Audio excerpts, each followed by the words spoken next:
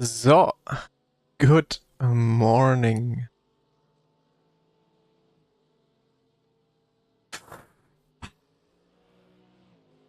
We have ANT, Moching Grape, Noah, Rodrian, Lucas, Ardaha. Good morning, everyone. We are doing something crazy today.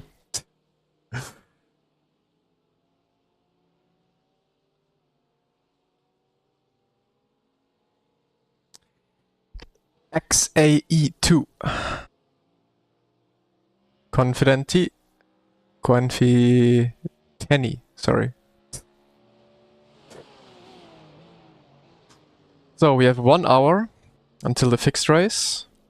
I would say let's not waste any time. We go right into some warm-up.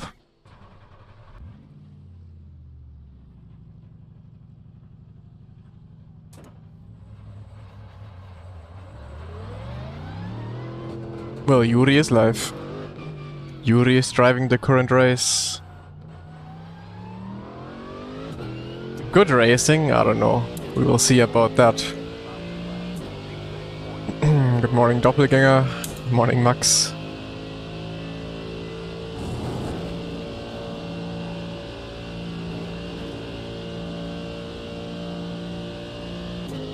Yeah, I've seen the softs. Not too bad.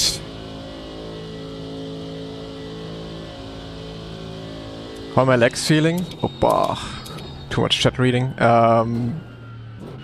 Saturday was the race, Sunday felt them quite a lot. But nothing too... well, it was serious, but nothing crazy serious. I've had worse. And then Monday they were fine again already. And yesterday, absolutely nothing anymore.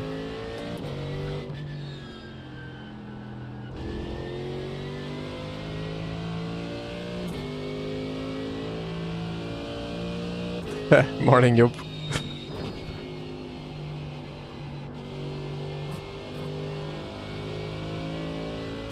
Yeah, we are so close to 11k. Would be a shame now to lose I rating, right?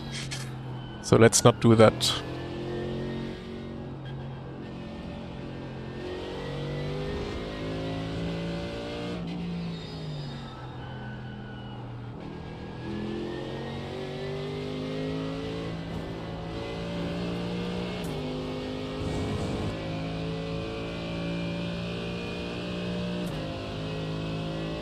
Thumbnail says starting soon, yeah, it's because it's still...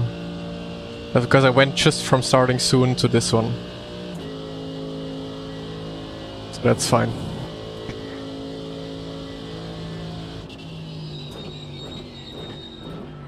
Morning, CIT.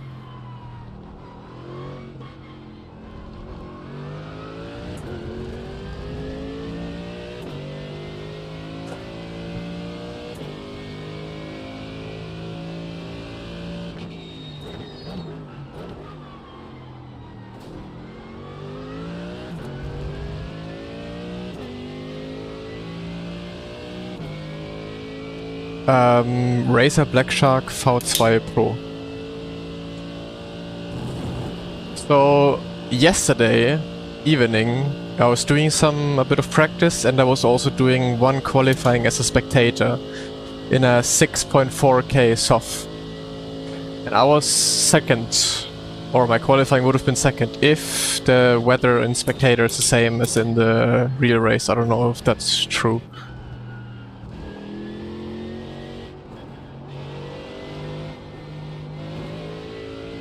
So I think Ace is somewhat there.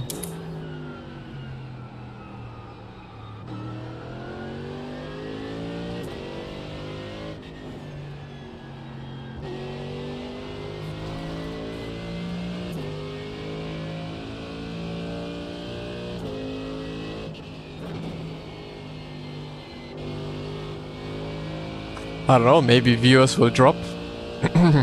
Because I'm not driving my trusted Porsche Cup.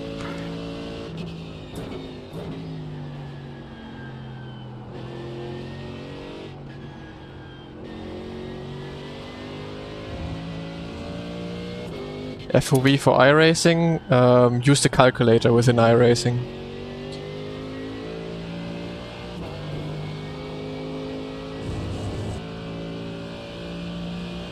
You reach 11k in GT3, it would make it extra sweet.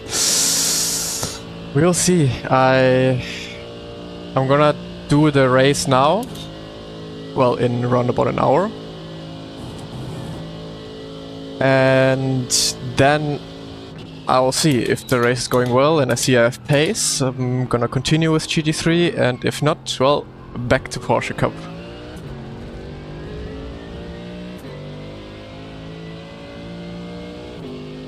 No, you do not need to brake for a Rouge with Porsche Cup.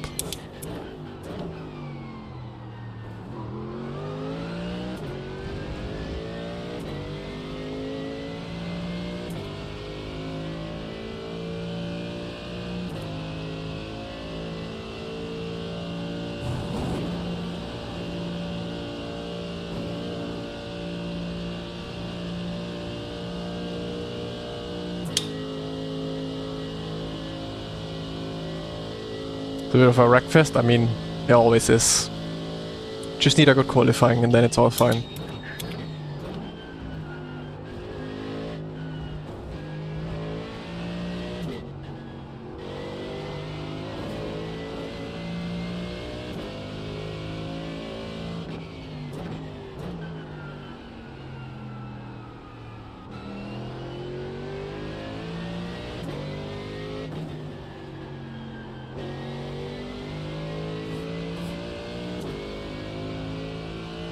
First race is gonna be fixed setup. I've never driven open setup, so that's probably a totally different story that I have to prepare for as well.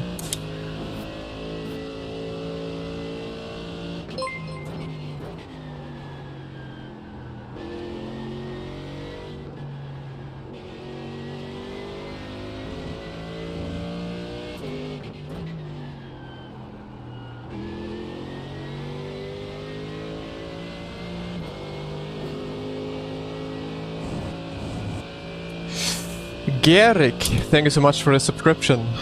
Thank you so much. Oh. Ali Baboon, thank you so much as well for a subscription. Thank you very much. You too.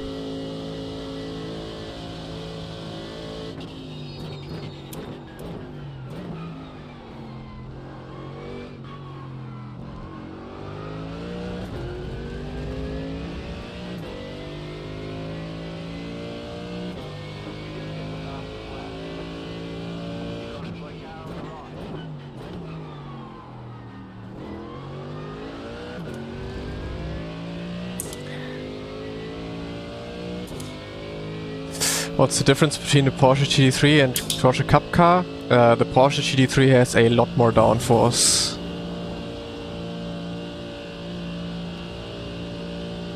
Yeah, basically just a lot more downforce. That's about it, I think.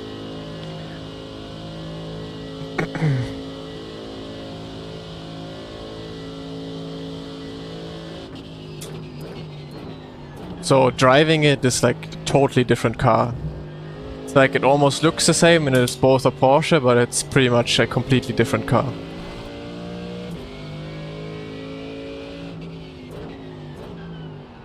I did not try the Porsche here, no. Because I think in fixed the Porsche is not that good, right? Because I want to drive a car that I can drive in fixed and open. So I hope the Merc is suitable for that.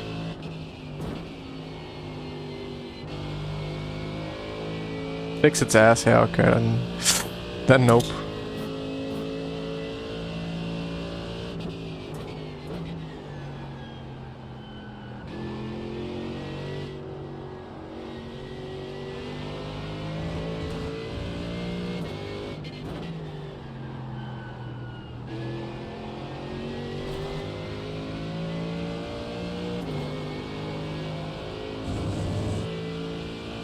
Different inputs, different lines, yeah, correct. Pretty much everything different. Even though the Porsche Cup car is quite close in terms of lap times and stuff to the GT3s, still requires a completely different driving style and driving behavior and everything like that. By the way, I activated TTS finally for like subscriptions. When you include a message, there should be TTS now. Or YouTube super chats and stuff like that.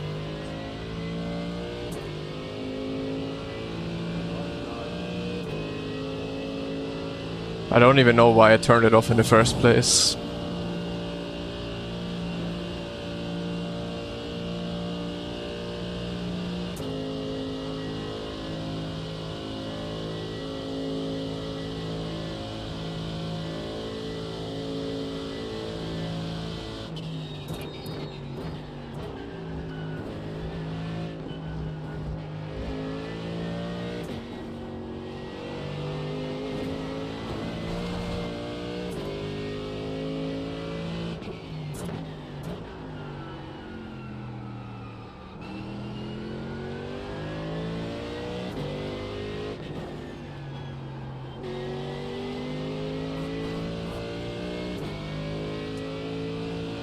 The last second, usually literally just driving more.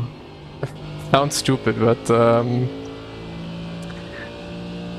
trying to force finding better lines, but most of the times I improve by doing a race and then having someone in front of me who's faster.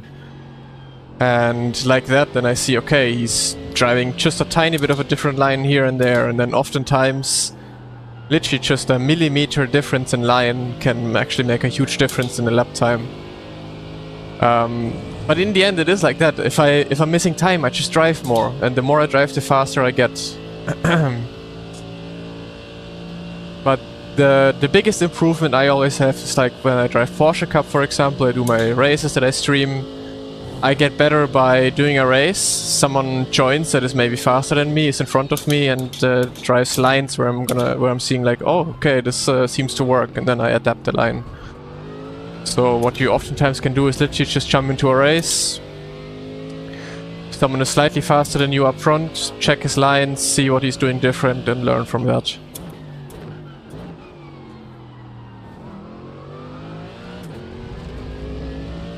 Because like, for example, at Mexico yesterday, I also saw Martin just carrying a lot more speed in the first S's. Like, I always just try to my minimum speed too low for the first S, and he just carried more speed. The next corner was a bit tighter for him, but it's still he still won time like that. So that's basically how I, at the moment, like for iRacing dailies, for example, improve the most. Just jump into a race and see what faster guys might be doing. Or someone who just might be as fast as I am, but maybe he's just better in one singular corner, you know? And then I can make that one singular corner better.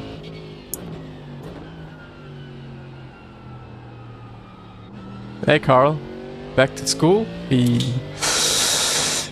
Easter holidays are over or what? How's my GT3 pace? No idea. We will find out. Probably not terrible, but most likely also not great. I just hope that in the next race there's still not gonna be too many good drivers in there.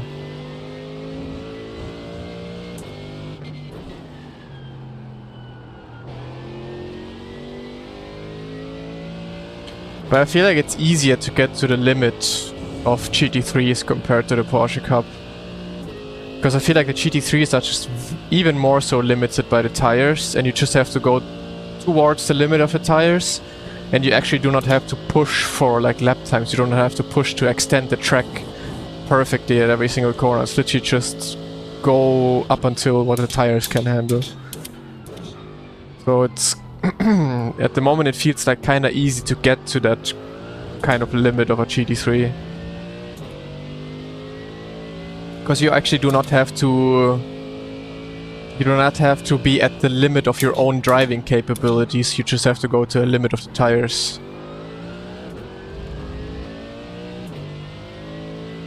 That's the Merc, yeah.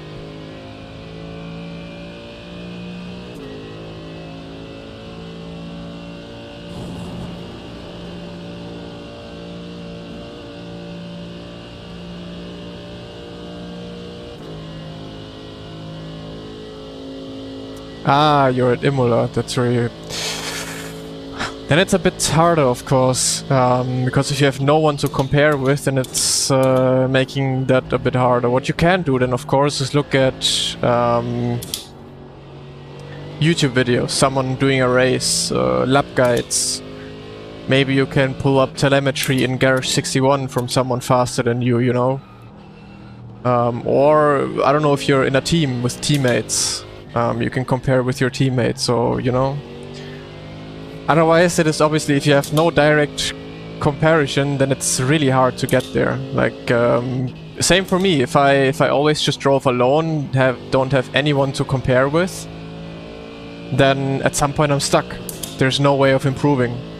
Unless you are with someone, whether it be a coach or teammate or just someone else who you share the track with. That's how you can improve, but at some point you're just stuck with the knowledge you have.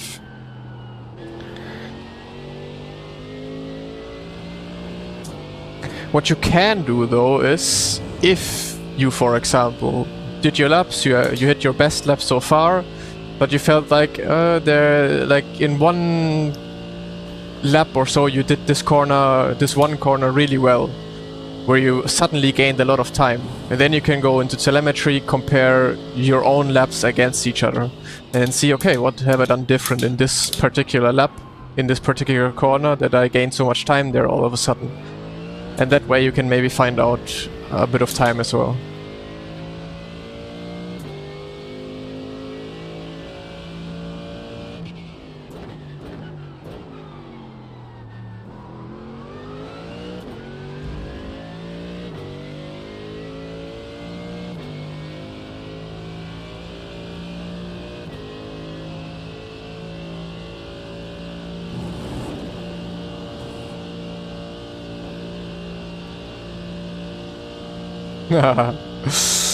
Moin, Kalle.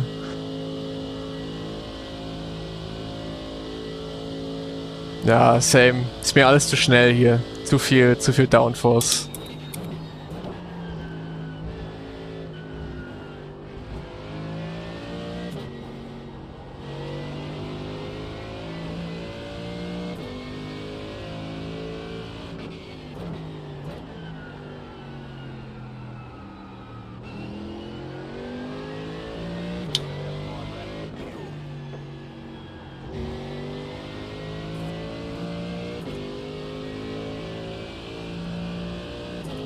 It's the same at the Nordschleife, it's the same on every track. If you feel like, hey, you have done one corner like really good in one lap, but it wasn't your fastest lap, then compare your fastest lap with that one lap where you felt like, man, this corner was special. What have I done different there? And that way you figure out. Nordschleife, it's a bit harder to spot differences though, because mostly differences are in like the braking application and stuff like that. And since you rarely really brake that much at the Nordschleife, because it's so flowing, especially the back part of the track, it's a bit harder to spot differences.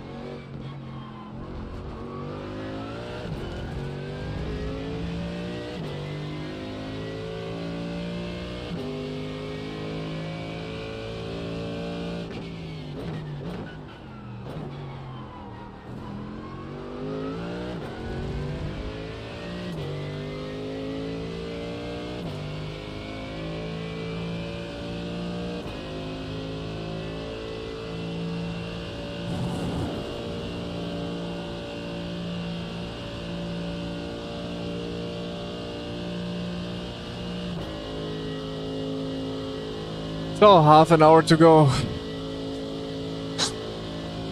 Am I nervous? I am nervous. Nervous of my first GT3 race.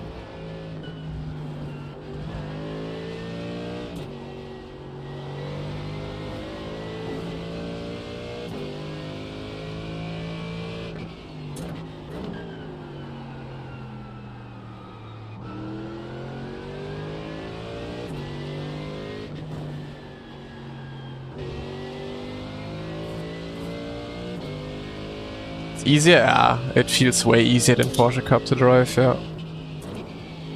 The only thing I'm struggling with a little bit is the braking and turning into the corner. My rear just snaps around quite often still. Like in this corner, for example, I brake and the rear is always stepping out a little. Not sure if I just have to play with it and keep it in that rotation, but I always try to not do that, because it just feels like sliding away from me.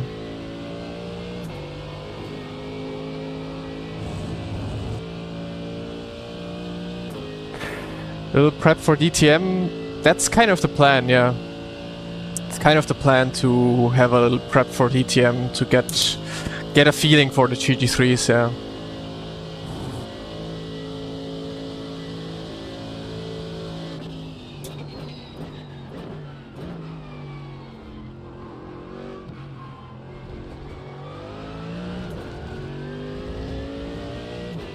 DTM is gonna be in tomorrow in 2 weeks.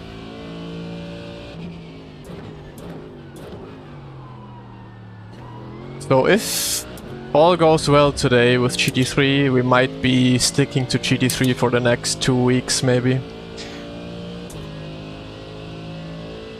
Exactly, Kalle. Esports is still on Race Room, starting I think end of May. And the community one is on iRacing. I mean, I'm not gonna try hard for the community one on iRacing, but I wanna compete and still, you know, somewhat have a chance of being somewhere up front, depending on how many good drivers are gonna be doing it. Just wanna be doing it for fun, to be honest.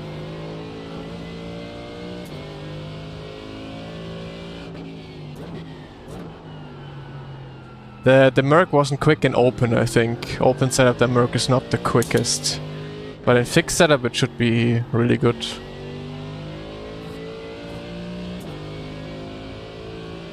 Do you ever wish for some true esports championship on RF2?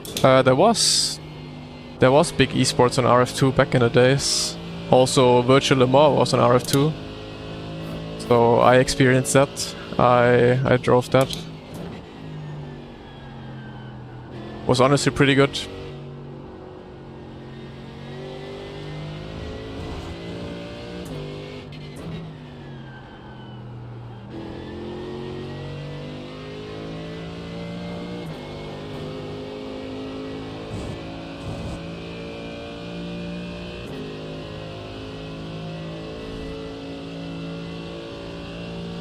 DTM is gonna be a championship, yeah.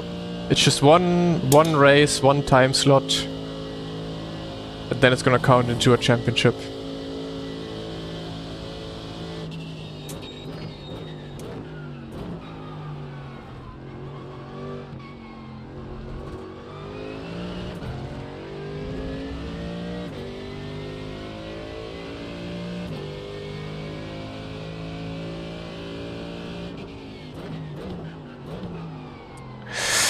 No problem, Nigel.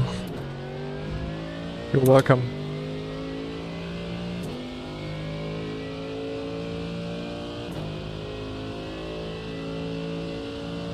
But yeah, now I'm basically waiting for the esports championship on Le Mans Ultimate, because I mean, Le Mans Ultimate is basically the successor to RF2. So yeah, a nice championship there would be great.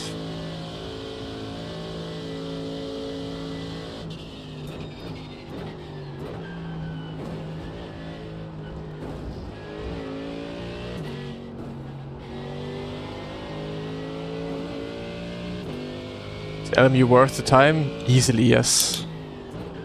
I would love to do some LMU if I just saw something happening there in terms of esports or something to work towards, then I would love to do some more LMU at the moment as well, yeah. I think it's a great game overall. Well, I cannot answer your GT3 questions because I have absolutely no idea about these cars. So no idea if you need high, low ABS, TC. Absolutely no idea.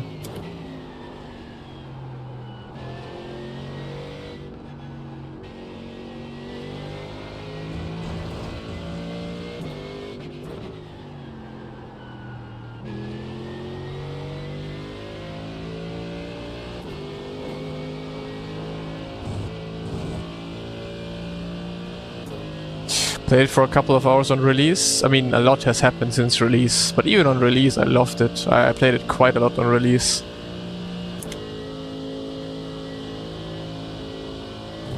You should try it in sport, yeah, you should. No, LMU esports is gonna come as far as I've heard next year. This year nothing is gonna happen. Yeah, exactly, it's delayed to 2027 basically.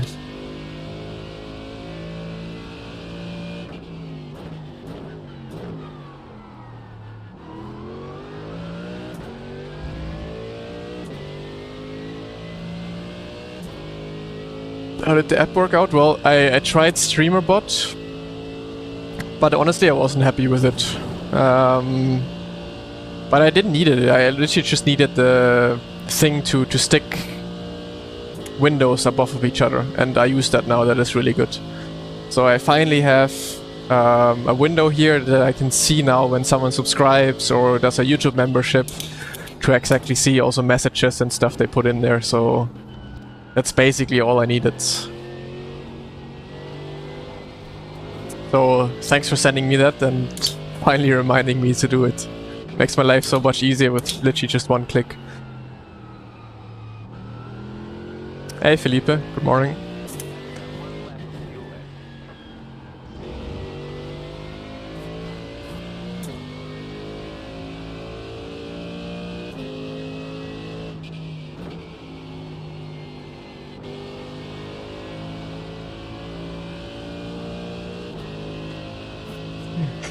Now that I'm driving GT3, the questions are gonna be why no Porsche Cup instead of why no GT3.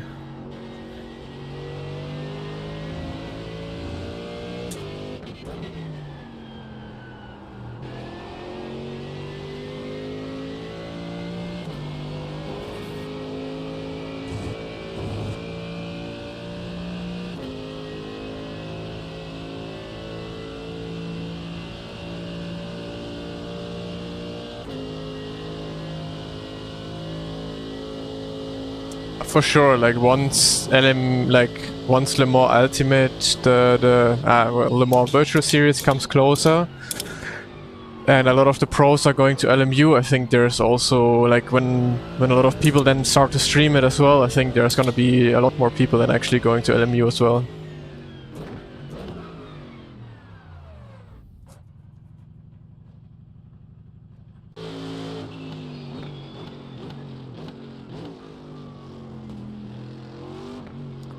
So we can actually sign up for the race.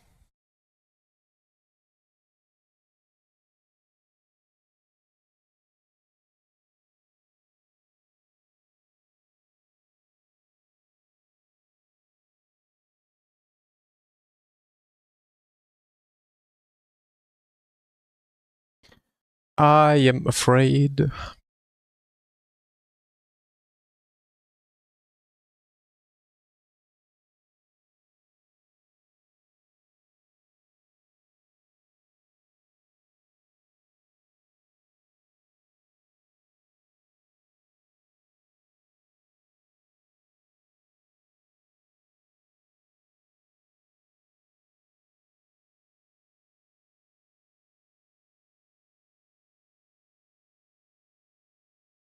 I mean, of course, it's just going to be a small percentage of people actually then going to LMU, because why would the casual driver go to LMU when they don't have to do anything with the esports part? But for sure, there's once more esports and more of the competition comes to LMU, naturally there's going to also be more drivers in LMU in general.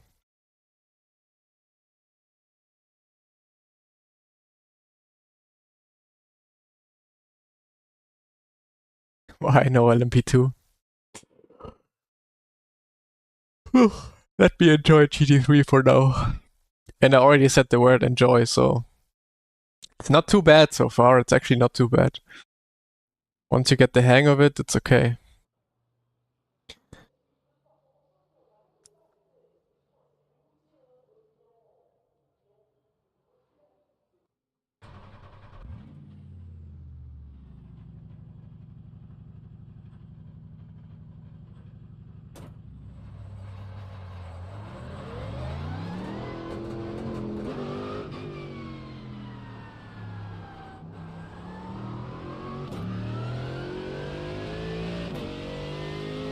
Hey, Toby.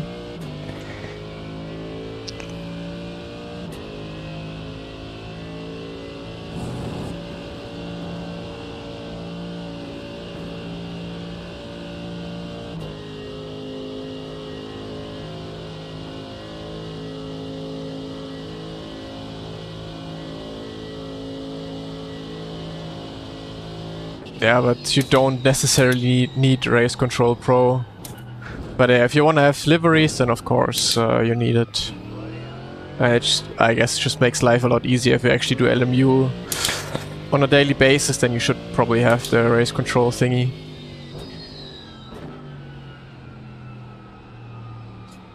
Well, I'm not too surprised, honestly, Toby.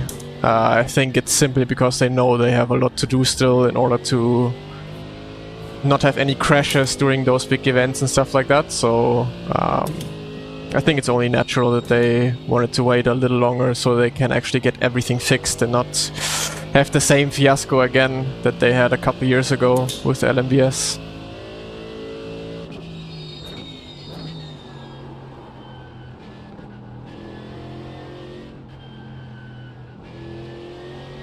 It's fixed setup, so I cannot change anything.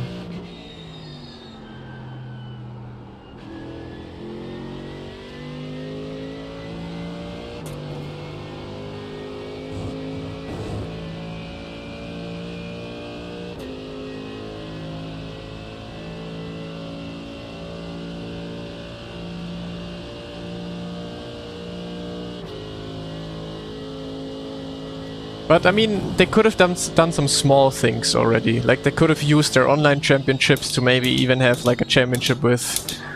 Yeah, they just need, like, let's say just a small prize pool. So top 3 shares a prize pool of like what, 2,000 euros or so, you know? That would already get a lot of people interested in just doing it.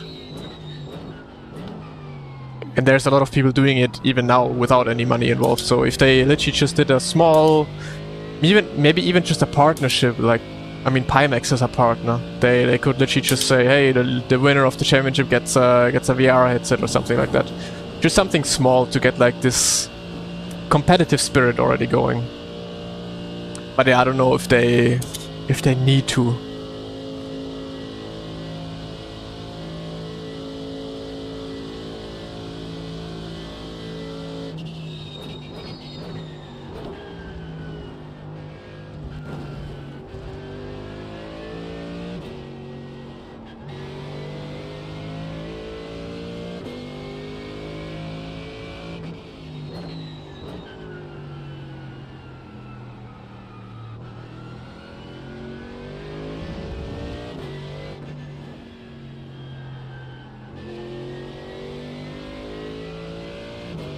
How do you approach LMU in terms of driving? Actually, for me, like, LMU is... I jump in and I kind of immediately know what to do because the cars feel like actual cars, you know? And like you kind of know what to expect from the car and like what it will do. Whereas on iRacing, I feel like you need a very specific driving style that not necessarily has anything to do with what a car in real life would do, I feel like. And that's where I think jumping into LMU is so easy because it just feels so natural to drive.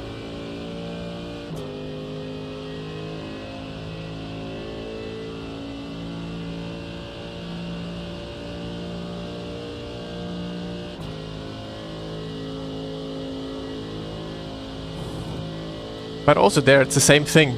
drive more. The more you drive, the more you get the hang of it, and the better you'll be. There's no secret formula of jumping into a new game and immediately being quick with it or good with it. You just need time on it.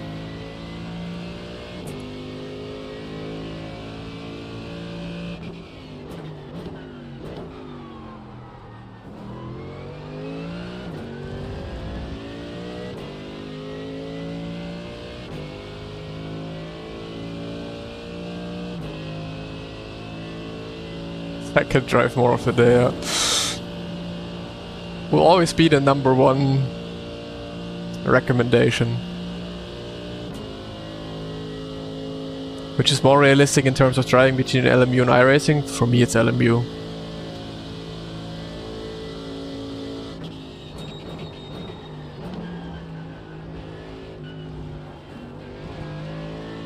Well, I am a Bob tourist. I'm driving the fastest car.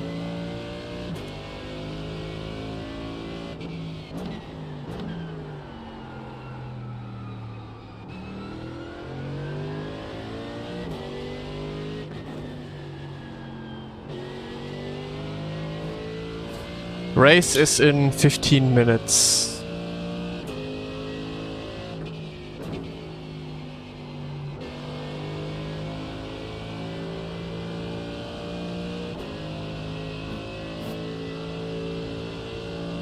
Yeah, in the end it doesn't matter if you drive IRL or not, and if you have had the experience IRL or not.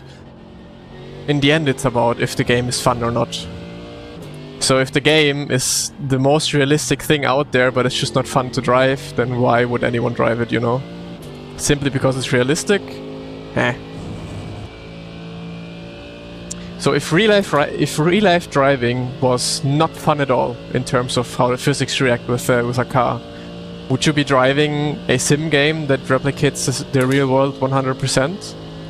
That is not fun? Or would you then be driving a sim that is actually fun, but not that realistic?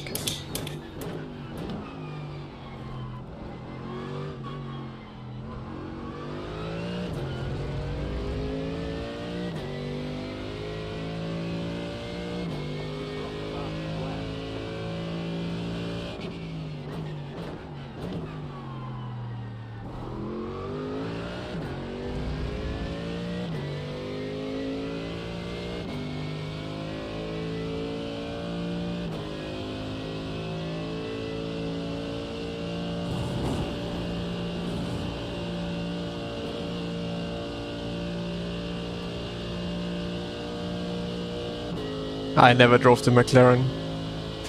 Much faster. I think it's gonna be much slower, because I'm not gonna win races here. Not at all. I think I'll only lose iRating here in GT3, for sure.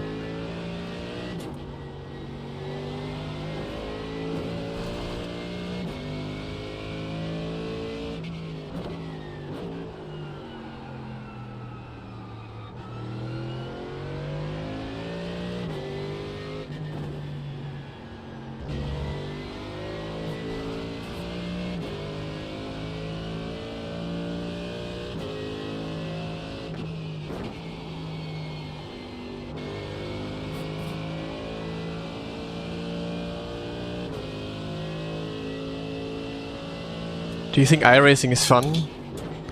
Well, that's a general philosophical question. Like, I oftentimes ask myself, is sim racing fun to me? Because I just do it so much, and also it's my job right now, that, like, does it still have this fun factor? But for sure has. Like, it's sweaty, but that's actually the fun to me. Like, fun to me is having the competition. I wouldn't have fun if it wasn't sweaty, if it wasn't like that. Like, I can only have fun if it's sweaty, if it's competitive. That's where I have my fun with.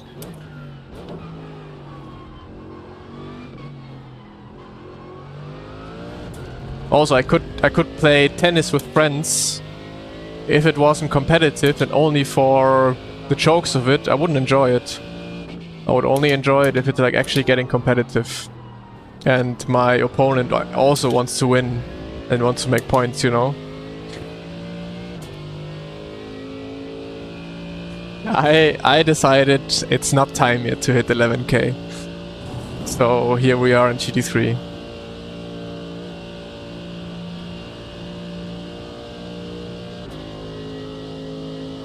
Well, not entirely true. A job can be fun as well. And ideally your job is fun.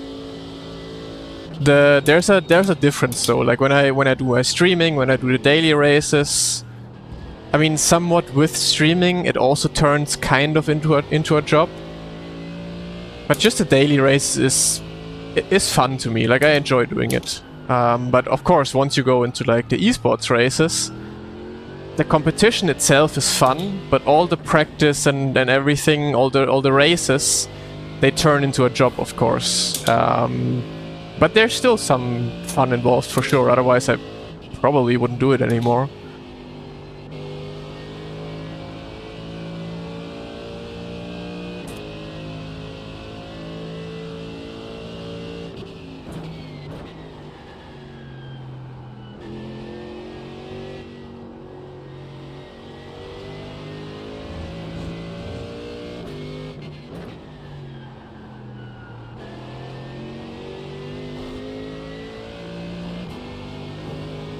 Like similar to if I just did an office job or something. Like if I wouldn't fully, like if I wouldn't to at least a certain degree enjoy a job anyway. Like back in the days I did my graphics designer job. If I to a certain degree wouldn't enjoy it that much anymore, then I also would try and look for another job, you know. Like I could never work something that I not even slightly enjoy.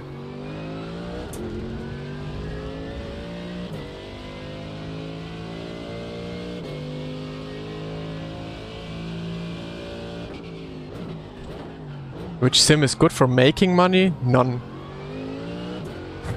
I mean, how do you want to make money? What regular jobs have you done? I was a graphics designer, video editor. Not like in the big, not like in a big scheme, just small. And also, yeah, some team management stuff before.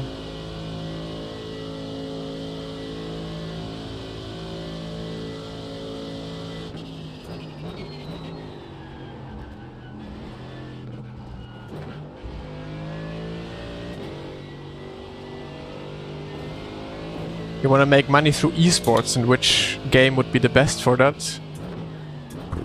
Depends. Like the most money you can make with Rennsport, most likely. But like in any game, or like if you on iRacing as well, if you're the best NASCAR driver in the world, then yeah, you can make money with it. But you literally need to be the best driver in the world to be able to make money with any sim. So yeah, which game is best to make money? None really, still.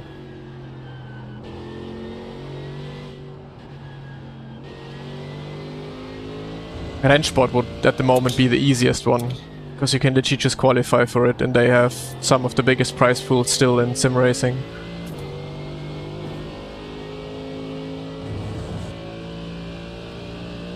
Yeah, true, I totally forgot about F1 esports. Probably, yeah, F1 esports also pays a lot, of course. Downside is the game is shit.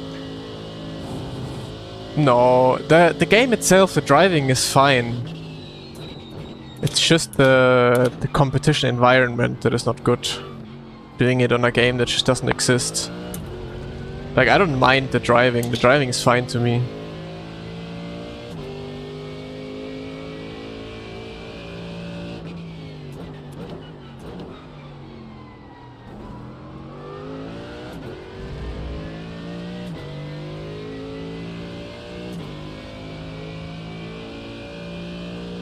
So let's stop iRacing, start on Rennsport, yeah. I mean, Rennsport right now has open qualifiers so you can qualify for the ESL Championship, or R1 League as it is called now.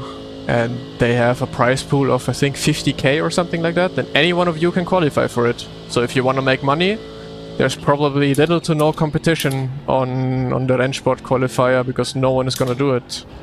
Or almost no one is gonna do it. So, nope, I don't know, there's maybe actually 5 people that actually try. I don't think there's more.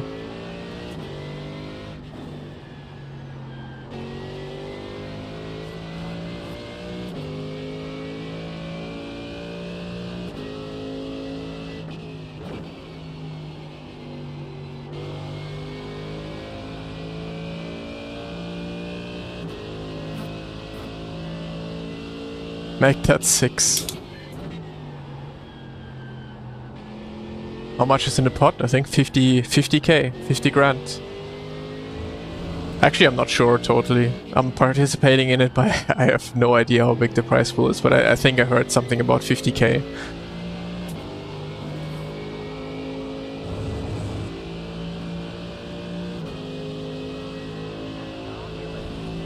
What goes through your mind when you drive regularly on the street?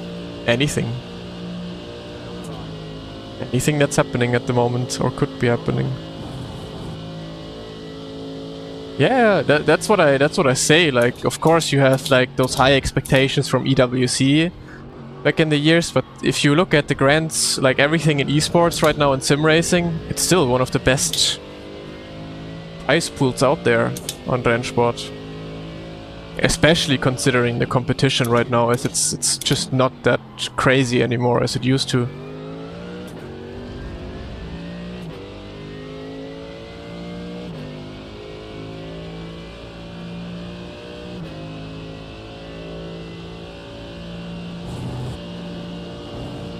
Yeah, I mean viewership, like the Munich event we had a couple months ago had like 30 viewers. It's fucking nuts. Absolutely nothing. Like, it felt embarrassing driving there.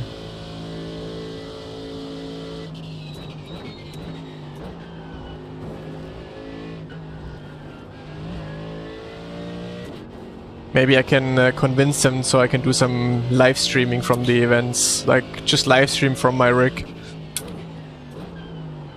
That would be fun. Like, imagine I just did the esports competition and just live streamed everything out of there. I would have a lot more viewers than the real live stream.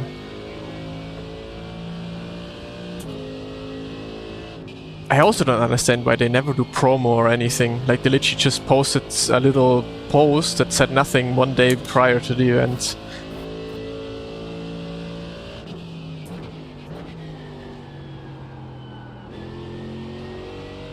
I mean, I can think about it. Maybe there's things I can do. It's like the Trackmania players. They arrive to a LAN event and they are allowed to stream from their PC where they're playing on stuff like that. Probably not the best for the PC. The PC needs to be good enough so I don't have any lagging and stuff. But could be a fun idea. I think it's probably gonna be open setup next time around. I'm not sure though.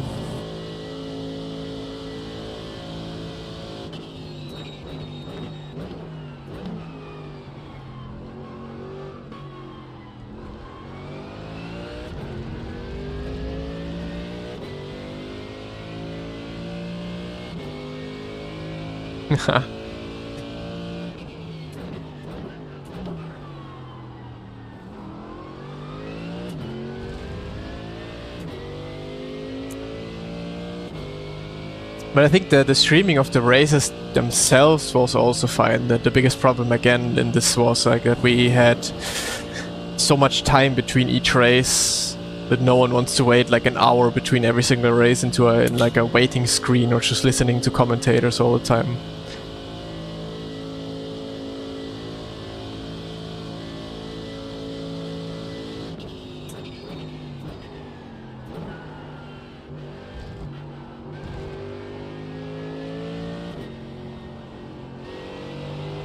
Yeah, or any other, like in League of Legends also, you have like between a match maybe you have like 10 minutes of wait screen and then a couple minutes of talking and then you jump into the next event, next game.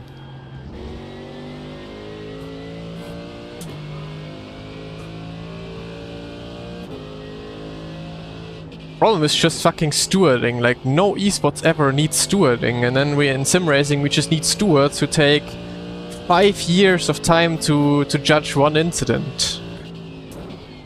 And then usually they also judge it wrong because they're morons.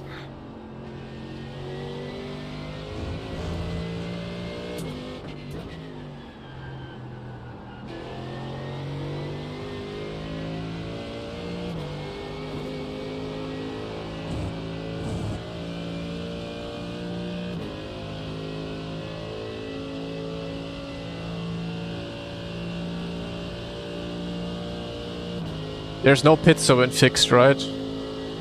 For sure not.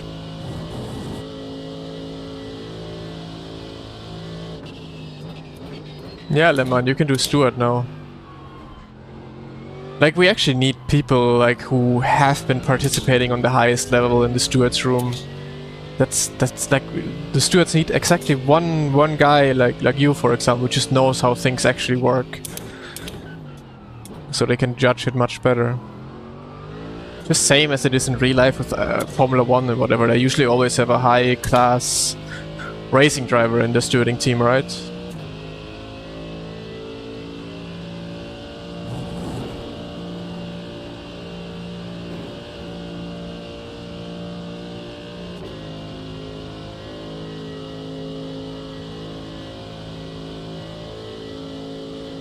And maybe you can make some money out of it. I mean, even if you get like, what, 100, 200 per race day that you do it, then why not?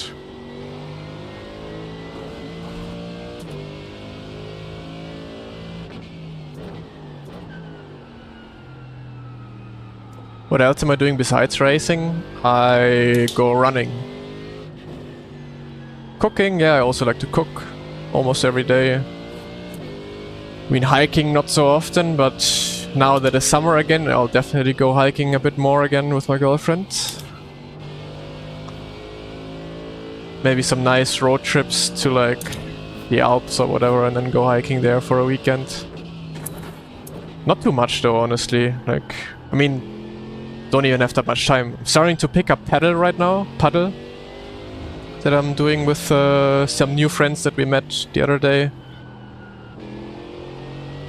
So goal is to be a paddle pro at some point, because I saw I was playing paddle the other day in like one of those, I think it's called City Paddle in Germany, and they also have tournaments with like 10k prize pool and whatever. Like, holy damn. Bit of practice and I can get this 10k prize pool. I don't have to do sim racing anymore. I'm just gonna be a competitive paddle player.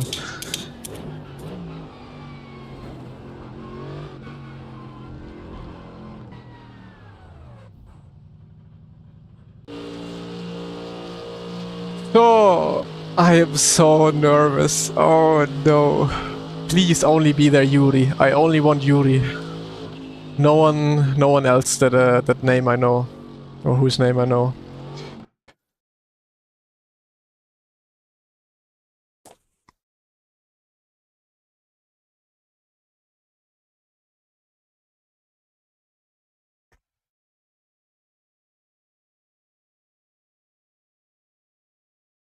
GNG still asleep. Check our Discord.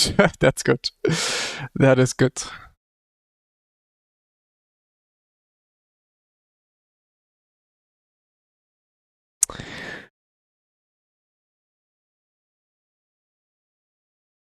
I need to contact Spezi if they wanna be a sponsor.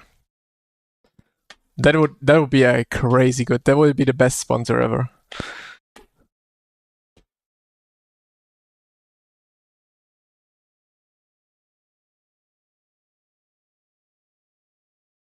Yeah, Le Mans, you could easily get in there. I think they would probably also very happily take you.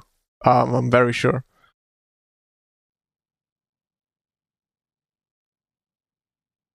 So, Lewis Barlow, don't know. Yurika Kastorp, who the fuck is this? Okay, it looks doable. It looks okay. It looks okay.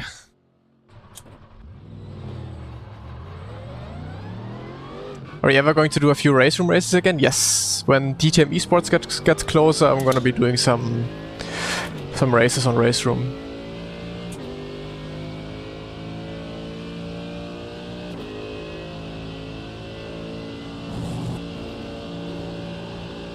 So, what are the odds between staying neutral with the I rating, just making plus or minus 1, or losing 200 in this one? Also, what is the SOF? Is it like 4K already?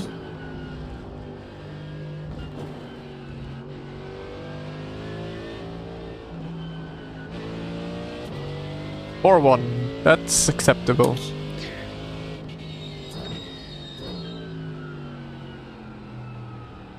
Yuri is gonna be my rear gunner again. No, he's probably gonna full send it here. That's his turf.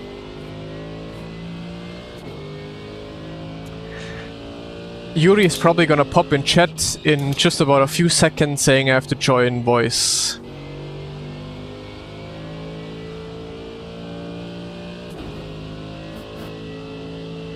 But Yuri always talks too much. I couldn't be concentrated then. But if I don't go into voice, then he won't help me.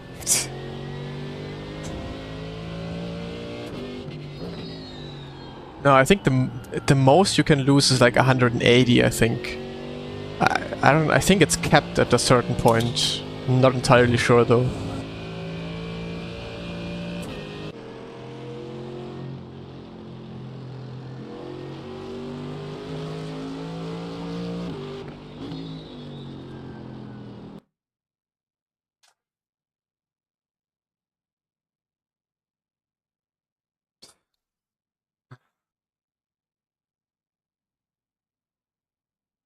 So, is there qualifying setups? No, right?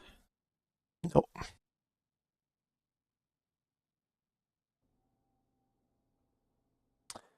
I am so nervous. How about we do 2 off tracks? 2 off tracks sounds good, right?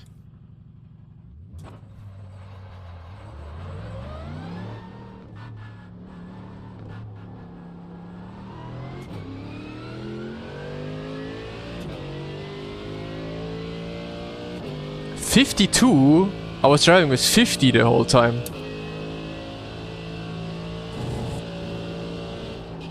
How many Twitch subs? You should be able to see bottom left, I think. So, what brake bias should I really be driving here? I'm on 50 right now.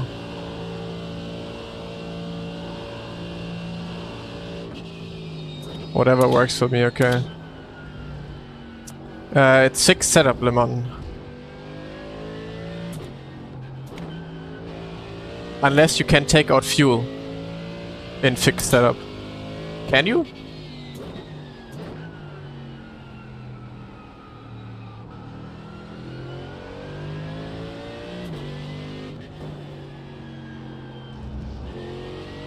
$49.0 yesterday. I'm gonna stick with 50, that's what I practiced with.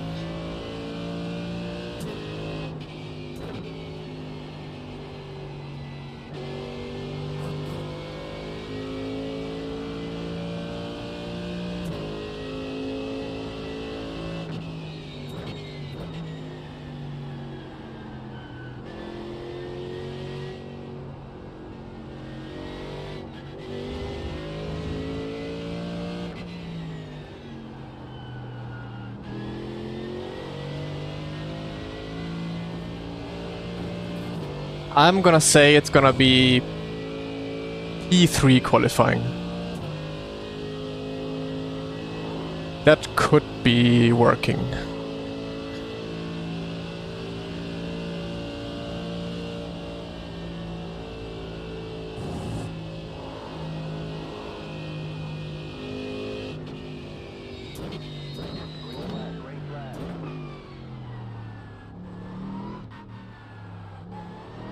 Like, there's no way I'm gonna beat Yuri, and then there's probably someone else who's gonna be quick.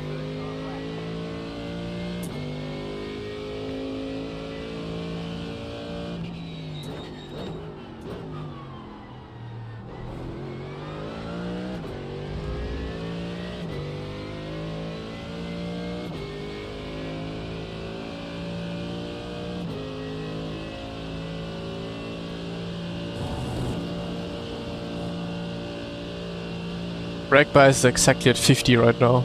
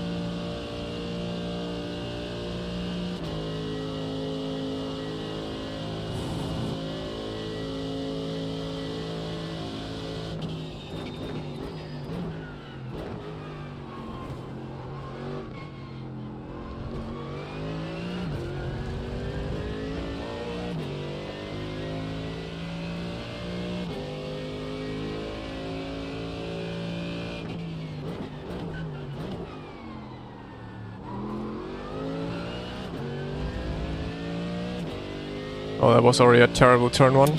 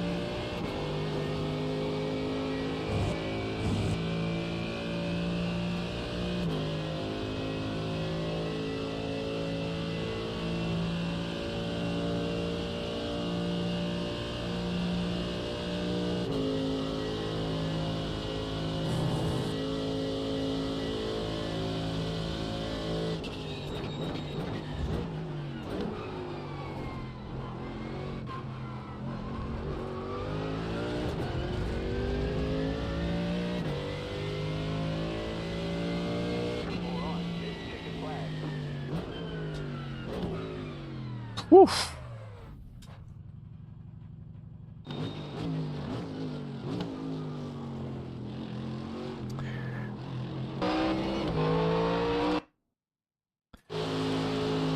It is P3.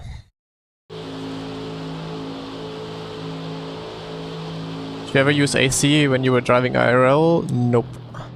Like in GT4 we always turned it off. In LMP3 we turned it off, and in the Porsche Cup I turned it off, and in the M2 I turned it off. So yeah. Voice chat. Should I go voice chat with Yuri? I kinda wanna just concentrate. Every time I'm in voice chat with Yuri I just get thrown off. Tell Yuri that I will not join voice because I need to concentrate. And I would not be able to concentrate when I'm in voice.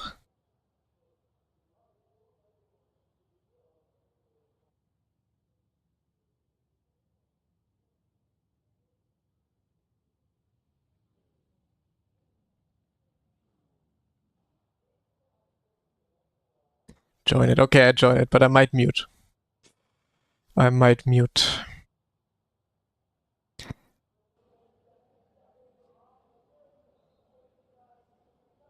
Maybe I can get a YouTube video out of it again with Yuri.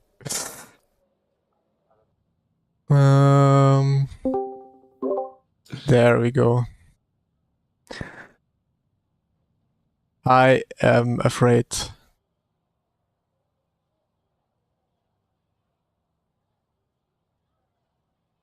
Can you hear me? Hello? Yeah, hello? Wait, I don't hear you and they don't hear you. 1 second.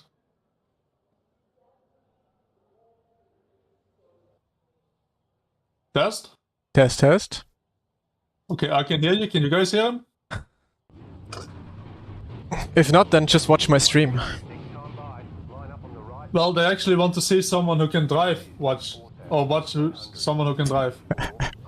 Moritz, if I can give you one tip, right? Yeah. When you start braking, like at the end of the straight, try to start braking while you're still a bit on throttle. Why? To destroy my tires? It gives the car a bit of extra rotation into the corner. Yeah. Use a bit of fuel, and you have too much fuel in this car. So every corner you do that, you start going faster the next corner. Exactly.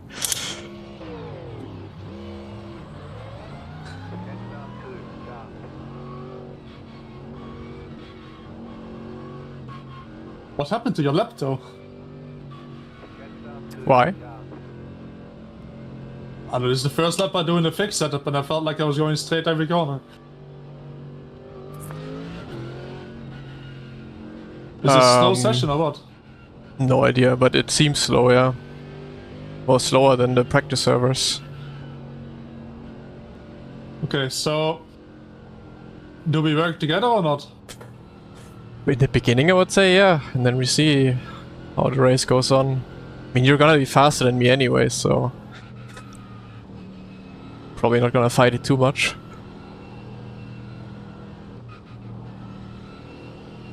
I don't know how the top speed of this car is, probably not very good.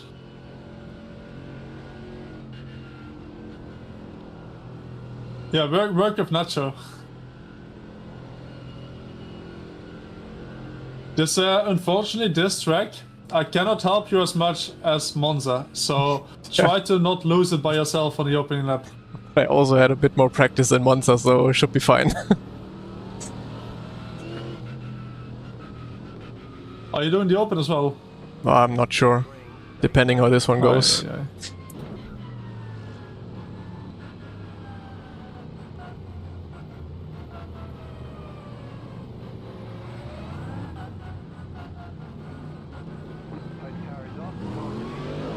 Yuri! Kumo! I pressed the throttle, it didn't do anything. The inside is fucked there.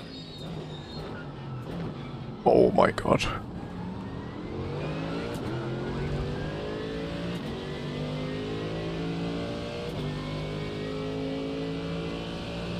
I swear to god, there's nothing that happened when I pressed the throttle. I mean, you were still steering quite a lot. Well, there's also turbo delay in this car. And on the inside you're already fucked.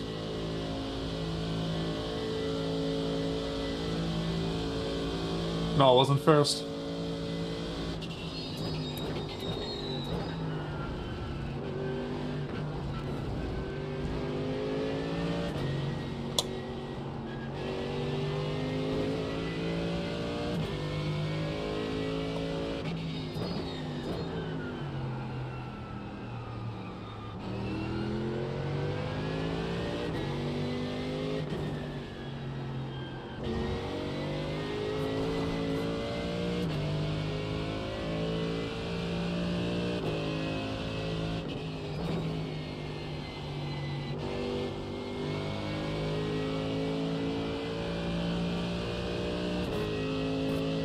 Holy shit, almost second time I lost it here today.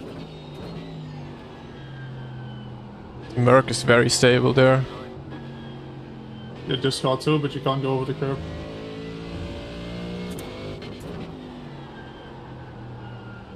The only problem I have with the Merc is just when I turn into the corner while still braking, the rear just always snaps out. Okay, Moritz, lock in. Less yapping. More apex. Copy. I need a push. Monza kinda push.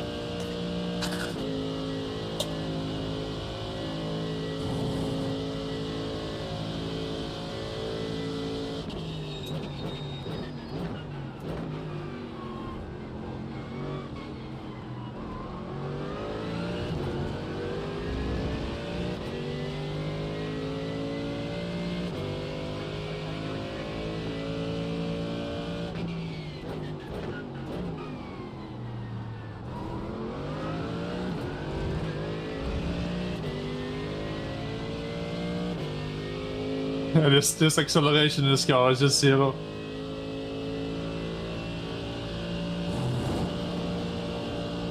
How strong is the draft in these cars? Not very.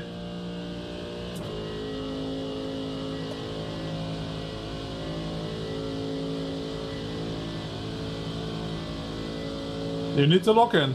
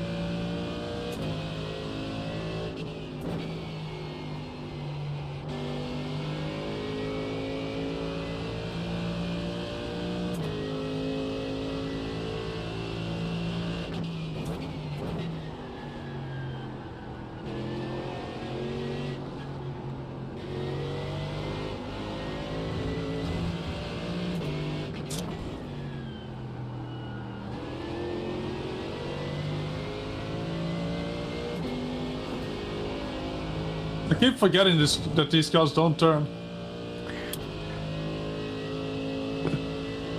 My chat is they're being supportive and trying to help you speed up, Moritz. That's lovely. What if I go in front and you try to push because America is better on the straight and Aston better on the infield? We can try that, yeah.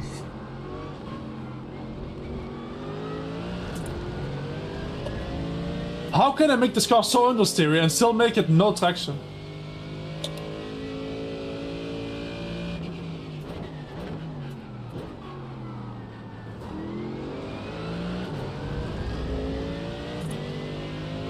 Problem is this Mark guy is way too close to you.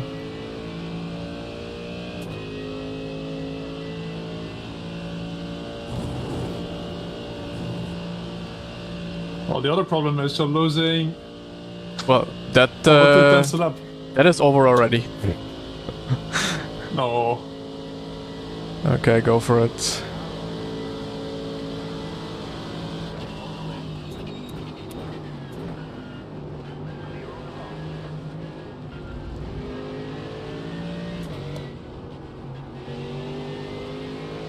So let's hope I'm not terrible in dirty air.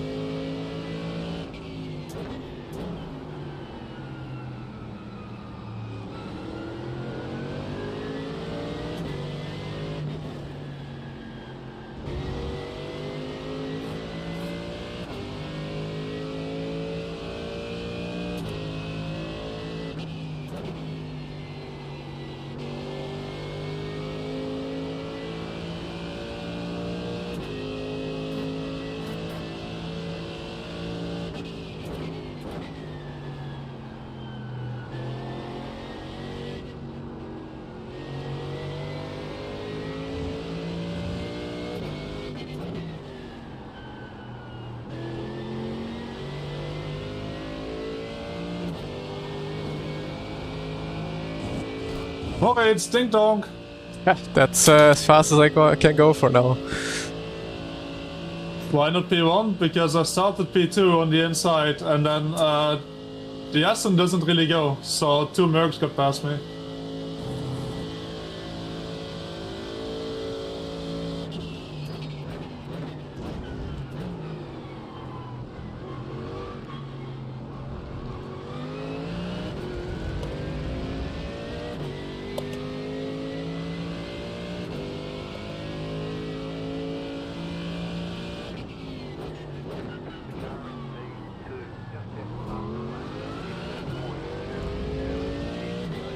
Okay, push. Wait, your half is... That's fine.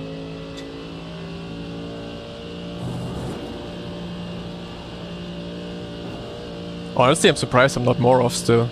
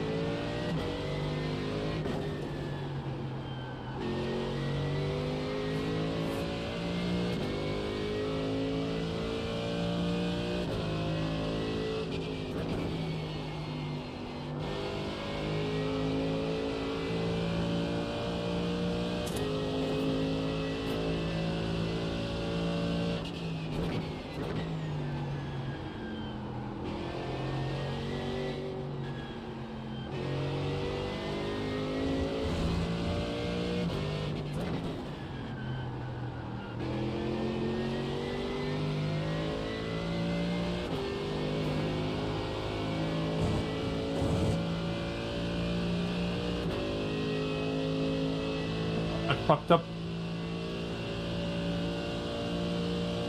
Lock in, Moritz. You have to lock in. Get closer to him, fight him, and then I overtake both of you. Well, push me! Bro, you're expecting a push from a 2K driver right now.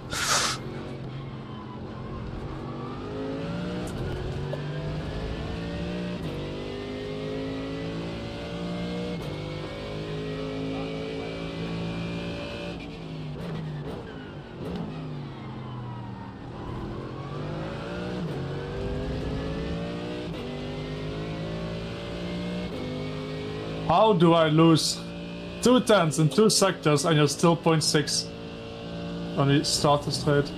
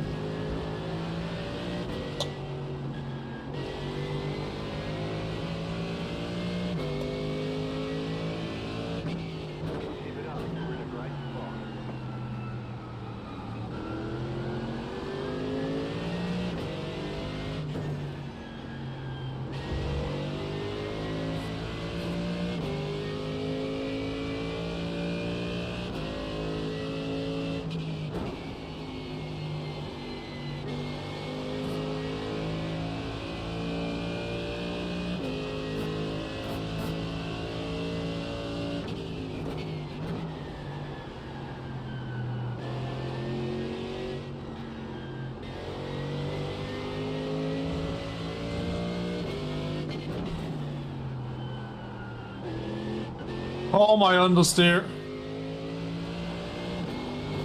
Yeah, I saw it was all on the track. Did the same.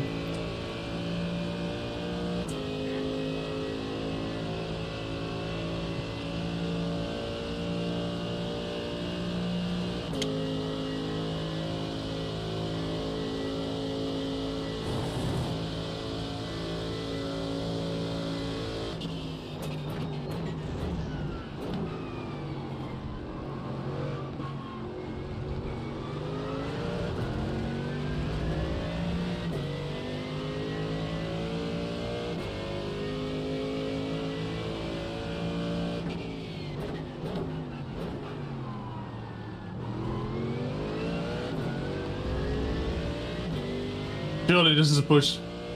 Nah, Let's go. Yeah, it's at the very end of it.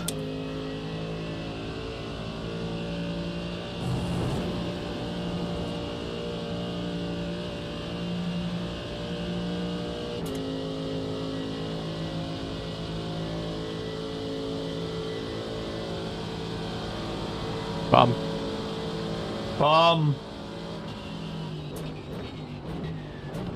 0.001 gained.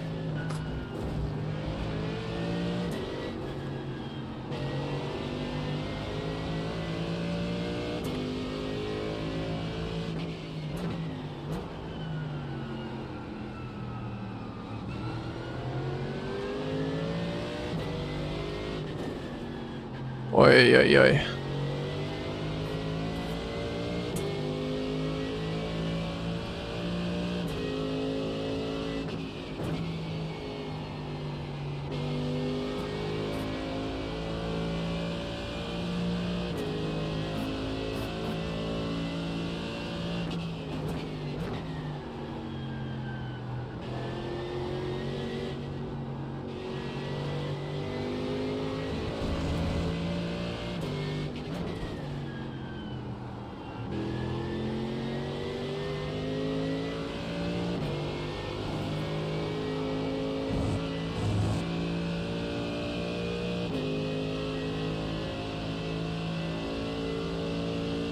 Moritz?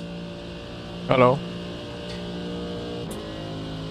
Need to figure out how I can carry more speed into the corner in the first half of the corner. You're much faster there.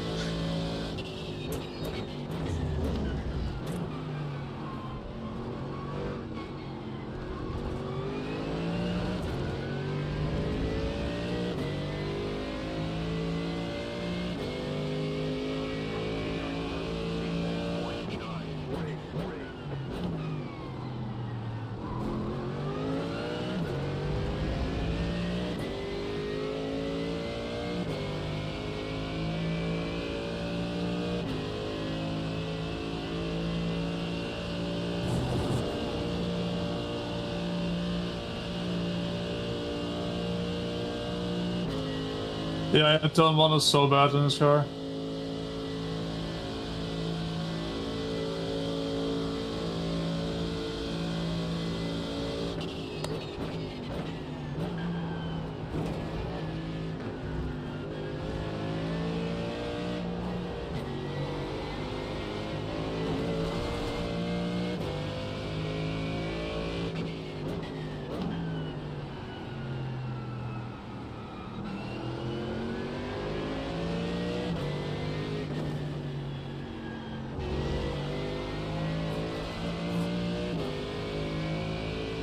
Moin. It's honestly pretty hard to drive this because you need to go on throttle at some point, otherwise the car doesn't rotate, but if you go too early, it just missed the corner.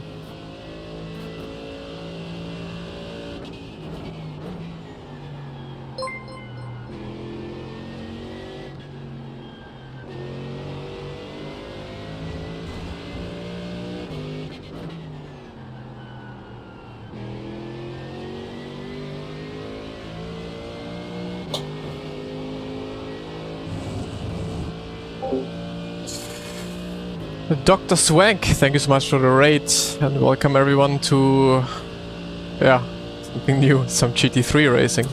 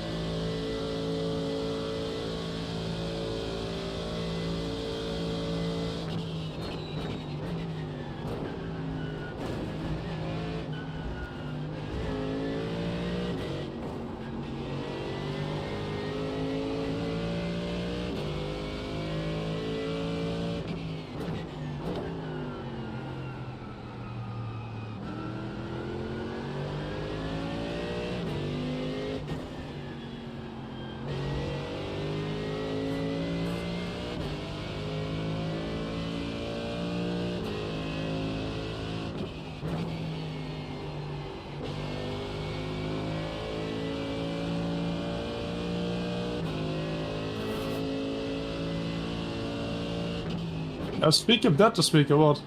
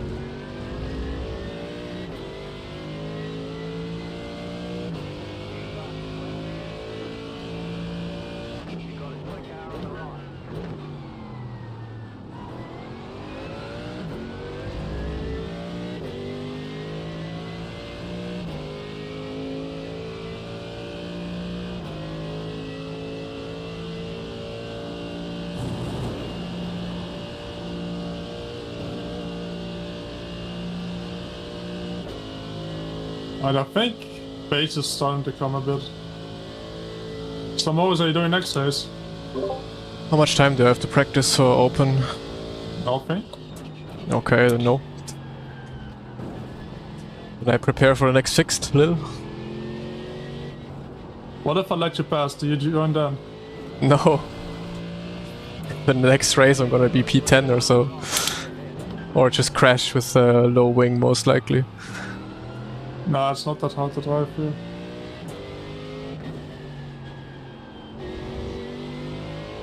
Last race I had 8 tenths, I think, over P3.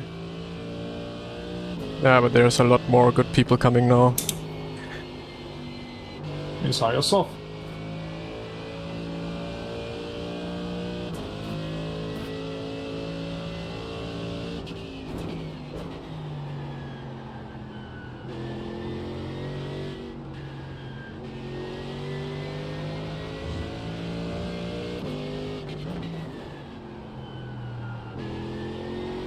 Oh my god, this understeer is insane.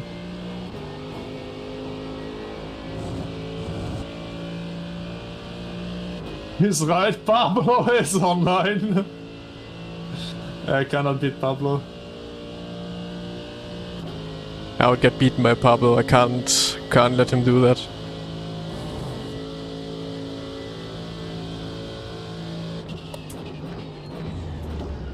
Alright, for those that don't know, Moritz did the backyard ultra. He got the 50 kilometers, so this is my gift for the 50 kilometers. Nice gift. But I didn't do the 6-7 kilometers. Yeah, exactly. I tried to. I really wanted to, but holy shit, there was no way. Maybe if there was like 1 million prize pool, then I would have done it, but otherwise, nah. Is it that hard? In the beginning I thought it's not that crazy, but then you get very close to round 6. You feel like holy shit, still 2 to go. Then 7 was absolute pain, but then you don't know, it's like just 1 more lap. But even the last lap was really tough. Okay. Let's sign up for the next race. Thanks for the raid, Elmar.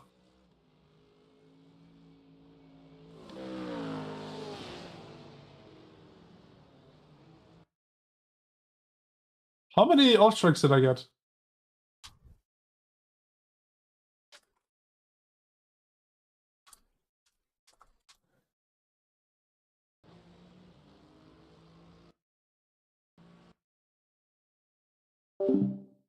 So that wasn't too bad, I would say. It was acceptable. I honestly expected to be much further away from the top 2 drivers, especially Yuri. Yuri was flying yesterday, especially in the open race. I think he doesn't have too much practice for the fixed. But yeah, he has some really good pace here this week, GT3 at Spa. So I expected to be much further away, to be honest. Probably still missing, like if I don't have draft, in the fixed, I'm still missing like what, 2/10 maybe. At the end of the race, it was a lot better already. But yeah, it was fine. To be honest, it was fine.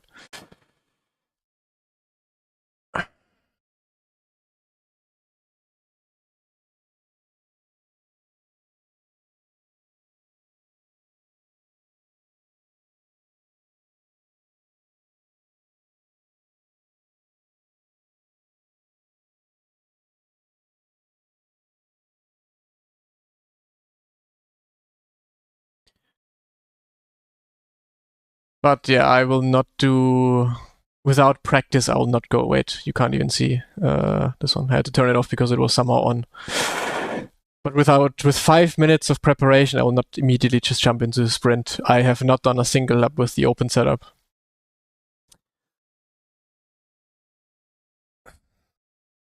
Problem is, what do we do now? We can do some practice with open setup and see how it goes.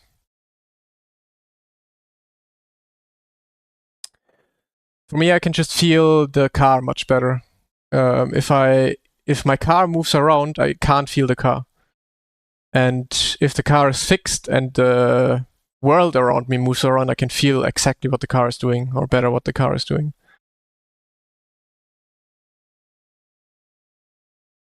But yeah, we're at +2, which is alright.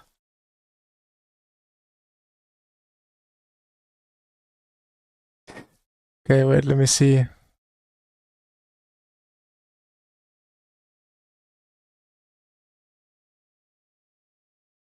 Bam. That's, wait, let me show it.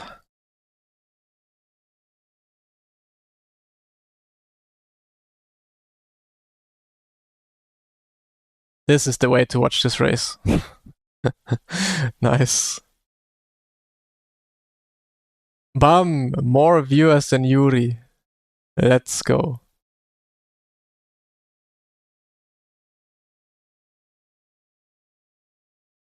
No, that was good fun. So I'm actually starting to enjoy it. So I'm gonna do some laps now with open setup.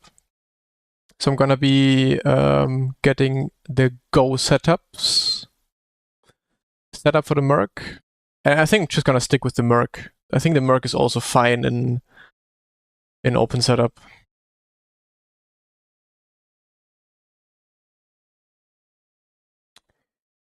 So esports queue, and we go with esports race.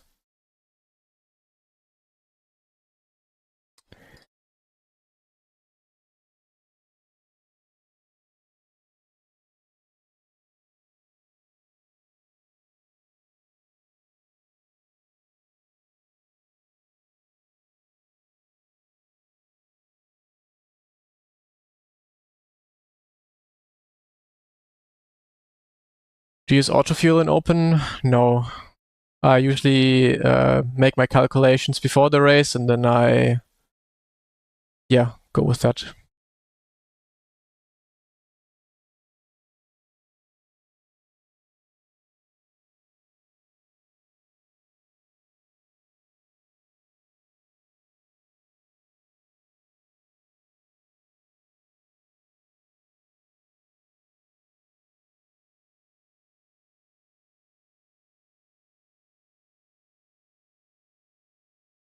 Okay, so we go practice server, Merc. How do you calculate? So you do one push lap, then you have your fuel consumption. It's going to be 18 laps, I think, in open setup. And you just calculate how much fuel you need in total and see with how much fuel you start with, subtract that from your total, and that's how much you have to fuel up in the pits. And if you save fuel throughout the race, well, then you can take maybe 1 or 2 liters less at the pit stop. Depending on how much you fuel, of course. But yeah, that's basically how easy the calculation is. Just calculate your total, subtract what you start with, and then you have the amount of fuel that you have to put at the pit stop. Yeah, I usually just do like, I go with the race setup, what I oftentimes also do is check out VRS. Like on VRS, for example, you can also check out fuel consumption. Or if you are with Go, you can check out the fuel consumption at Go for 1 lap. And then you just see like, okay, what was the fastest lap? How much fuel did the guy use in his fastest lap? And then I calculate with that.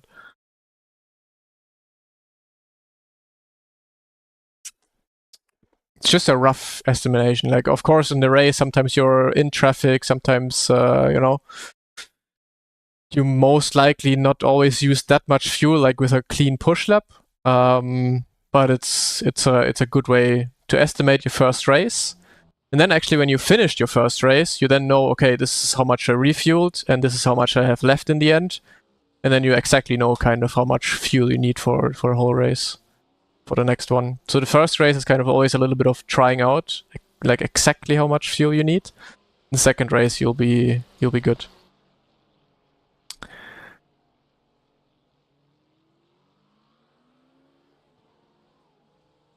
Did my first ever 2 laps on Rennsport, what the fuck is this shit? No one plays it. Yeah, I think the first few laps feel strange, but once you have a feeling for it, it's okay.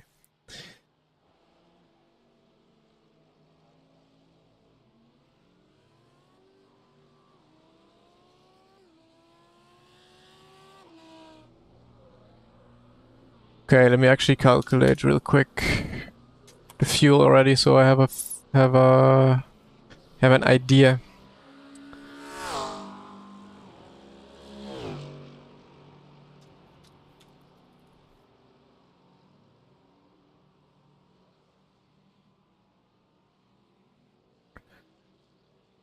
So with the Merc, I'll have a fuel consumption of about 4.20.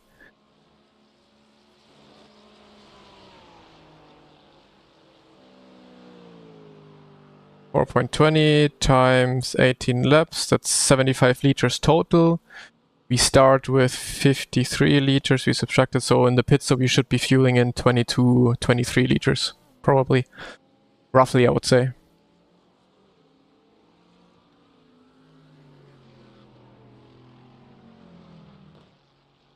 Merc's tank is 53 liters.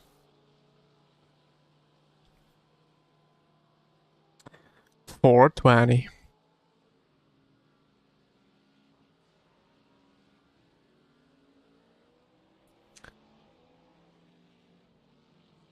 Alright, quick toilet break, and then we do some practice laps with the setup.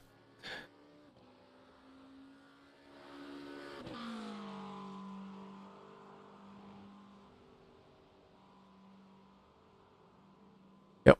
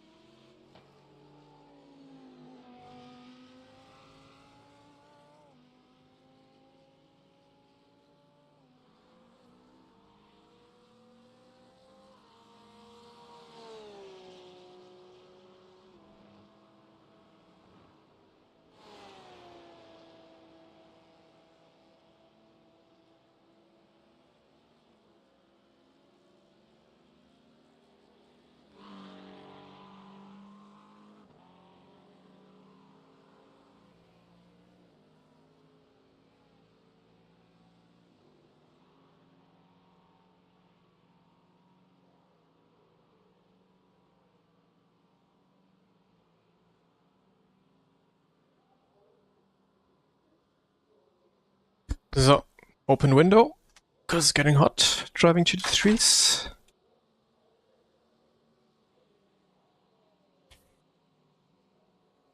Man, the problem is the next race is gonna be packed already with a lot of good drivers.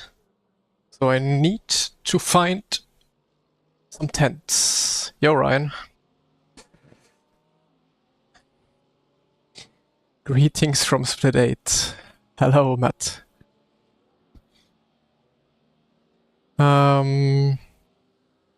What I wanted to check.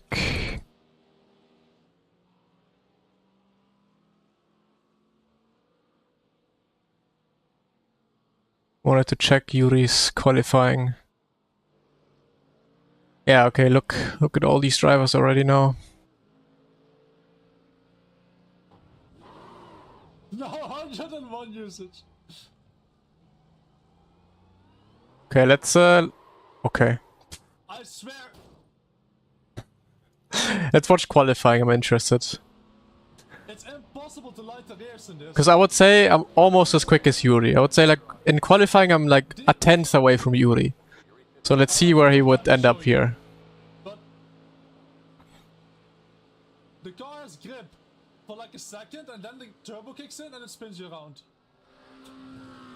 Weather is also great here. Like today is gonna be 17 degrees, really good day. So I'm actually gonna spend the day outside a little bit as well with a run.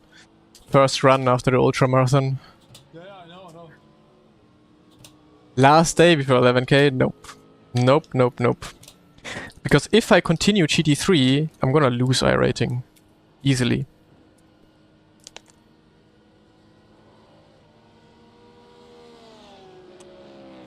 I should be doing Porsche Cup to get to 11k. It's fine. Today cannot go much worse.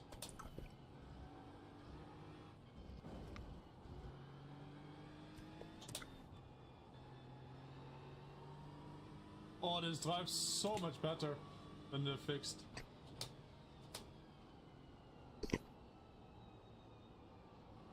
Like normally I say the fixed setup is not that much off, but here it's so much off.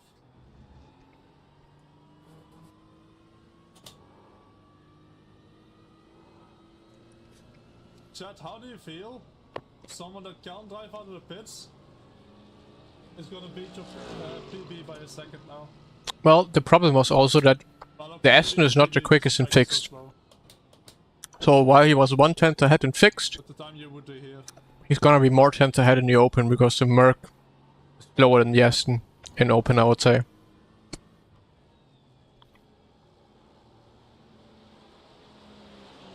There is no grip on this track. Ja, das eine Rennen, weil ich bin noch keine einzige Runde mit Setup gefahren. Und das mache ich nicht. Ich springe nicht einfach ein Rennen, ohne dass ich jemals das Setup gefahren bin.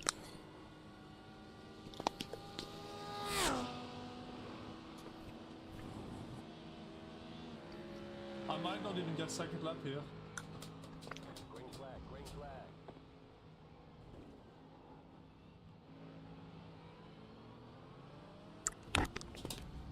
Okay, here comes your first. No, I don't get second lap.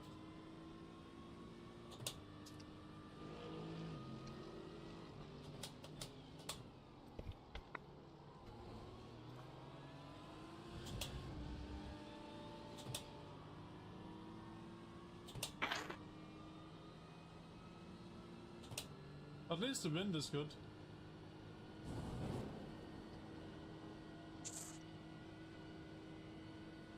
Well, but Yuri doesn't even get a second lap now, I think.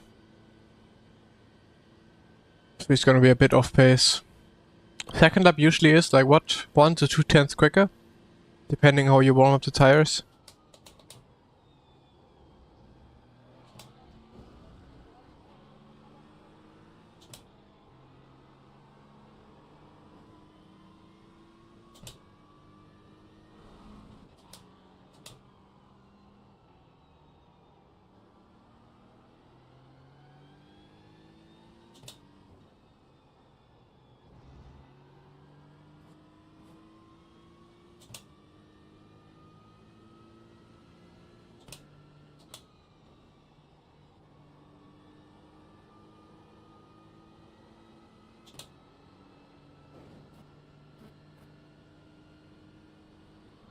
Nah, Yuri's gonna start from the back. For the day.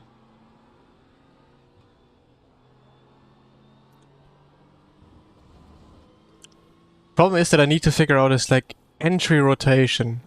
That's where I lost the most time. It's just in going into the corner. I feel like everyone else was able to carry a lot more speed.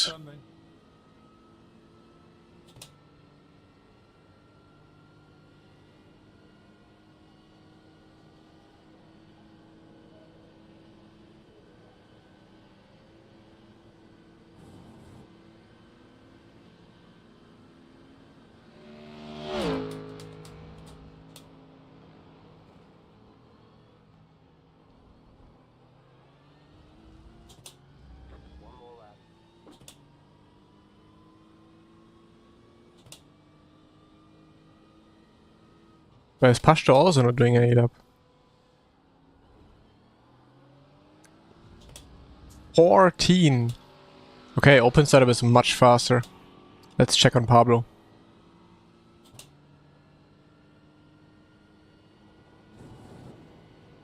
Of course he's doing Merc.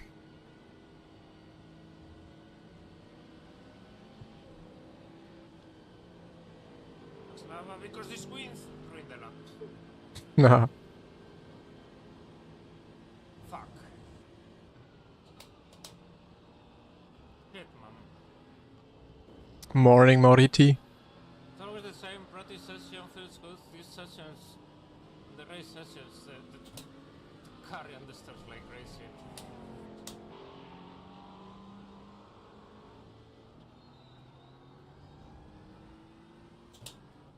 He also can't do his finishes lap. No, he can. I thought the check reflex means time is over.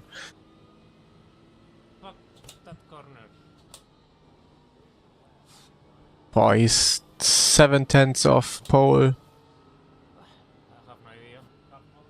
Yeah, but there's also Merc quite close to the front. But I'm not gonna be even close to what they are able to do. Crazy. I think. This guy made a lap on first lap. Just have no front tire. Friggin' bullocks, guy. Friggin' bullocks, guy. So yeah, I should just be doing fixed setup. But let's do some laps now.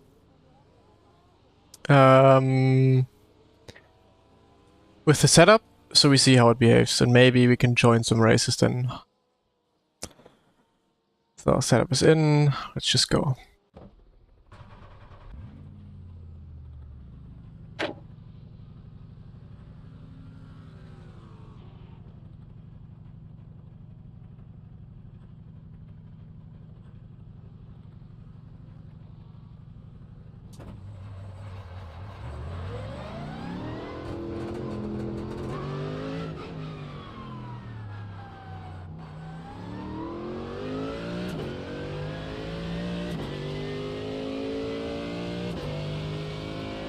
Had a great race there in wet conditions. How are the GT3s in wet conditions?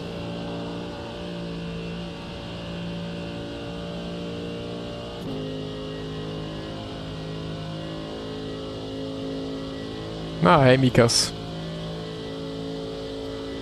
Na dann P1-Zeit setzen. Eieiei.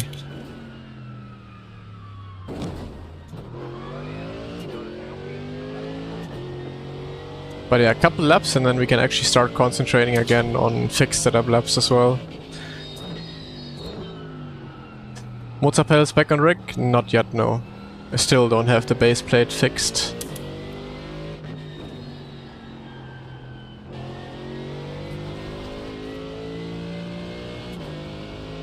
You have to be aggressive on inputs? Yeah. So just like Porsche Cup, yeah.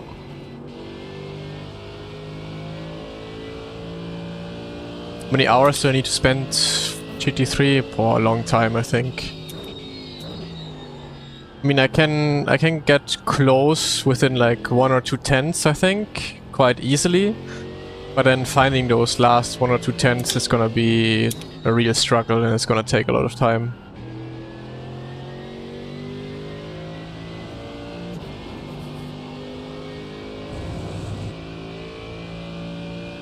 How did the base plate break? I had it mounted. I originally just had my Mozas mounted for Rennsport, just to practice for the final.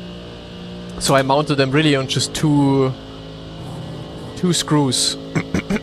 So it was very loose and very much bent everywhere. So that's why basically it broke at some point, because it was just not mounted properly.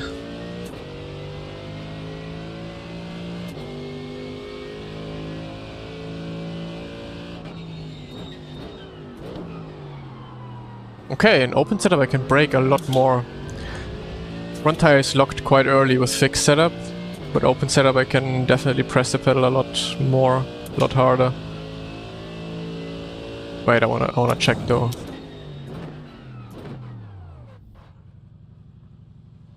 Is that because of brake pads, low friction? What is the fixed setup using? Because I just want to stay with it. Medium friction, okay.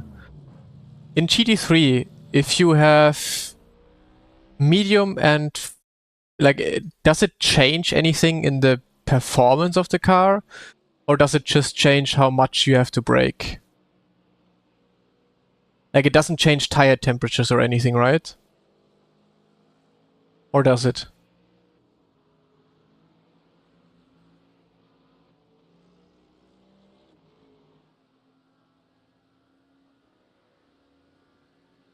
Don't think so. Okay, then I go with medium. So I just have the same feeling as fixed. Was a lot easier to feel. A lot easier to handle for me.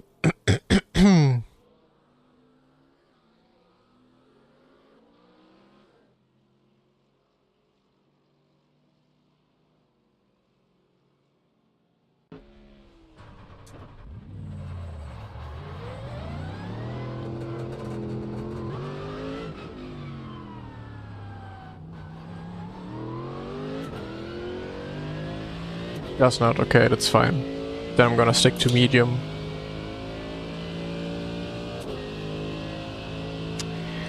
Good morning, Abdurrahman.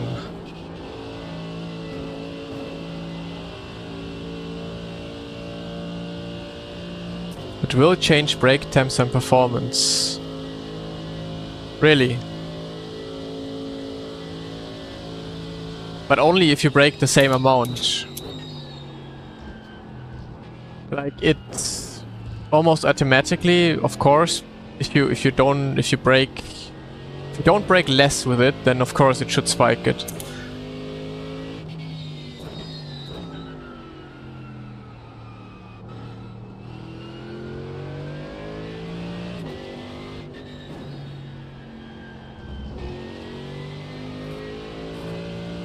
I would go low and open.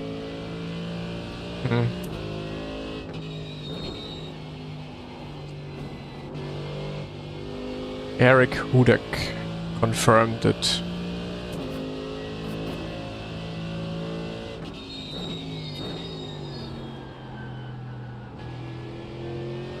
Ah, you can also change the cylinders.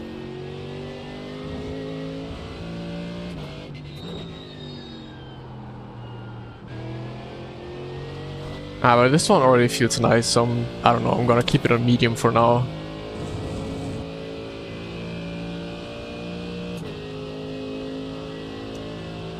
I think it only changes the shape of the brake, and not really anything temperature-wise.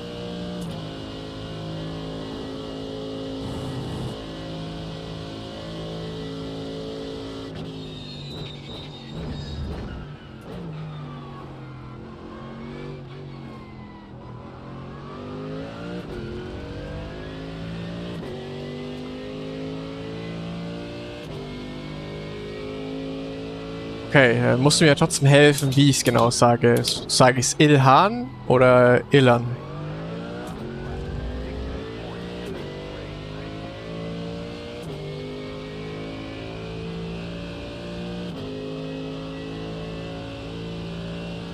Servus.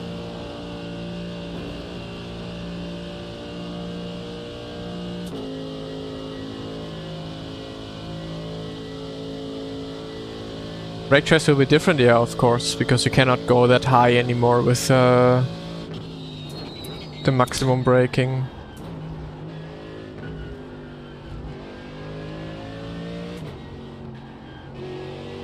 But yeah, open setup doesn't feel too different. Almost feels exactly the same. Car feels a bit more stable, actually, to be honest.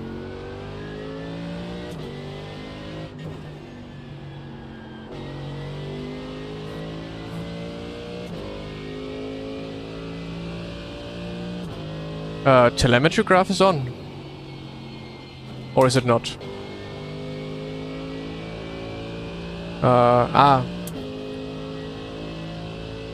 Nah. Use the cups one. I'm not gonna turn on the iRacing one now.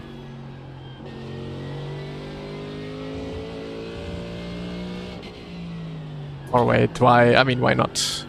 Why not? Let me do it for you quickly.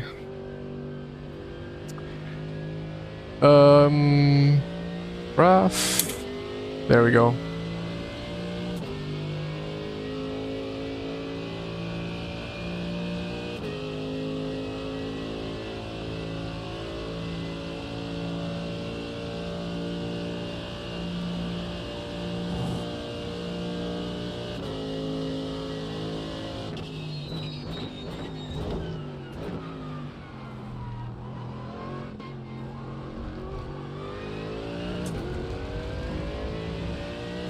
Kannst sagen, was du willst. Ja, ich will es aber richtig sagen. Oder einigermaßen richtig.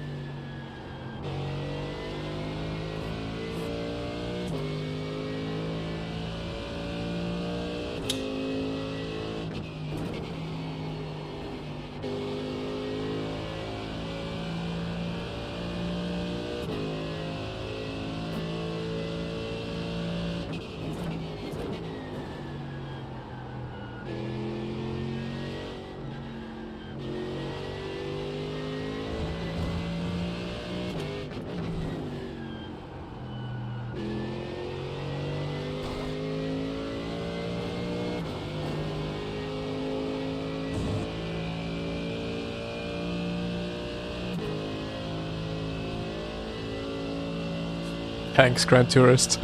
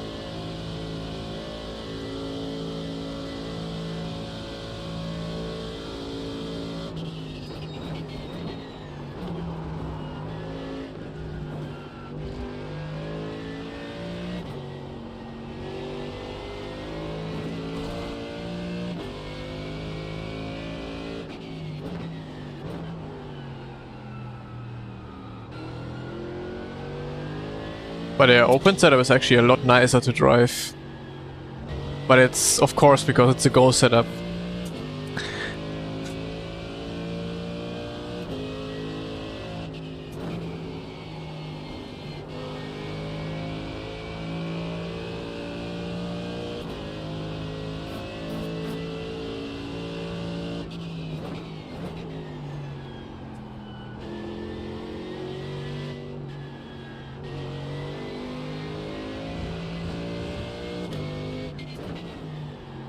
Hashtag ad, hashtag the truth.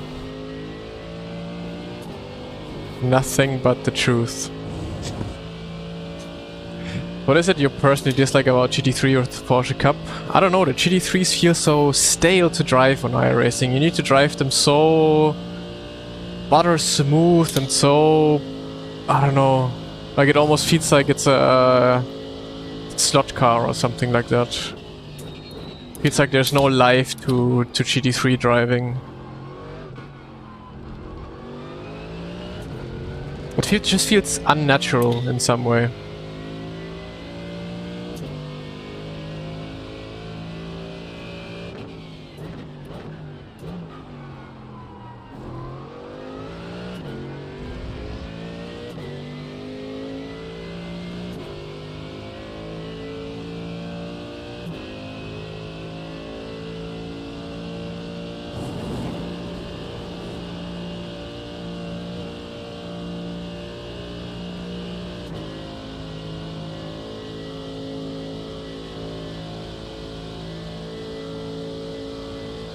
Hey, good morning, Stephanie.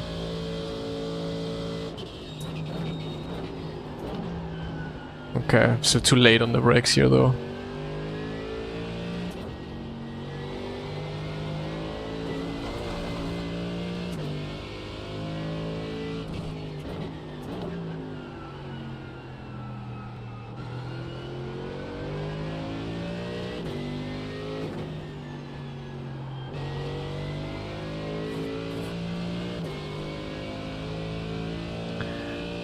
I am in a practice session for open setup.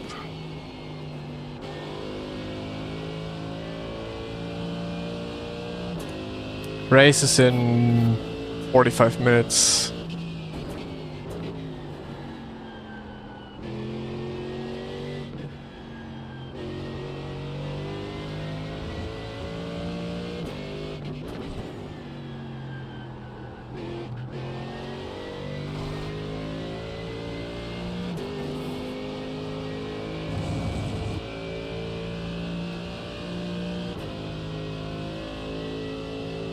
Overkill.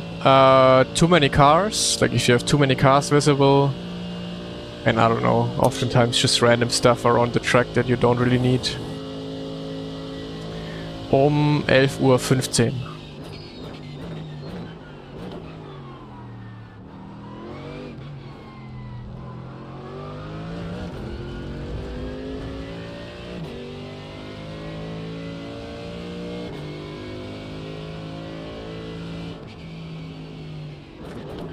So, off with it again.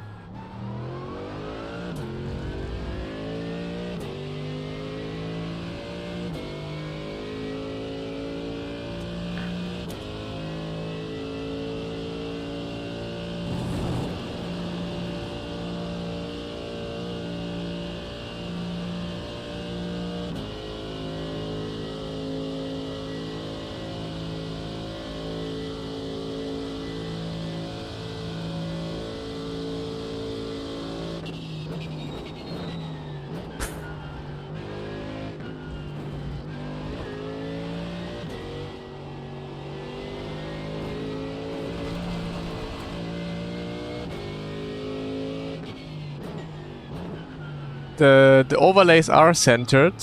It's the dash, it's the car that is actually not centered. Because I have my Samsung logo and I see the dashboard is not centered. So I'm actually sitting a little bit more in the middle of the car. Because for whatever reason, iRacing decides that you don't sit completely in the middle of the dashboard. By default.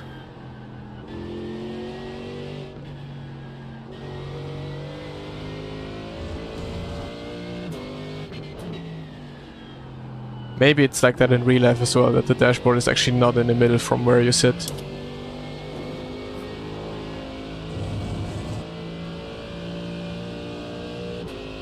I'll never drive the AMG.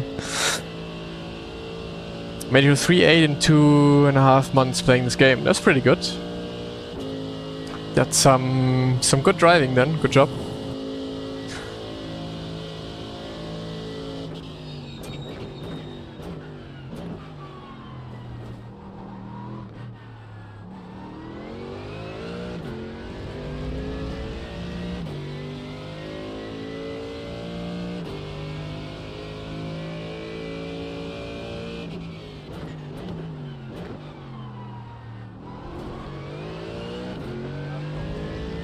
You mean you wonder when you will stop improving?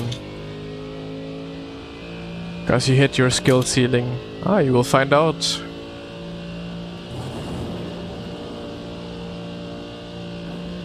And if at some point you feel stuck, feel free to reach out for some coaching.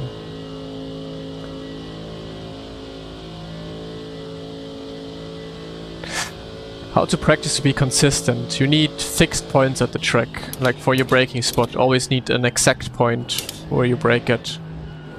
And you basically also need kind of the same turn-in points and then also like an exact point where you start to throttle. That way you already build consistency by kind of having the same inputs all of the time. But then most consistency really comes with, again, I love to say it, more driving. The more you drive, the more consistent you'll get. But yeah, if you don't have fixed points for your inputs, then it's already going to be tough to get consistency down in the first place. So you definitely need for basically every single corner a point where you brake, a point where you turn in, a point where you start throttling.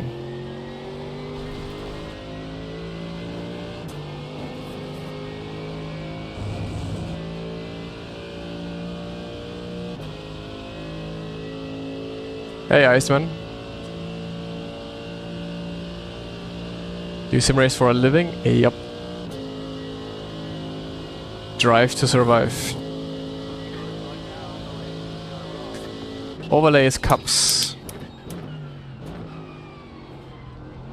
Oh, let's practice pit entry.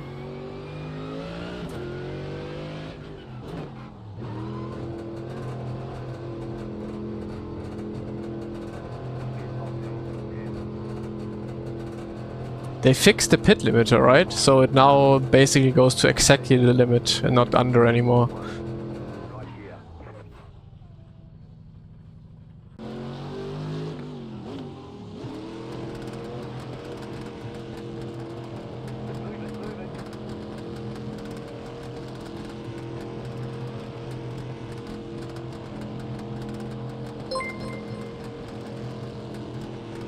Gabriel, thank you so much for the sub. Appreciate it, man. Thanks so much for the prime. Yeah, you can still go faster, like 1 kph faster. But at least you're not like 2 kph slower anymore by using the limiter.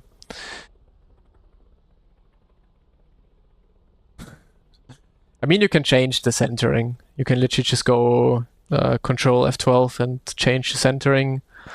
I'm just gonna keep it that way, because also the more middle you sit, kind of the better I always say it is. So I'm not gonna change it.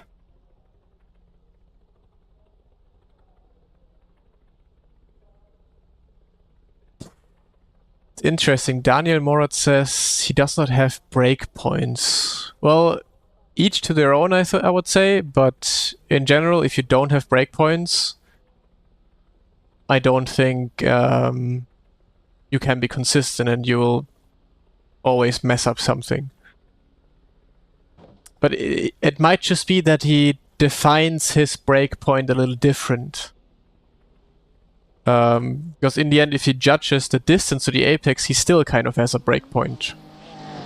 So yeah, I'm not sure how exactly he's judging it and doing it, but yeah, totally without a breakpoint, you're lost.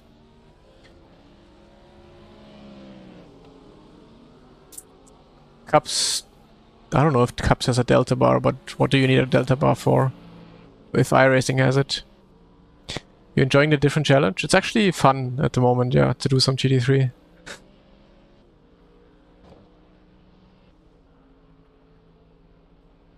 Must use shadows as reference points.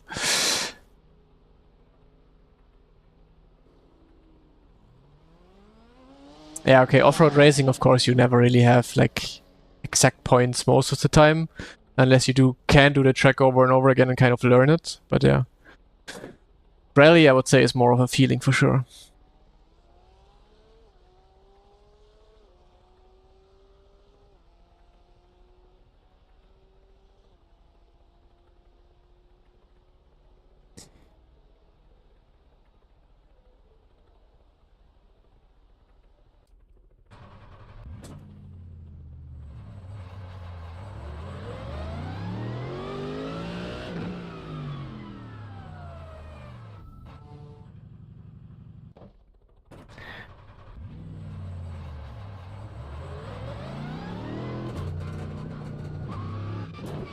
Do you think the first step into motorsport will change from karting to sim racing? No. Because someone who does karting will have the money, most likely, to go into real-life motorsports. Someone who does sim racing, more often than not, does not have the money to do real-life racing. So sim racing can make good race drivers, but you will never see many sim racers actually making it to real-life racing because of the money. What brake bias for stock Go setup? Well, you need to have the Go setup to know that. But it's around the 50 mark.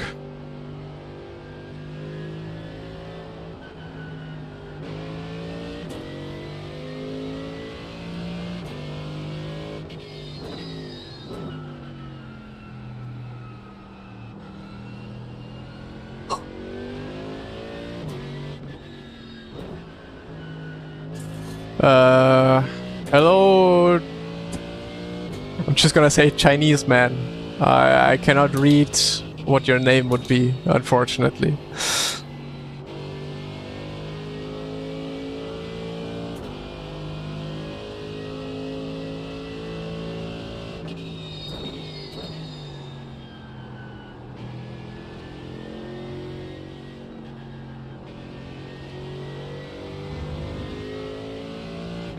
If sim races are better than real life races, why is there no incentive for teams to get sim races in real cars? Because sim racers cannot pay.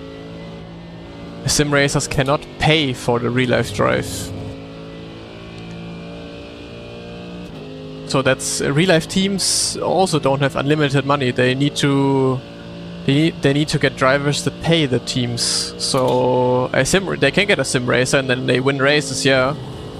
But then they're broke after 2 races because the sim racer will not be able to pay for the driving. That's why real life teams don't take sim racers, because they can't pay for it.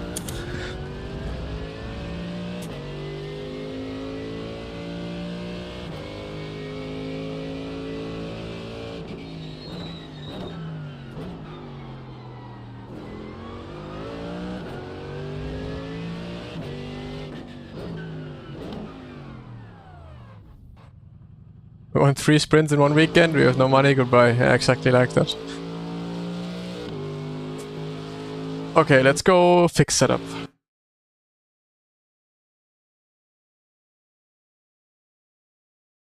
Some top sim races for real life races, of course, yeah.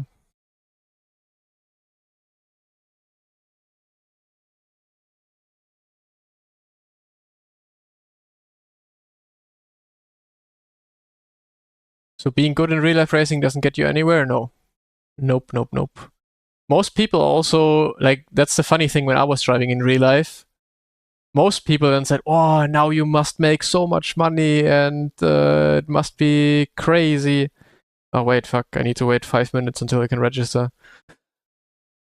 But no, in real life, and that's what's so crazy about even sim racers who are kind of into motorsports, they don't know that 99.9%, 99.99999% of all real life drivers have to pay to drive.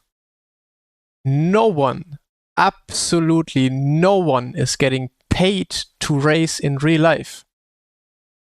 Only a handful of drivers are getting paid to drive in real life.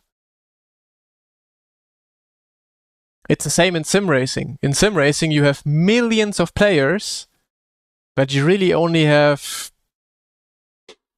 100, 200 that get money, and maybe 50 that can live from it. Not even 50. So make up that number, how much it really is.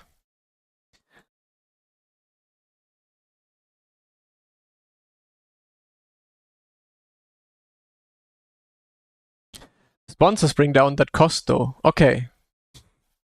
Another example. So you want to drive in real life.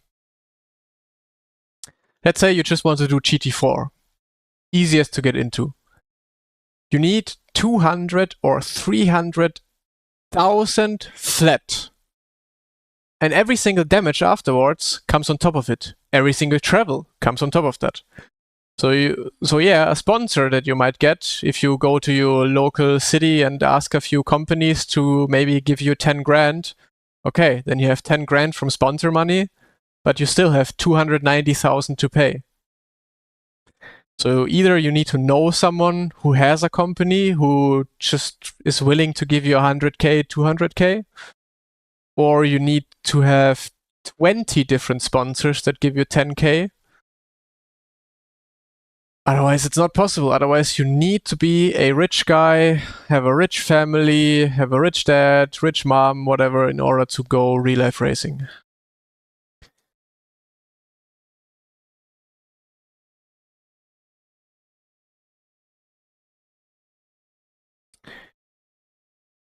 Or own some bitcoins, I don't know. Most pro sports are like that? No. Definitely not. I mean, of course, there's rich sports, but anyone, literally anyone, can buy a tennis rack, play tennis, and go to the top. Anyone can buy a pedal rack and get to the top. Maybe even golf is a bit more expensive, but still, you can get to the top. You do not have to pay every single year $500,000 to do your sport. Like some sports, yeah, maybe it takes a bit of more money, like maybe €1,000 to get fully stacked up in like tennis, football, whatever it is. But then you are set with that. You do not have to pay that every single year.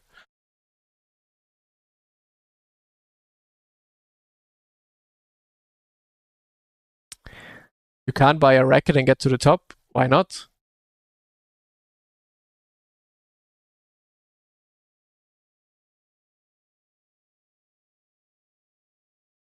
Yeah, okay, the traveling. But the traveling is also, of course, the traveling is in every single sport. That's not different to real life racing, but you do not have to pay 300k just to be playing on your local tennis court.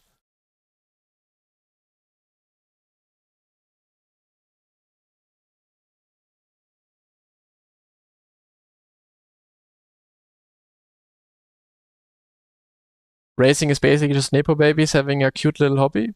Yeah, basically like that.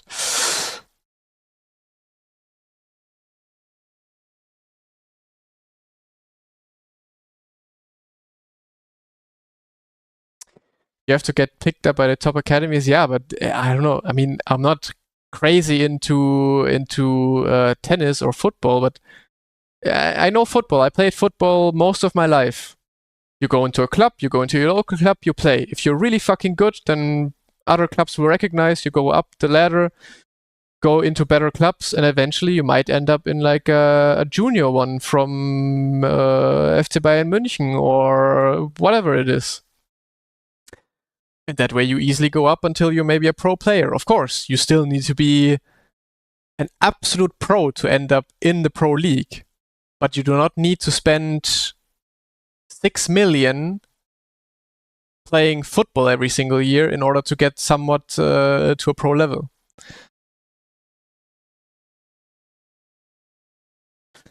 But what is the investment in tennis? Like, I don't understand. What do you need to invest in tennis so much?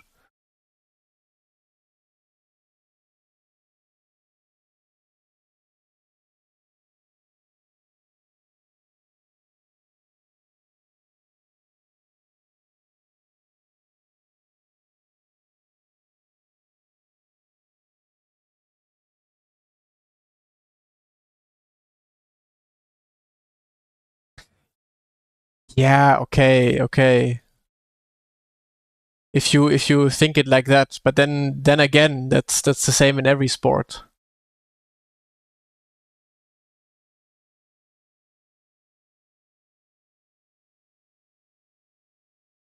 Like if you think about that, then but that's comparing it to Formula One or so. Like of course, when you go to Formula One, you need a coach, you need a nutritionist, you need everything. But we are comparing GT4 racing, we are comparing GT3 racing. In GT4 racing, in GT3 racing, there's literally just amateurs driving. It's like literally GT4 racing, GT3 racing, most of those championships are you go to your local football club. Those people, those local football club people, is the level of what you would get in like GT racing.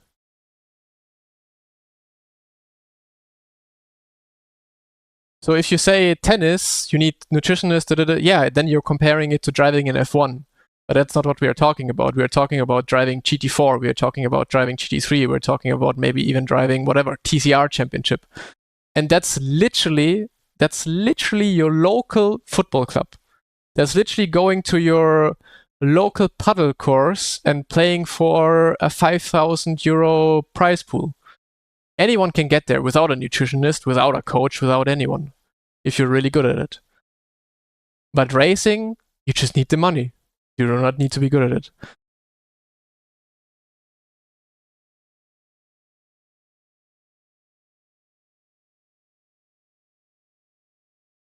So if you put a 10K sim racer in a GT3 race, he will crush the field. Most of the field, easily, yes. Not all of the field, because obviously you're driving against people, like even if a noob, if a full noob does real life racing for like 5 years already, of course you're not immediately going to be able to beat him most of the time if he at least has a little bit of knowledge about it. But you can sit anyone who's really good in sim racing, who understands it. You can sit almost anyone in a real life car. They will beat 80% of any real life GT grid.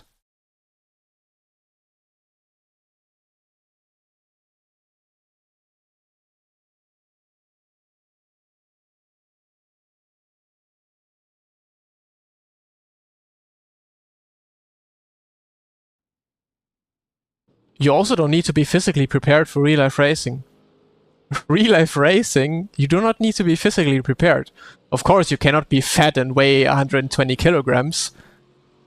But if you are just at least a little bit fit and can walk for 5 kilometers without having to without a break, then real life racing is absolutely no issue. There's no physical. It's not really that physical to race in real life, really.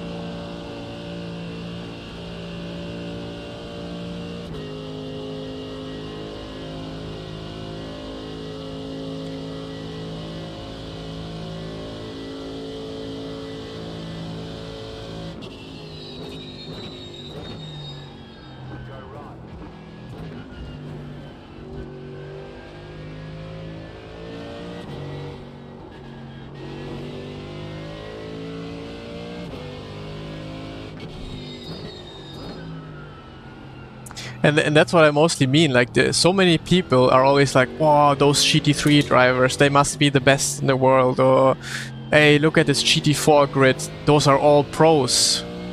No, none of them are actually good. They are just able to afford it. So, motorsports is a sport, unlike football or unlike any other sport in the world, is where you literally have noobs doing it on the highest level, because the skill ceiling is so incredibly low to get into it. Like, you do not need skill.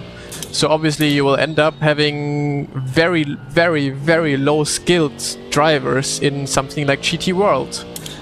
And people look at the GT World Championship and are like, holy shit, there's some of the best drivers in the world there. Yeah, some. 5 drivers. The rest is dog shit. If you compare the skill level to any other sport, if you compare the skill level to sim racing, if you compare the skill level from a GT World race to sim racing, then it's a 3k soft at the very best, not more than that.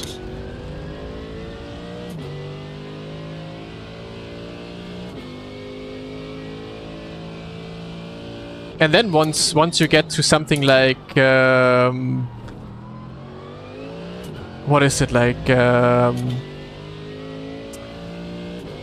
not the WEC, but like the Asia, the European, the Asian Le Mans series or European Le Mans series. That's a 2k soft at the very best. If you want to compare it like that, that's the people that are driving there. It's simply because they have money, that's why they are driving there, but they have absolutely no skill. Of course, there's always, like, I'm not saying that everyone cannot drive there. There's always gonna be some drivers that are really good and actually have, like, you know, skill and talent and also the kind of motivation to do really well and get better. But 80%, 90% of drivers are there because they have money.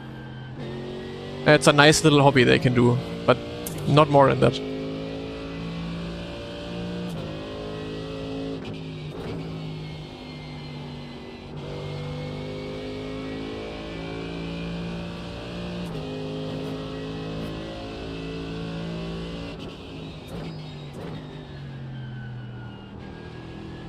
But doesn't want the team that you're driving for that you drive in the top of the race. No. No. And that's also crazy what I experienced. Like, literally a team does not give a shit if they win or lose. Well, yeah, of course. At some point, like, you don't want to be dead last all the time. But a team just wants to get their bills paid. And then if they might be lucky and actually get a racer who is good, then yeah, they can fight for wins and they're like, hey, yeah, great. But then next year they will get another one, and they are just gonna be dead last every single race. And obviously they do care. They're of course everyone is a little bit competitive who is in there and think like, yeah, okay, we want to win races. But at the end of the day, teams want to get their bills paid. So it's, of course, they try to make deals with good drivers and see like if they can get a good driver into their team so they are able to be somewhere at the front. But if not, they don't care. They just want to get their bills paid, and that's about it.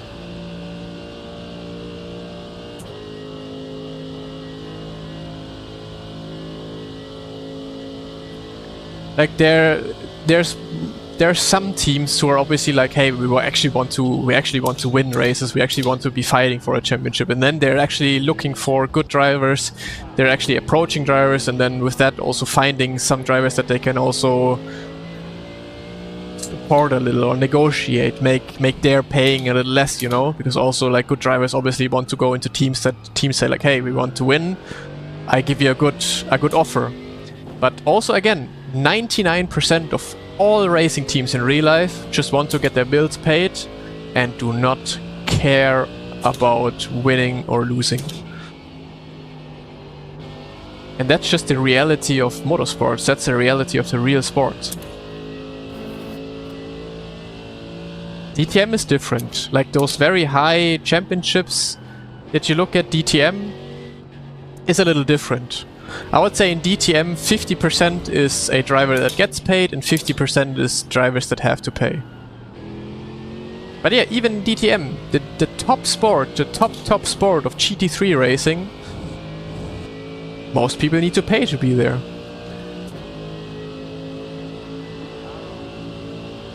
And factory drivers are the 0.0000001% of lucky drivers in real life who get paid to do it.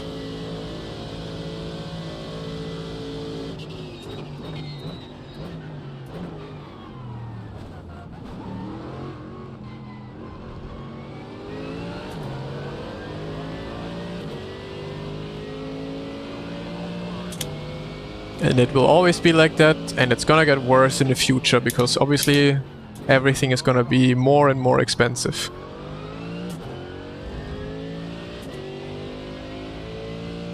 So that was my little rant about real life racing. Because most people don't seem to understand exactly that. Like, because most people are still in their bubble, like, yeah, it's a top sport, like, there's only pros there, it's only really good drivers there. Well, it couldn't be more far away from the truth.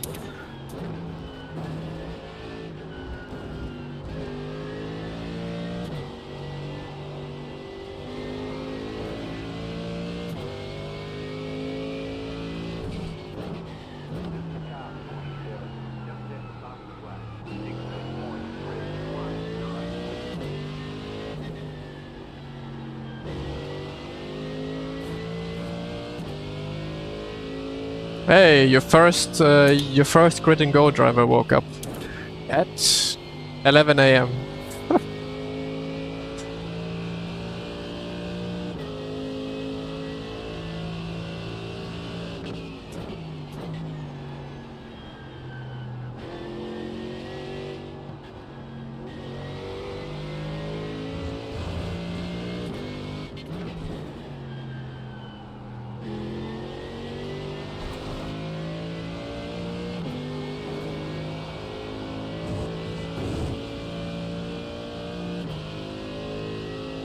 Oh, Pasture is with you guys.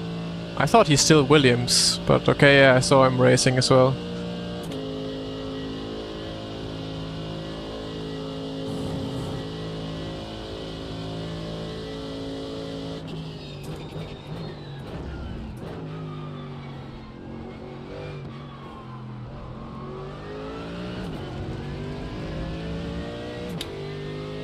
Spoiler alert, okay, so not announced yet. Heard it here first.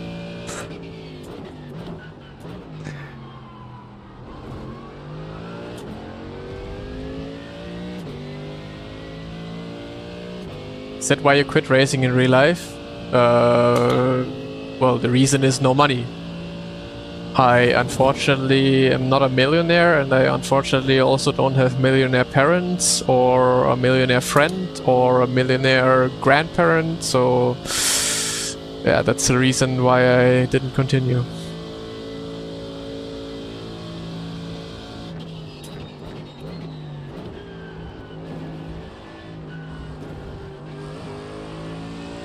I just need a millionaire viewer that wants to sponsor real life racing.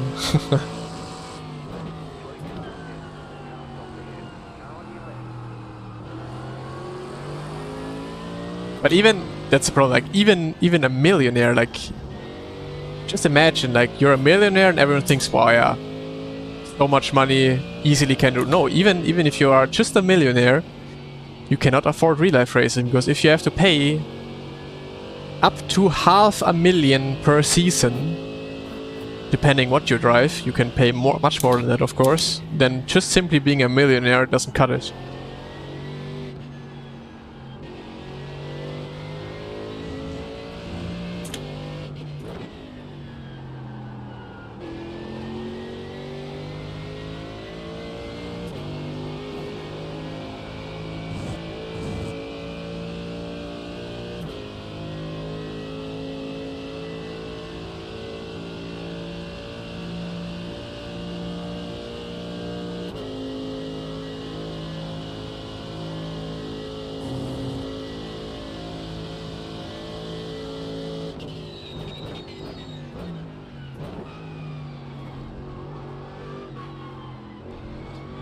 And just imagine how much more expensive real life racing just got because of Trump. Just because of Trump, probably real life racing per season got like expensive by more than probably 10, 20, 30k.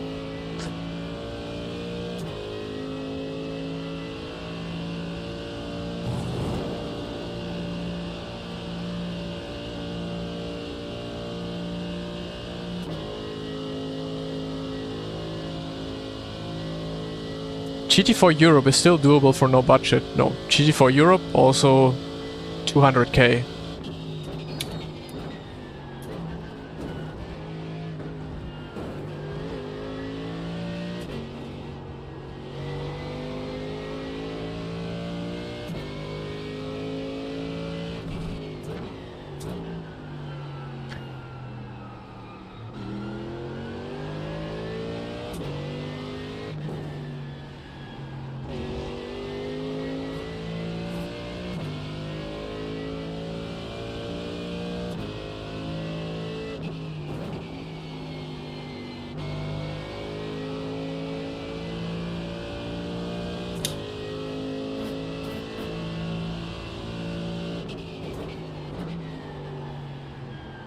So how does a guy like Kevin Estre become himself? Or I don't know, there's probably like podcasts of how he became a race driver. But I mean, he for sure had, I guess, some rich parents or had a very, very good sponsor or like, you know. But there for sure is I mean, probably quite easy to find out how Kevin Estre got there. It's quite easy to figure out how most people got there. Either you work your fucking ass off and get like tons of sponsors so you can somehow afford it and pay most of the money you earn to be able to do it, or yeah, just be rich. That's the easiest way in.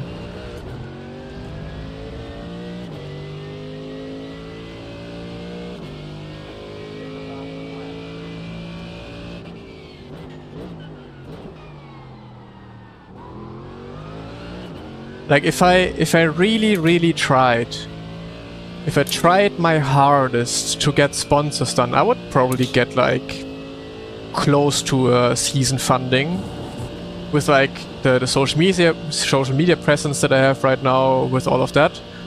I would probably be able to somehow get there, but you know how much work that is? Like then I just wouldn't have time to do anything else anymore.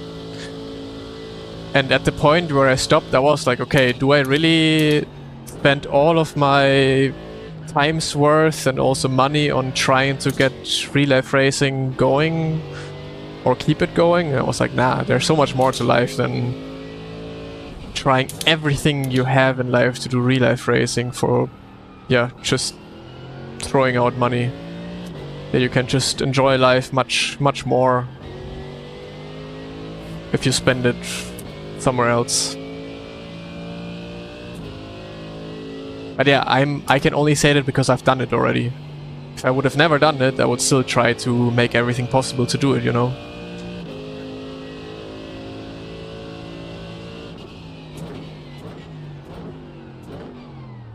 As I said, was a karting mechanic, so he didn't pay for most of the karting stuff and sponsorship for F1 and tests in Formula Renault and then Porsche Cup factory driver. Yeah, but who pays? I mean, yeah, if he had a good sponsor then for F4, Formula Renault and Porsche Cup. Because driving all of that is multiple millions to do that. In today's money's terms. I mean, he's not too old, but even back then it was obviously a lot cheaper than nowadays. I mean, that's where an agent would enter, no, but okay. Then you have an agent. You have to pay that agent. Which normal human being has money to pay an agent to get all of your sponsors done?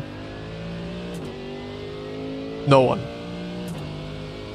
No one who is smart in their head.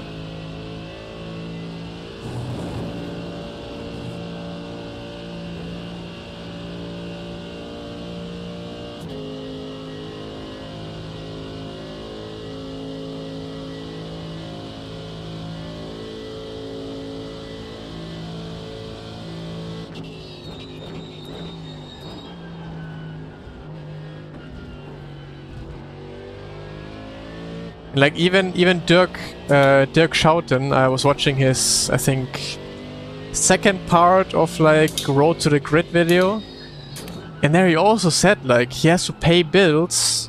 Like the team is asking him to pay bills right now that he cannot afford at this very moment. Where I'm like, that's crazy. That's crazy stuff that people really do that. That they live for this. I mean, of course, motorsport is great. I love motorsport. I would love to do real life racing, everything about it. But do I really want to go through the struggle of like having to pay money that I don't have? Be on a racetrack for half an hour each weekend? And yeah, then you can't even crash, because one crash, then bum, 20k gone.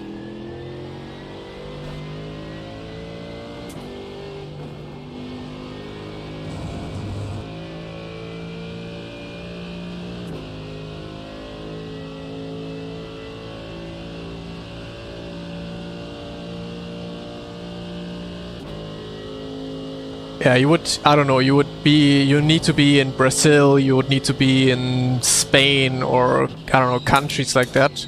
Because usually such countries are very supportive of their drivers. I think probably Netherlands is also quite supportive of their national drivers.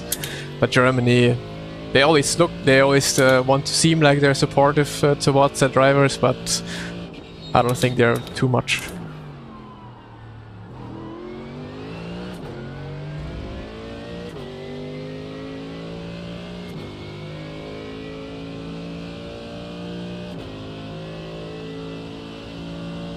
How many categories I raced? And I raced GT4 and I raced LMP3. That's what I raced. Then I drove Porsche Cup and I drove M2. And I got into it because of sim racing. That's the TLDR.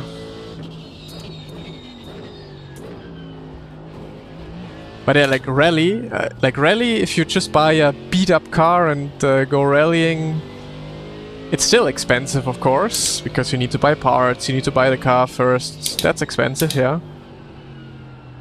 But there definitely is cheap ways of doing some kind of motorsports. But even if you already go to something like BMW TI Cup, which is one of the lowest but still okay-ish championships within Germany, yeah, you need to pay a lot of money to do that. Even that. What real life race car did I enjoy the most? Porsche Cup. Easily Porsche Cup. Is that a surprise to anyone, though?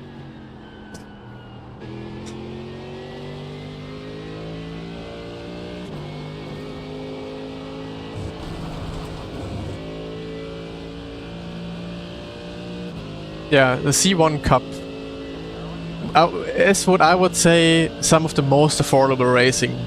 And 10k in the grand scheme of things in racing doesn't sound like a whole lot.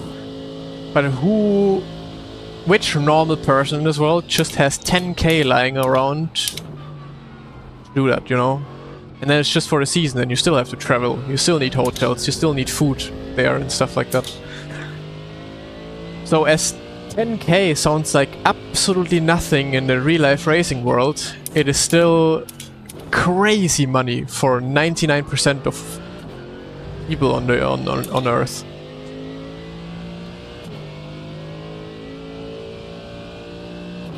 Like we're all talking right now, like 10k is nothing, but for most people, 10k is all they own, probably even way more.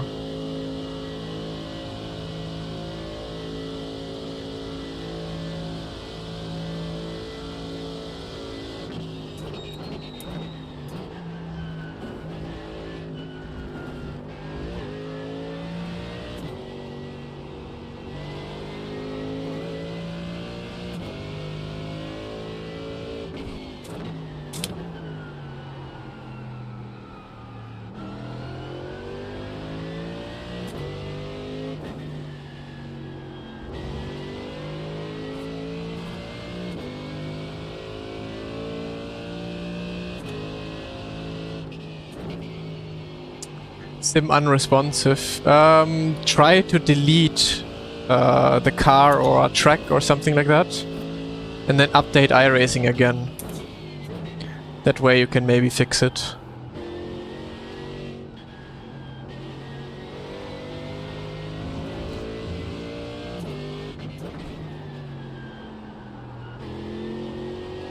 I mean, hell, even if you do tourist drives, like you see all of those people who build a car and then do tourist drives, like, and people think, yeah, that's yeah, I can do that, but already that is so expensive to do. There's not a lot of people who can afford that stuff.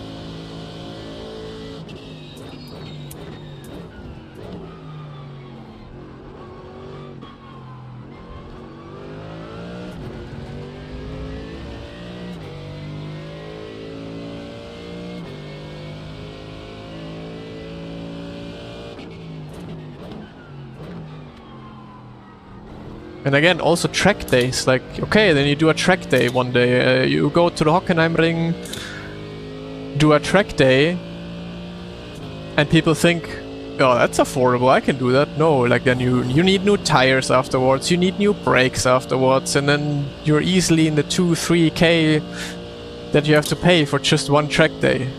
And again, most people in this world cannot just afford that kind of stuff.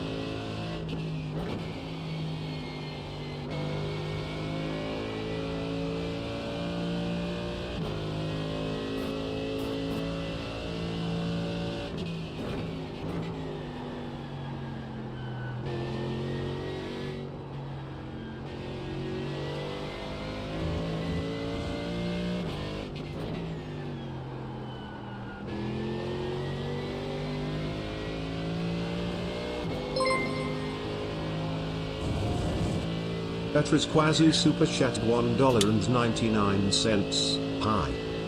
Hi. TTS works. Rice, you tested it. Thank you so much. And is it good morning to you, or is it very late at night for you? I forgot, I think. I think it's quite late for you, right? But yeah, thank you so much for the $2.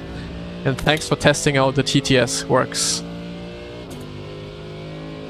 A year pass on the north. Is it like 3k or so?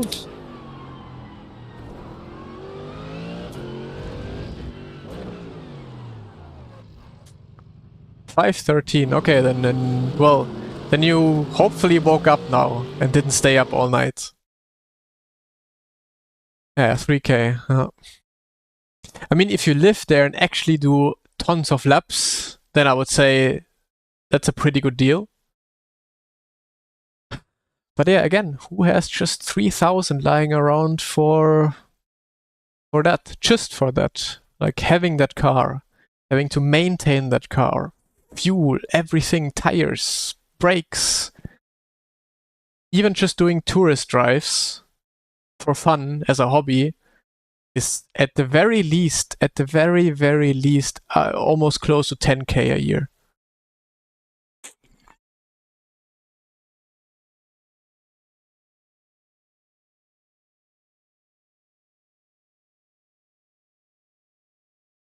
Split size and GT Sprint? No idea.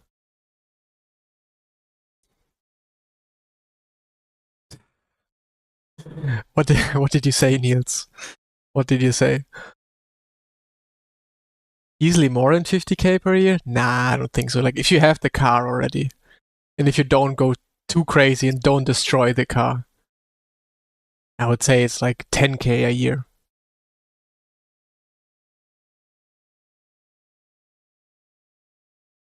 If you want to value the year pass. Yeah, okay, then... How many laps do you have to do in order to get like to 3,000 for the year pass?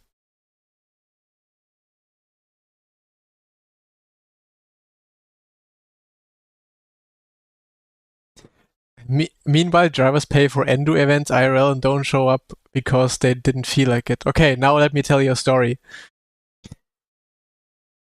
I did a test day in a Porsche Cup car, right? Do you want to know how that came along? Because the guy who paid for it didn't show up because he had a meeting or something coming up where he had to attend to. So then I got the call like, hey, I was on LinkedIn, I liked a post on LinkedIn from a racing team, and literally 10 minutes later, that racing team texted me like, hey, our driver who paid for everything, we're already at the racetrack, a meeting came up, and he can't come. So do you just want to come and drive for free? And I was like, hell yeah. And that's the crazy thing. Like, people just don't care. Like, some people have so much money, they just don't give a shit. So that was like what? It was probably like 20k that he paid for the whole track day there with the Porsche Cup. Oh, I have a meeting, 20k? Pfft, let someone else do it. There, I don't even know.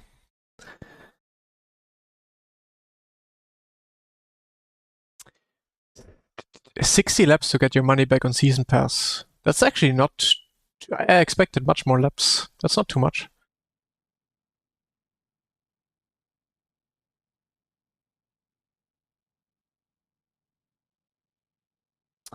Oof, that's quite the grid already. Wow.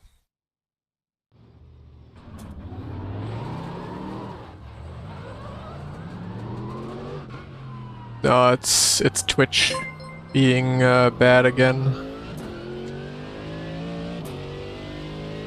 Karma, thank you so much for the raid. Welcome W8, welcome everyone.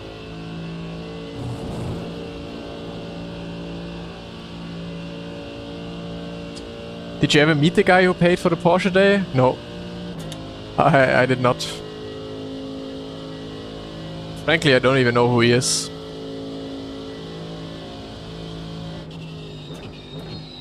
Meeting was probably 50 million and the driving was 20k, yeah, exactly. Yo, how was your racing, man? How was it compared to iRacing? Quite similar. So, that was a good talking session. That was a good hour of talking and getting used to the car. Now we lock back in and actually go for some good lap times.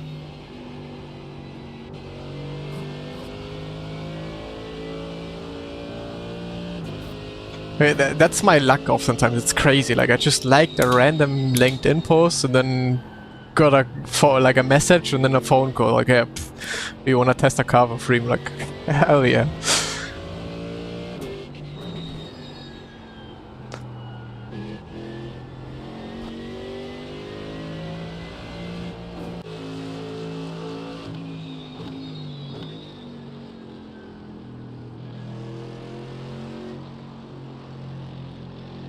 Pickup is at Spa, I think later in the season, yeah. Did they even know you? Yes. The reason why they knew me was because I did a winter test once in Portimao, and they were in the pits next to our pits. So that's why he already like knew my name somehow. Then he was like, oh, why not? And obviously he knew my name from sim racing because they actually had... It was a Porsche Cup car. They have Race Room as a sponsor there. Don't exactly know how that comes together, but yeah, they kind of have an interest into sim racing anyway, so that's how they kind of knew me and stuff like that. So that's how it came about. Will you change your opinion on GT3 after this week? I already changed it. It's okay, actually. It's not too bad. I think it very much depends on the track, though. Because I think Moza will always feel absolutely terrible. I think if you drive GT3's low downforce, it will feel absolutely terrible in iRacing, but medium to high downforce I think actually feels fine and okay. It was Lap Time Performance was the team. So now you're gonna like every single post of them.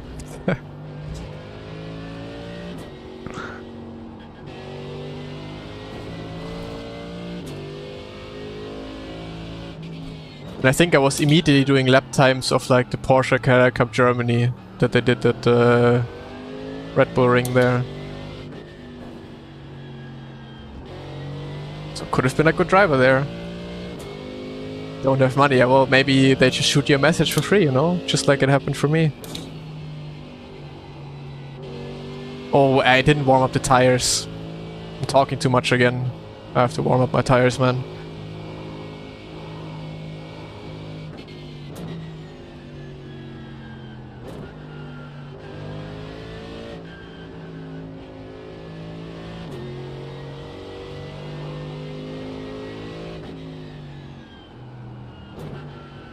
$6K soft. Yeah, okay, but I'm gonna be qualifying P8 here, like for sure.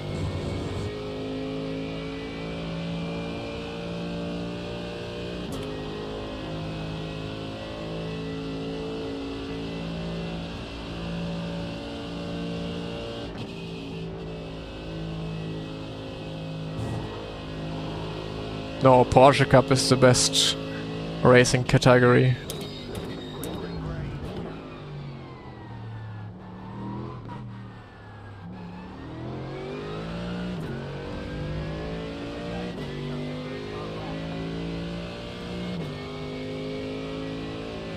I mean, they tried to get sponsors and they tried to get me racing with them.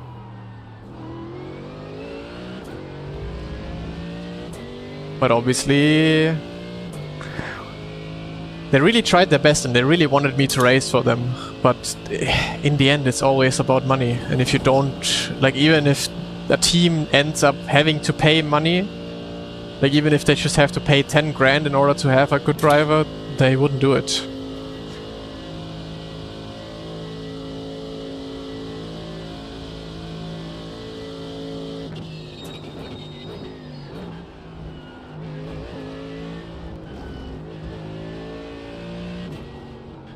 But they really tried. Like that guy who basically paid my test day, they tried to like also talk to the guy. I was like, hey, this is a really good driver. Do you maybe wanna support? And I think it was quite close actually to working out, but that's usually how it is in motorsports. Yeah, it's very close. We're almost there. We almost have all the money budget together. But then it stopped. Like it's just before it's actually all done. It's not doable then. That's how it always is.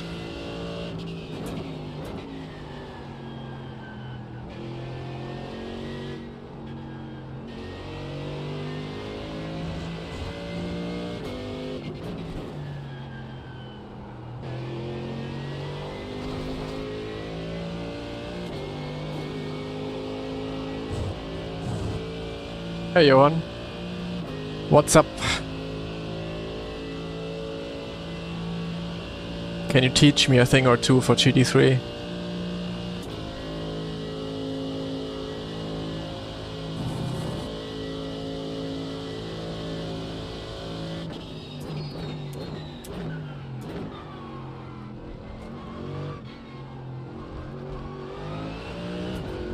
So you join the dark side? Yeah, let's see for how long.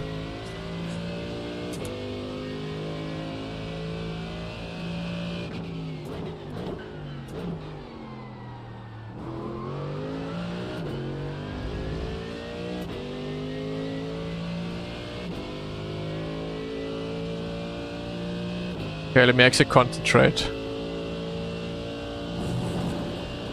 I always like when we find a really good topic to talk about on stream, and then I actually have to race and focus.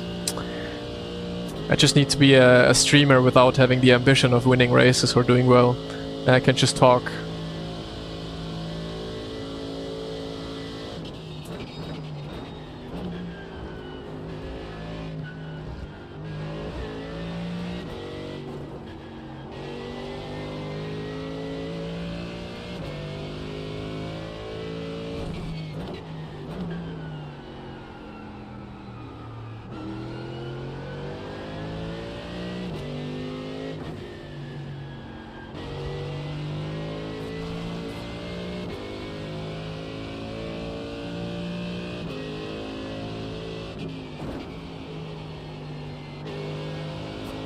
Come on, turn!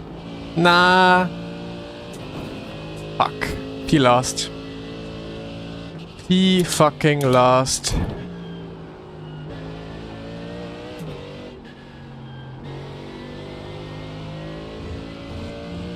Too early on throttle. I thought I would maybe get rotation. Would have been lovely.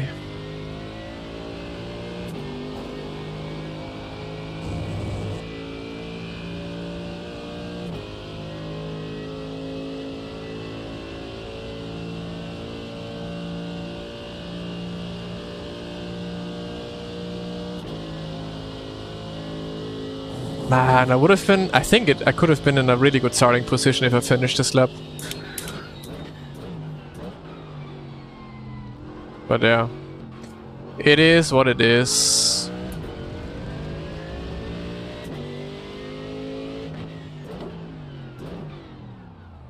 As long as I stay somewhere here in 6th now. Overtaking is gonna be tough though. At least I'm in front of... Fuck. I wanted to say I'm in front of Pablo. Okay. Wait. I did 2 seasons with BMW 240i, 3k season pass, every 60 laps new tires, 1.1k fuel up, every 4 laps 70 euros. 1k fuel.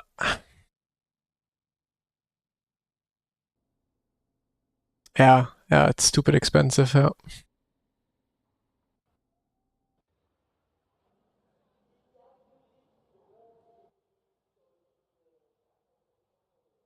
Yeah, mid-corner, the the Merc just understeers. Well, let's see, P7... I think pace is actually alright, so we can hopefully try some overtakes. It's not too bad.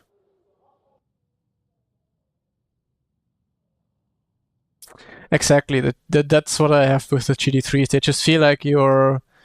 Like it's somewhat like a slot car feeling.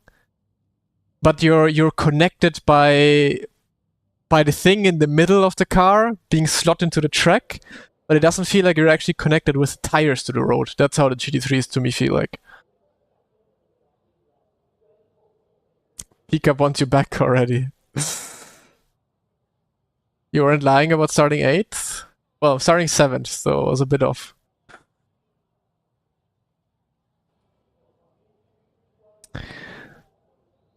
So yeah, let's see.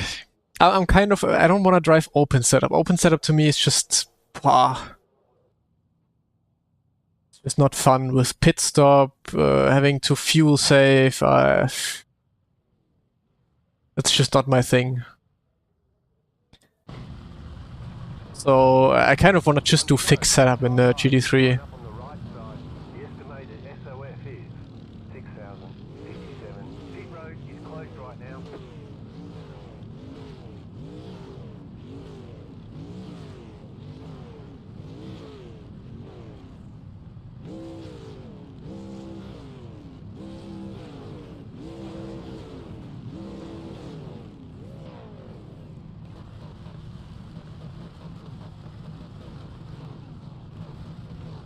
Man, I really could have started... I would say I could have started in P4 in front of Pablo.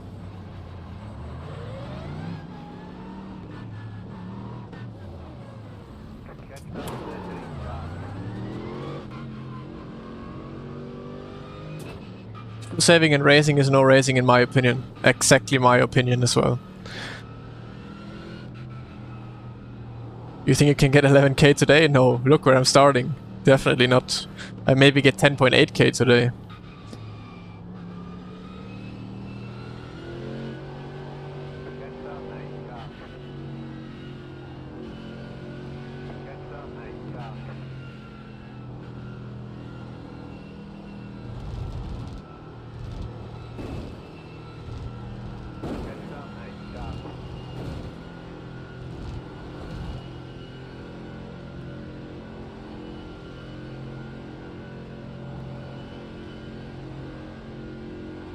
I hope I'm also not doing it too much now.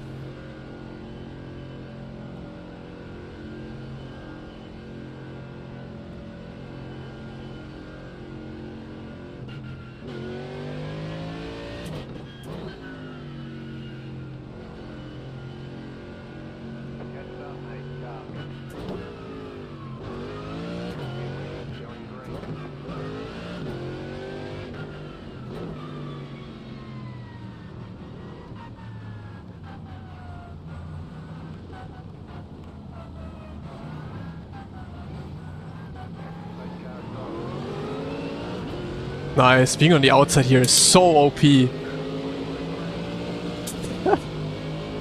Easy.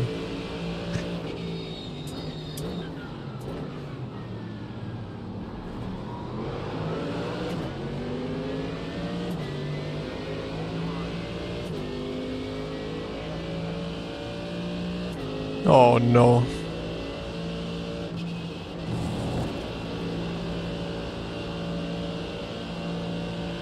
Maybe I lifted a bit too much. That's fine.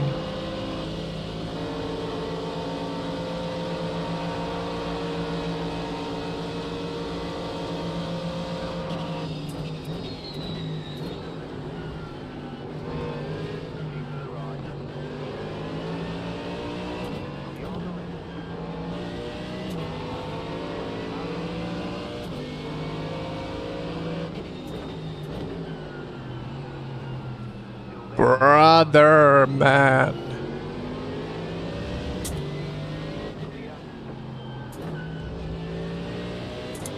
Wow, wow, wow.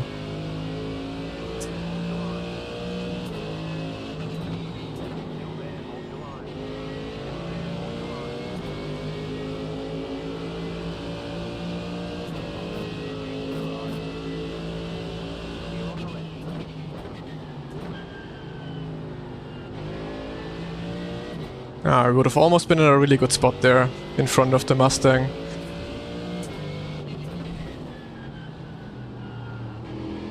Yeah, I would love to get elbows out, but I got rear-ended. Almost got spun around there.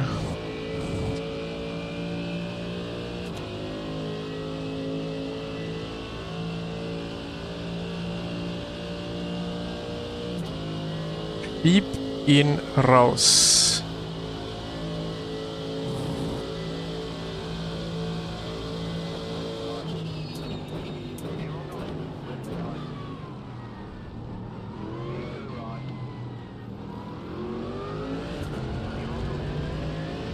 I mean, I had to defend the inside, otherwise I think Nicholas would have sent in.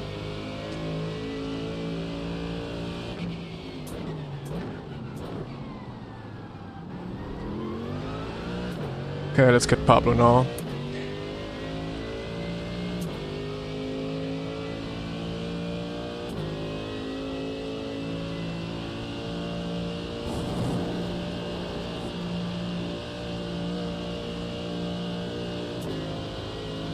Because I want to believe I'm faster than Pablo.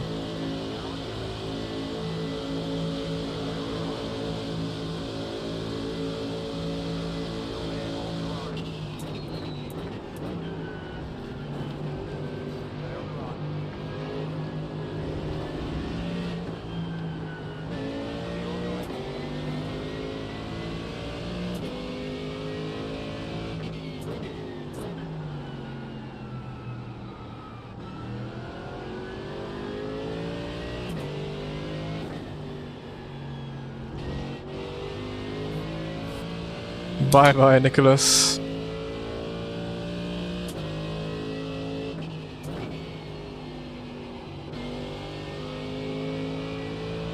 Oh, Pablo, goodbye as well.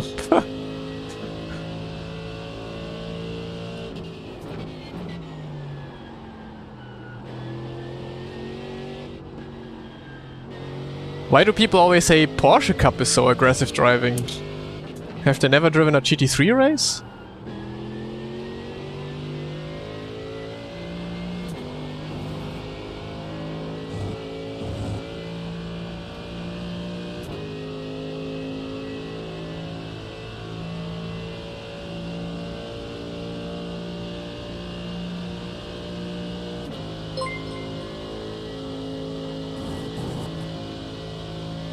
Hey Lukas, 11 Monate. Vielen lieben Dank. Aber ja, GT3.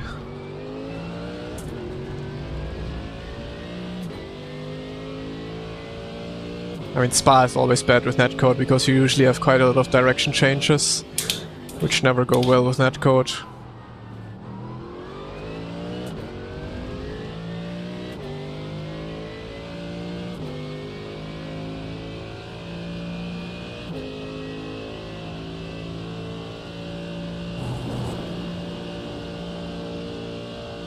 I need to speed it up now though, otherwise I have a whole train behind me. Probably wants to, yeah, not do nice things to me. Especially Yuri.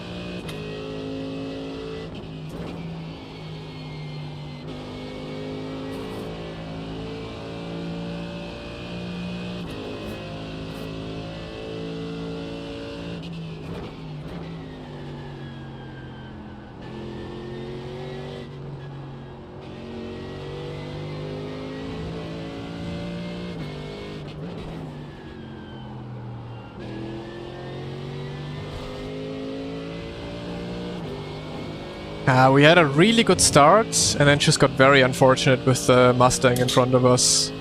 Basically, I think he lost control into the 180-degree right and then hit my rear. Or he just sent it in too hard. I don't know. Anyways, would have been a great spot to just be in front of him.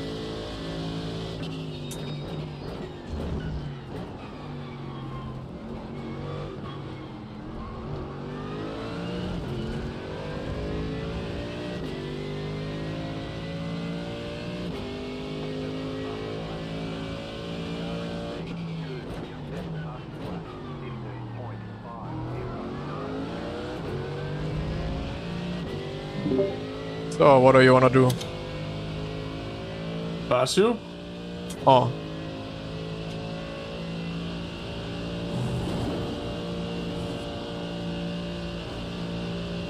What a question.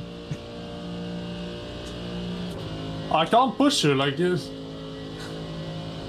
I have pace in the middle sector, so you can fight if you want, but I'll try to pass. Ah, makes no sense. Can go now. Get the Mustang.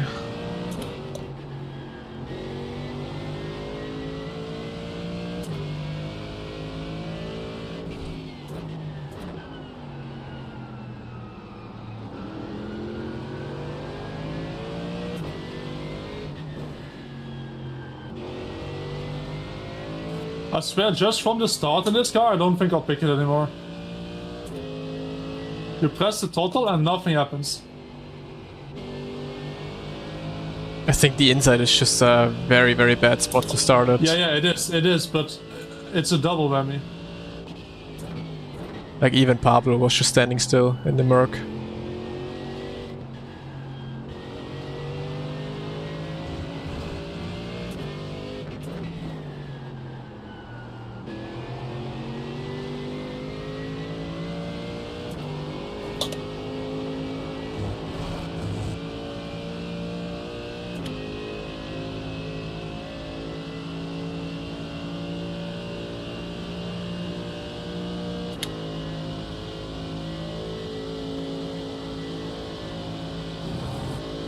Alright, he found some pace.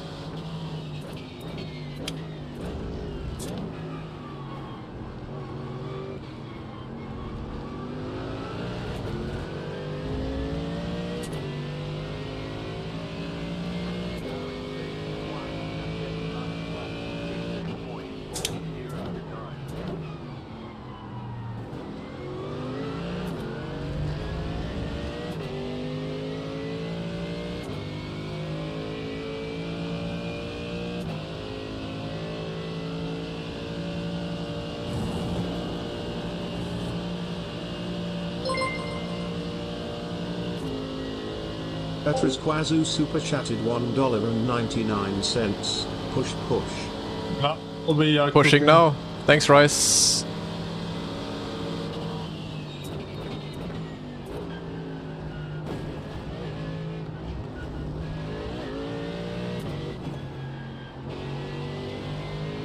Ah, way too late on throttle.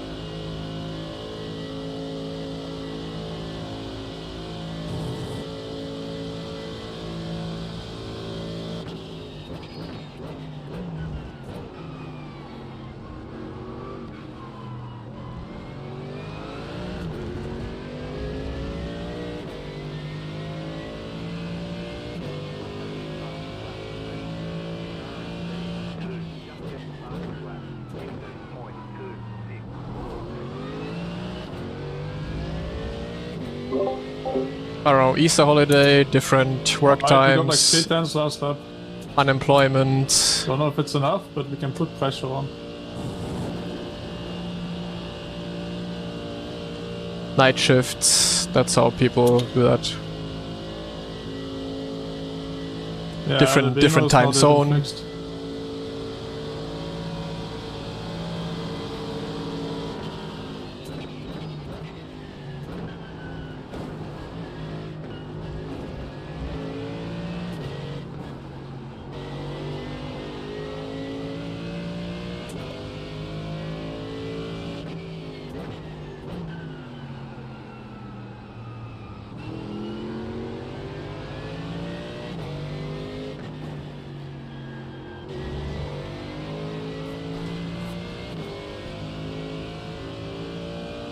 Rich sponsors, rich parents don't have to work. And Well, instead you of tell going them. real life racing. He's gonna be pissed at me if I tell him.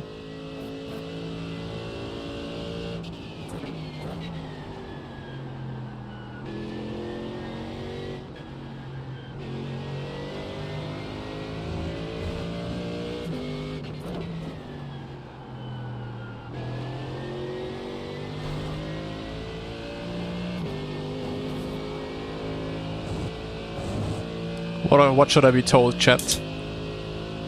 What should I be told?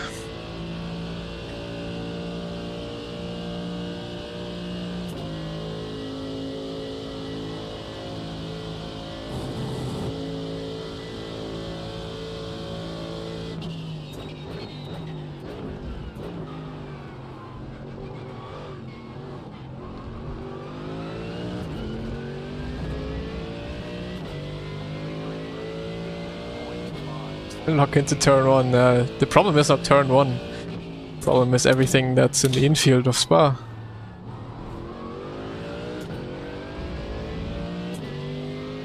So even this I turn think we're 1 not doesn't getting do pushed shit. this lap at all, Jaco. Dive bomb fucking merits 4 sus.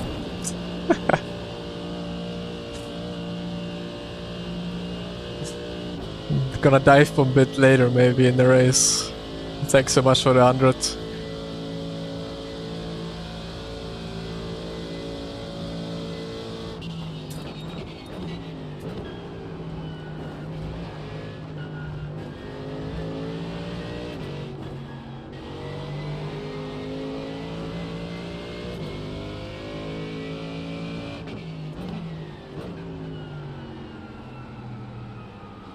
But what if I get multiple subs with the dive bomb?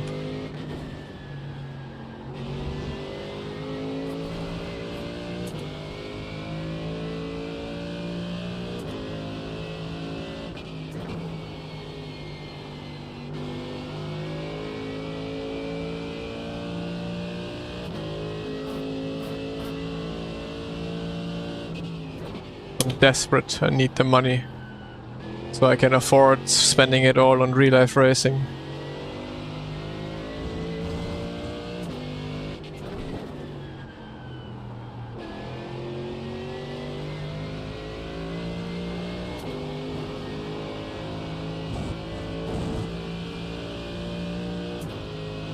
And Moritz, good 2 corners, and we got a push. I'm just gonna go straight in the chicane, if that's fine. So it looked like you wanted to do the Pablo anyways.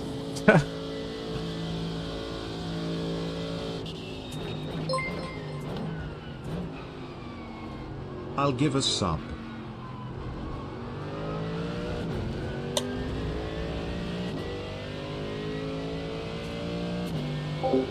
Okay, so dive bomb is a sub. That equals it out already.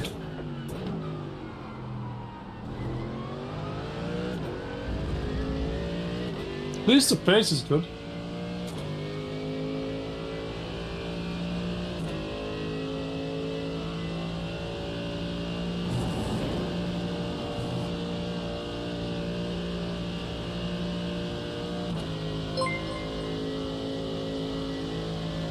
Given mean.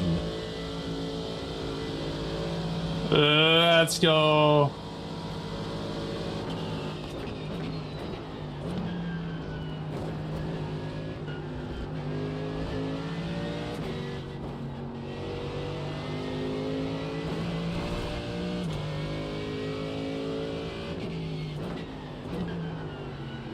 Just have to hope to be close enough in the last lap.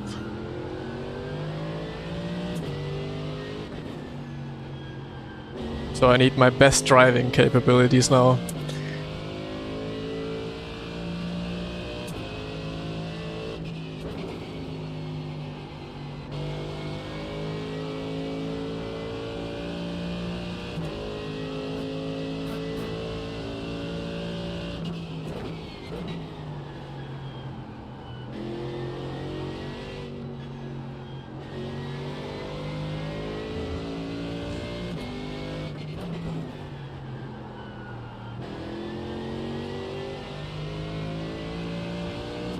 Well, that doesn't look too good. Too promising. And we got a full second to mark, but... Not enough time anymore.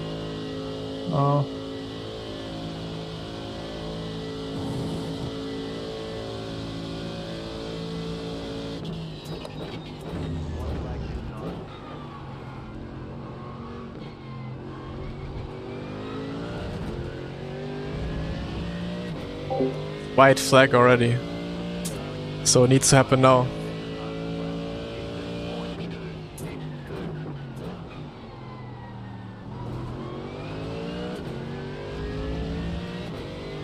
Definitely I'm close enough to at least go side by side.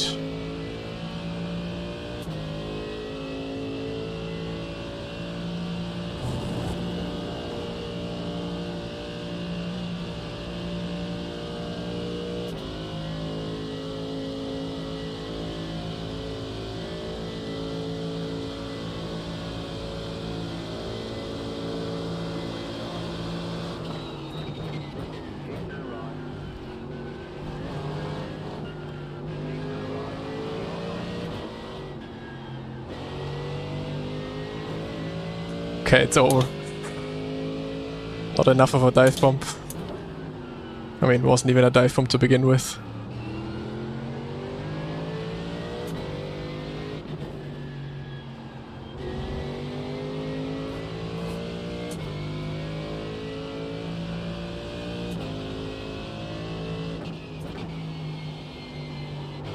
What is so smoke about? God.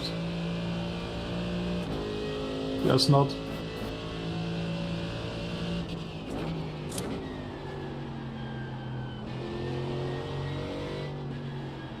I don't know if the Aston gets better to drive, or if I get more used to the car towards the end of the races, but in qualifying it feels so bad.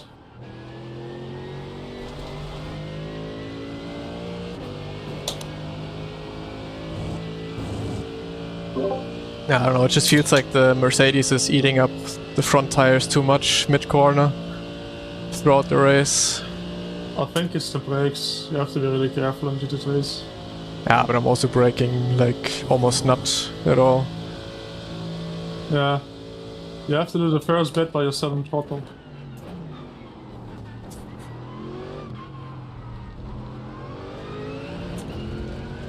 A little scare. For the effort. For the effort. It's getting better, but yeah, still those last 2 tenths to find is gonna be crazy.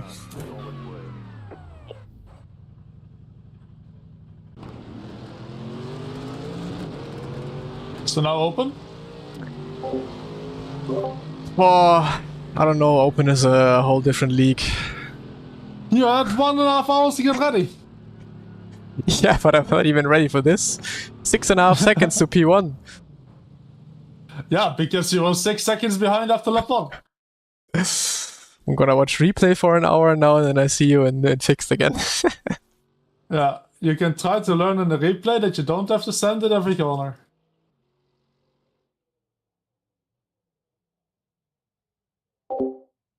Thank you so much, Rice, for the prime. Thank you. No, it's not Rice, it's Ray. Thank you so much, Ray. The both of you have quite almost similar names. For the effort. So let's watch the start. Wow. But yeah, outside here is really good.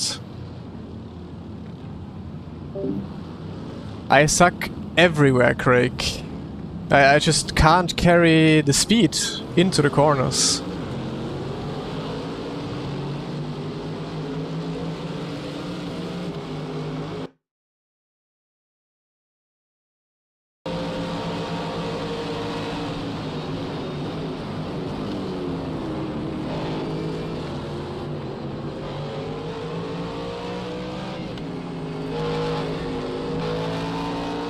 I wanted to close the inside. I think I probably would have had space to close the inside here.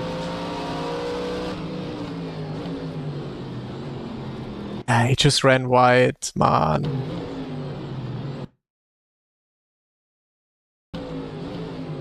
Can't even keep his apex.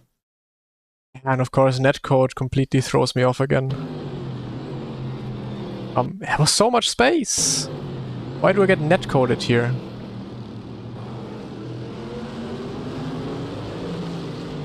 Yeah, and then Pablo having the better exit here.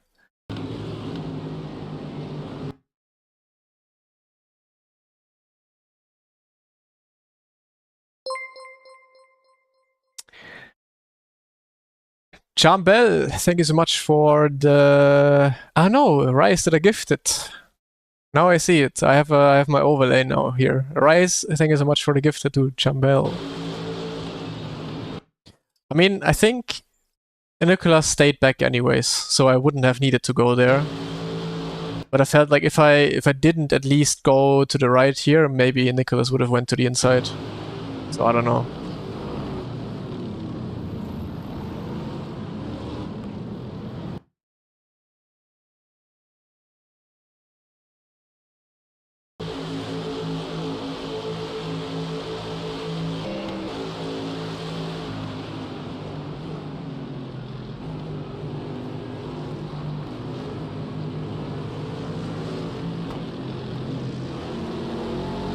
Yeah, he got mucked there.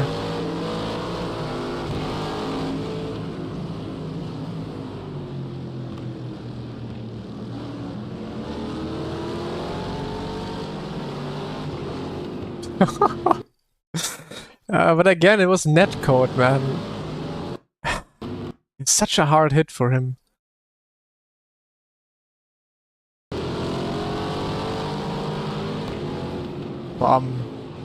Oh yeah, I got damage.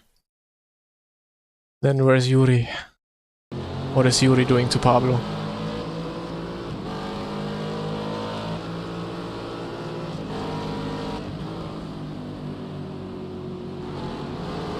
Okay, pretty much nothing. There was an audio in contact, right? Maybe a bit of contact.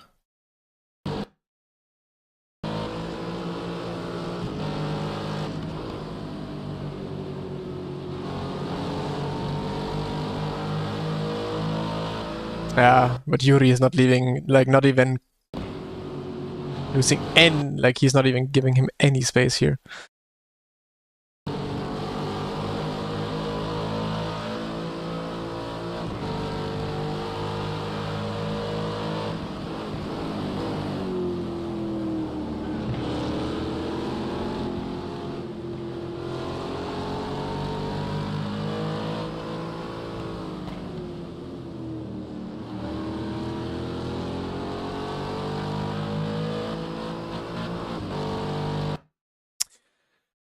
What do I like GT3s? The racing and the competition is fun. The pure GT3 driving is... yeah... meh. Rice, thank you so much for the 100.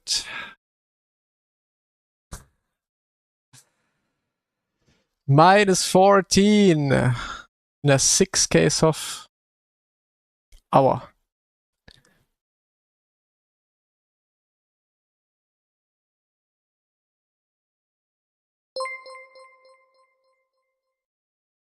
Philip Dersius gifted a tier 1 sub to Niels Roetel1. This is their first gift sub in the channel. Why did the TTS go up now? Because it was a direct gift. Philip, thank you so much for the gift to Niels.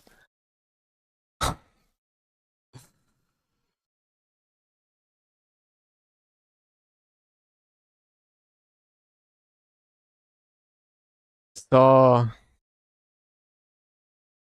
What do we do now? Like, I'm not gonna do open. Firstly, I really don't want to drive a 40-minute race. Fuck that. Secondly, fuel saving. Fuck that. Third, pit stop. Fuck that. Not gonna do that. At Matt Morant's 4,863 super chatted $1.99. Sick race. Yo, Will, thank you so much for the sub. Why did the TTS not go there? Can't see it in the chat. Why are you in GT3 tonight? Just wanted to try it. Felt like it was worth trying, or I really wanted to try. Firstly, because DTM in 2 weeks. That's why. Matt, thank you so much for the super chat. $2. Sick race. Yeah, was interesting race for sure. Thank you so much. Let's go P-Cup. The problem is we have to wait 45 minutes until the next P-Cup race. But I'm actually down to P-Cup. Let's see, is anyone driving? 3.1k off. Not too bad. Whew, Rise 200. P-Cup. So people want to see P-Cup? I've never said I hate Mexico. I think Mexico is a lot of fun. It's a good track. We can do GT4. When is that going to start? In half an hour. I'm down for a GT4 race. Something fun. Something chill. Today is the day we try anything but Porsche Cup. We try something else than Porsche Cup. What else do we have? Ringmeister with... Why would anyone ever drive this? By the way, Cat is on my lap.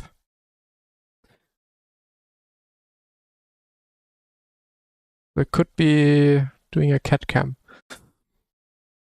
Do Ringmeister, not with this car. Not with this car. M2 Lime Rock. Production car at Adelaide. Global sports car at Nordschleife. Which cars are that? GT4 not bad. GT4 not bad? Okay. I think GT4 could be fun. Which cars are those two? Those.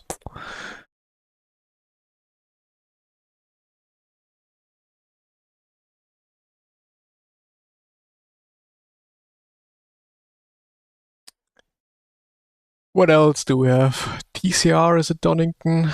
Where are those? Jerez, Road America, Mount Panorama.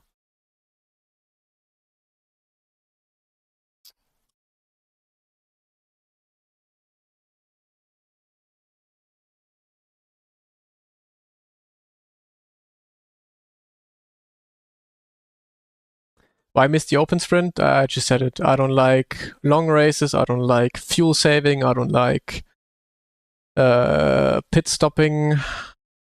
I don't like any of that.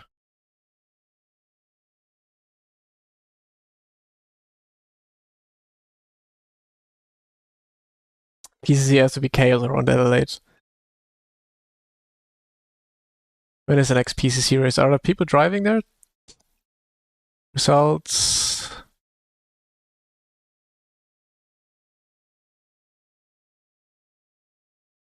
Okay. Absolutely. Well, there's a few people driving it. But yeah, the soft says it all. I mean, GT4 is not going to be better, right?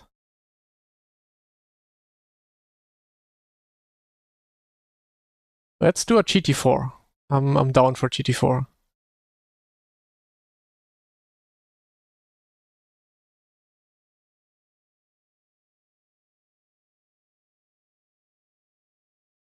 Yeah, but also GT4 has no grid pretty much.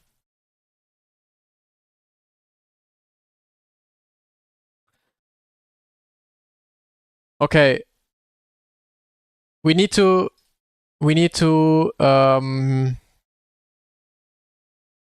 We need to think about it, because if I do GT4, then we have to wait quite a long time for the next Porsche Cup. Although, I think when I do GT4 now, I can join the next GT3 race again. Although I'm not really sure how much I really want to drive GT3 again. It was a nice time, but maybe it's good like that. Because eventually we have to go back to the road to 11k I rating. That's our ultimate goal still. And if we fuck around in GT3 for longer, we will go down to, yeah, we will not win any I rating.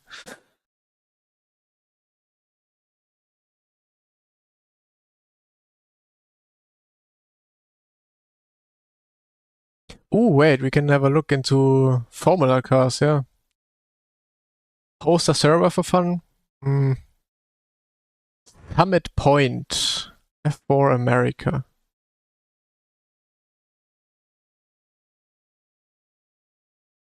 $12.15.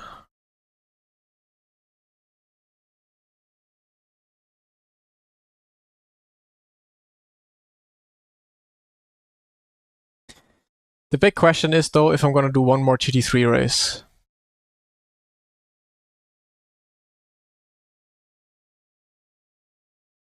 I only have this account, yeah.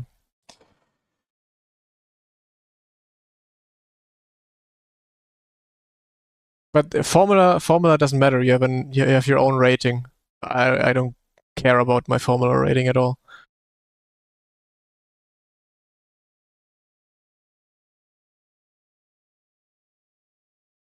Maybe LMU GT3?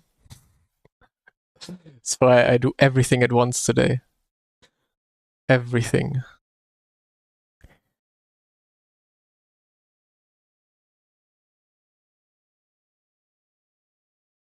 IMSA. Ah, you are Leon in 4, okay.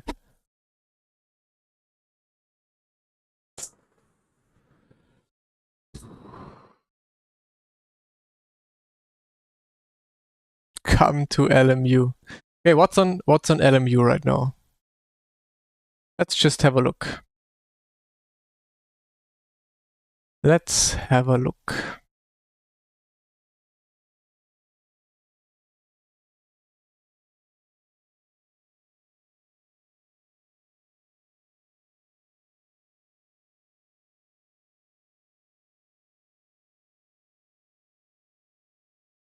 Wait, this is still wrong settings.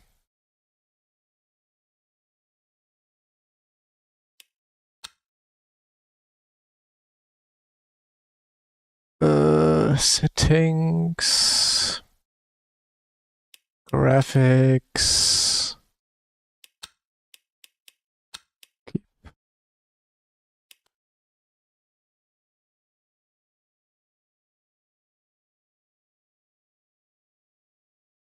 I mean, we have a bit of time, depending what we do. It's actually also Spa GT3 on LMU. That would be fitting. But I also have quite a good rating already on LMU, so I also can't just jump into any random race.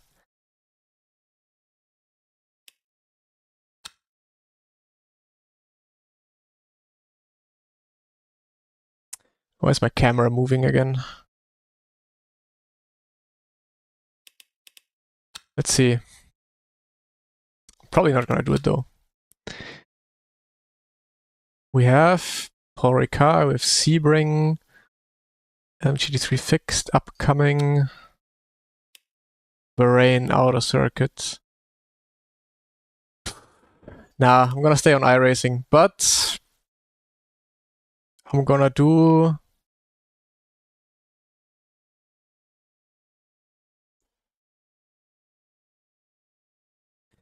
I don't know what I'm gonna do. I'm lost. I'm lost. I kind of wanna do Porsche Cup again, but I kind of feeling like I did the GT3 now. I got better at it. I feel like I can do a much better qualifying and I can be up ahead somehow. You're still playing Among Us? Supercars. Go for it. Go for what? Porsche Cup or GT3? Would love to see another GT3. Okay, you get the vote now. GT3 or Porsche Cup? It's for sure gonna be GT3. GT3 and GT4? Or Formula? I think GT4 is cutting it too close. I think it's time for you to run. That's a very good idea as well. So we have more GT3s, way more GT3s.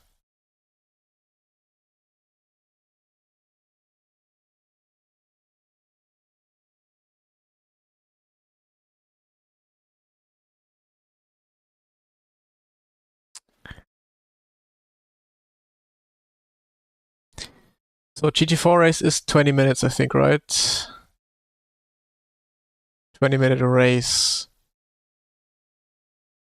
It means we won't have a lot of time to prepare for the next GT3 race. So I'm gonna be doing one F4. Let's do one F4 and then we go back to GT3.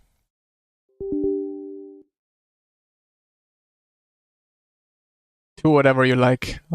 The problem is I don't know what I like at this very moment, what I like to do.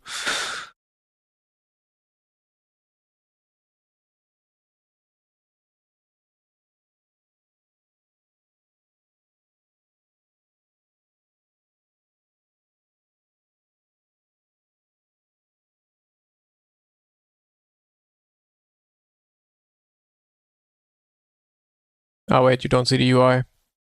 Sorry. We're back.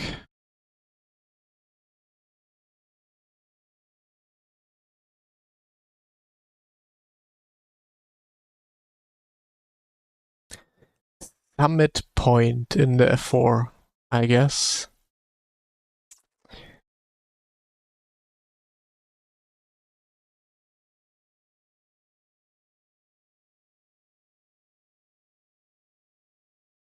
Why don't you drive LMP3 or 2 in iRacing? Not fun to me.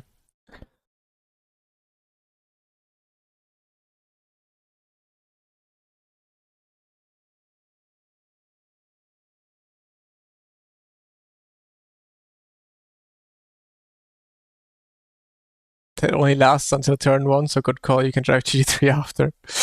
Yeah, let's see. I mean, we can basically make this a community race. So you all can just join Formula 4 now. It's like a hosted session, just in an official session. And who gives a shit about Formula rating anyways, right?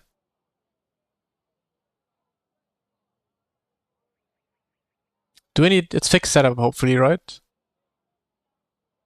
Yeah, nice. So Leon, are you still here? What is the brake bias that I have to run for this car?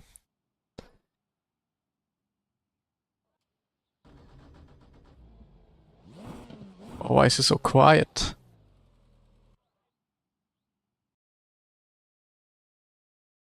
What is this skin? Why is it a black mouse skin? Interesting.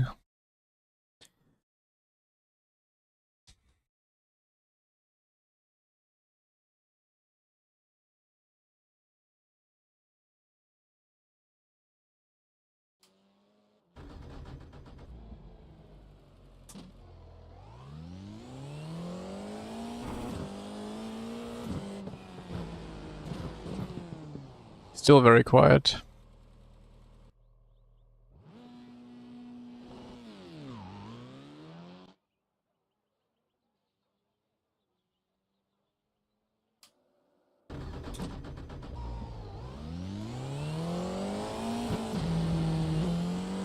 Oh, come on. Just let me see if I have the pit limiter engaged or not. How do I even start this? I guess.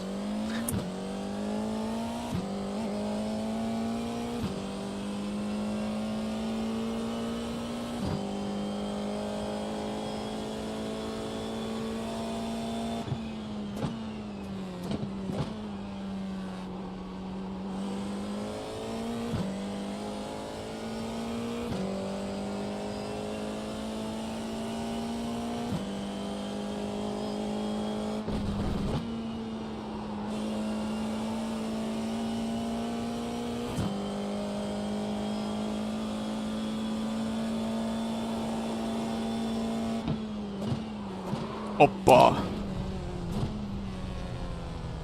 Okay, it's not a Formula 1 car with Formula 1 brakes.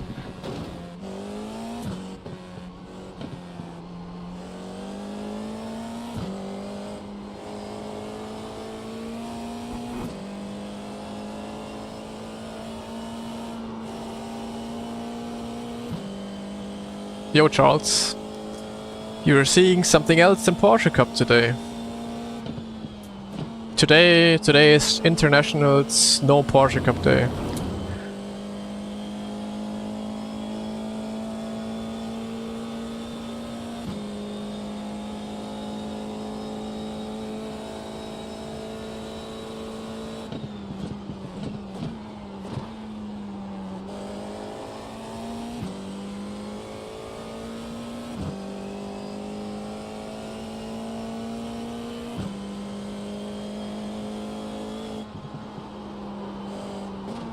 Is it just a lift? It's a bigger lift.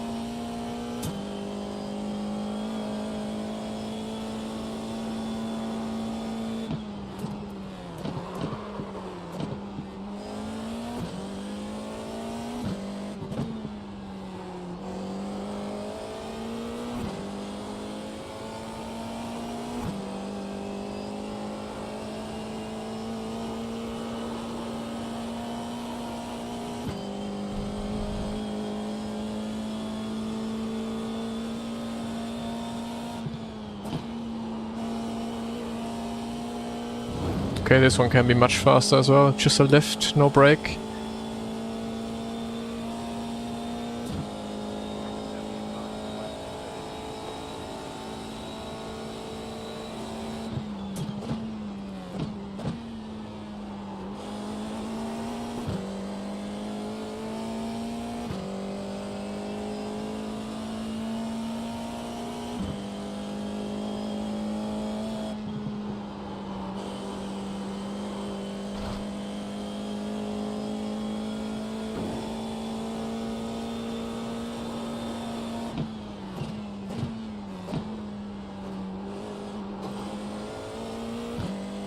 Oh, it's already starting, okay.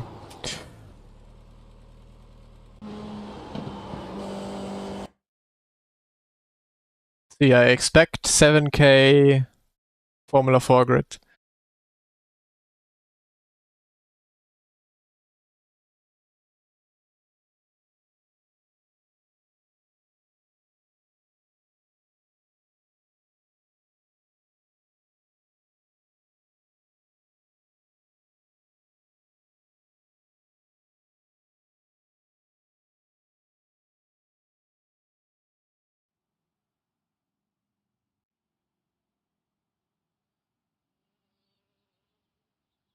Yeah, no, today is International no Porsche Cup day.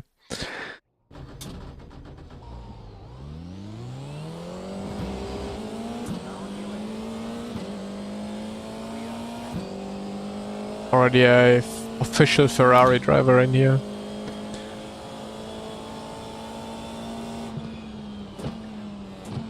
Yeah, I said just join. It's not gonna be like a 6K soft grid. Like there's anyone who would have registered would have probably been close to top split.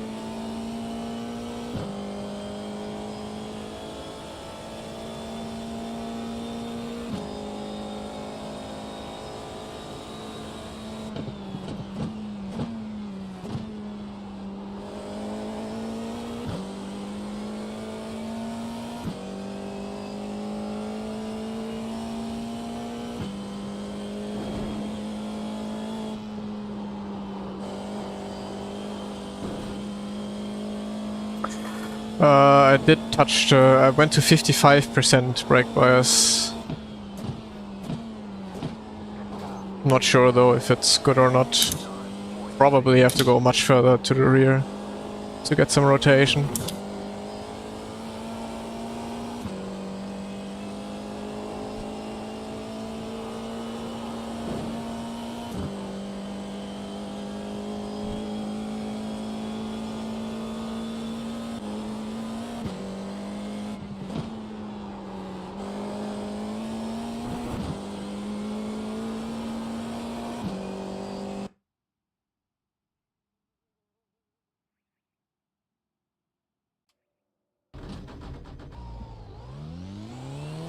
So do you also have to warm up the tires here? Let's do a little.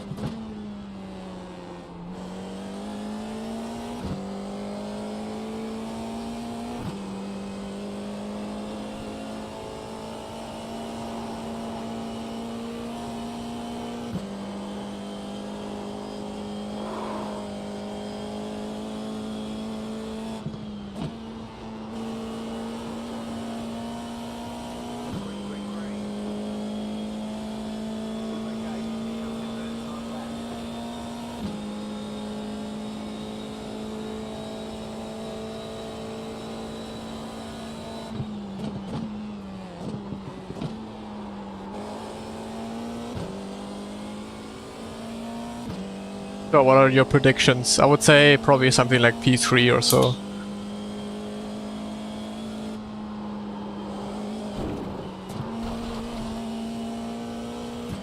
Or P last.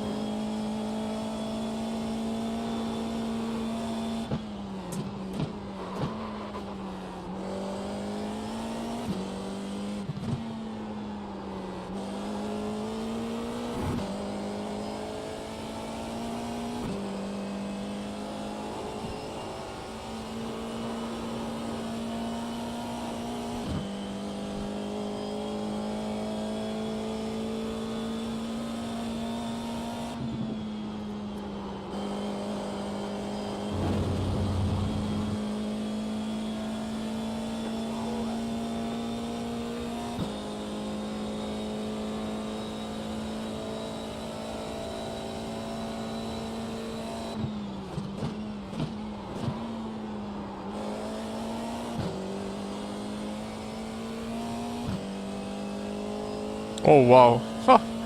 A lot of fast drivers here. All the F4 drivers came out to play.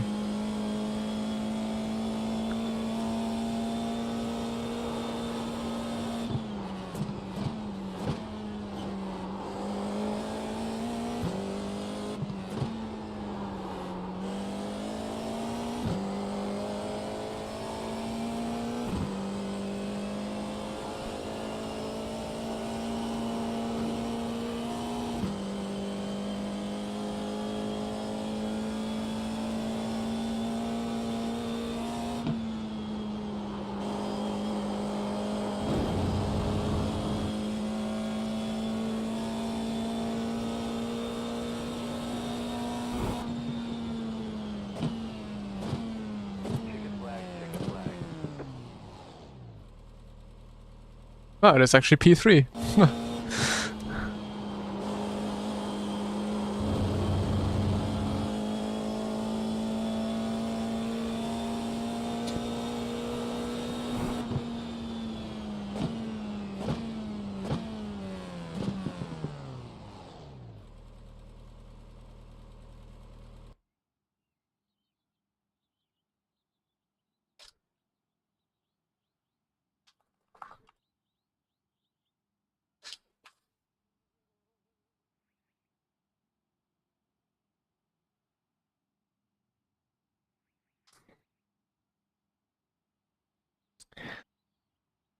Didn't get the time right at all, but it's P3. I also didn't think I would do a 8.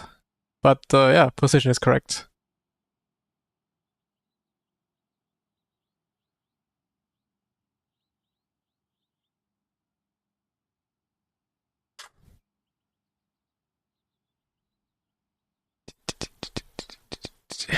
I like the track, yeah.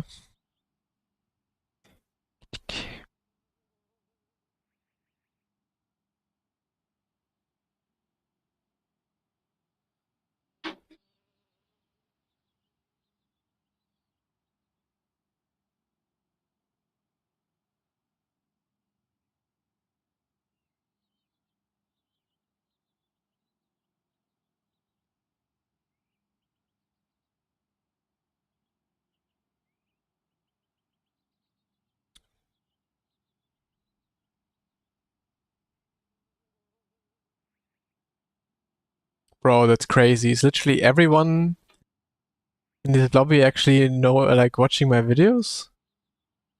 Or did you all just register from watching the stream right now?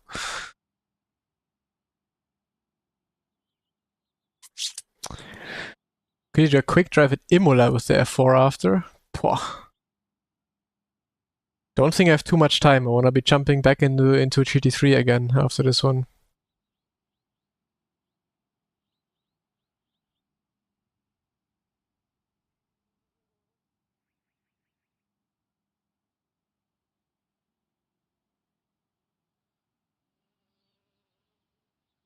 That's crazy. Does the whole lobby know me?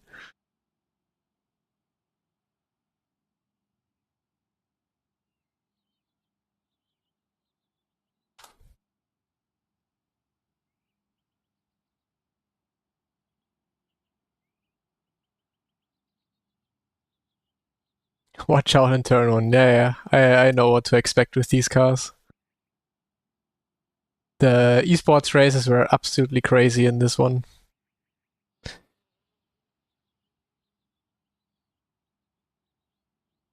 Watch out the whole race. How long is the race even? 15 minutes, okay, perfect. YouTube. What about the Twitch viewers? What about Twitch? Twitch is feeling left out.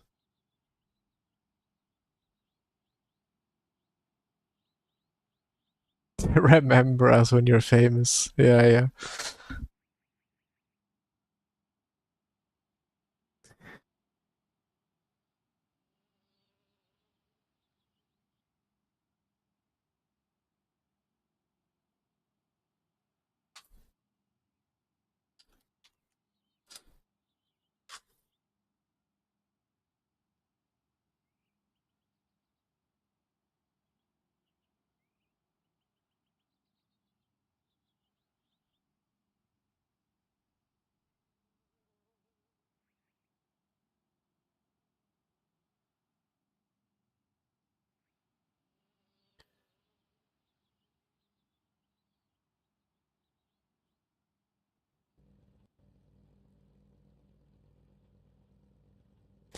Winton? I probably don't even own that track.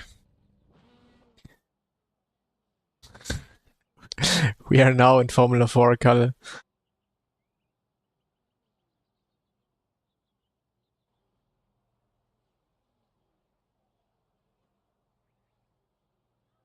Winton is free.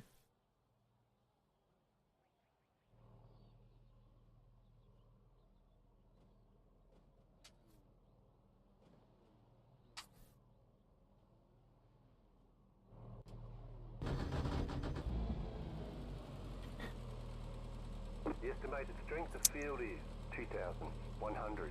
We can do Porsche Mission E? I mean, why not?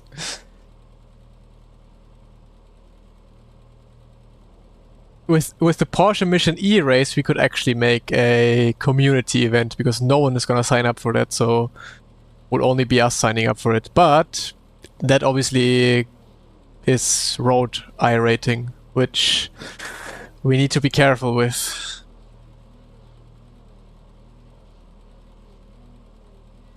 Only us donating I rating.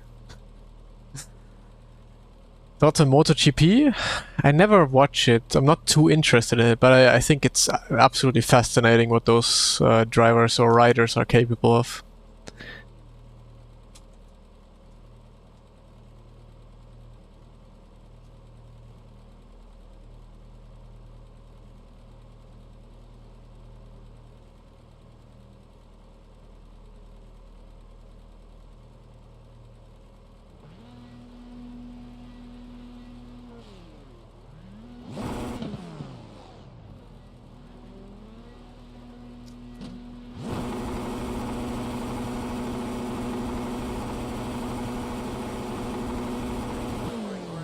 Ooh, that was a pretty good start. I even released the clutch a little too early.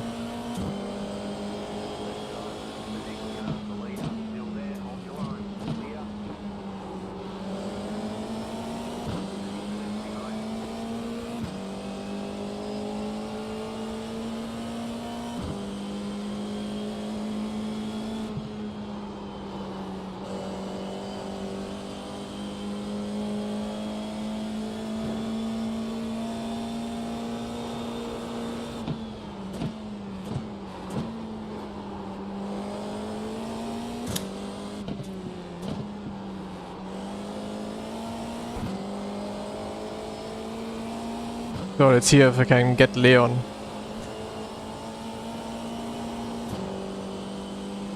But he is fast.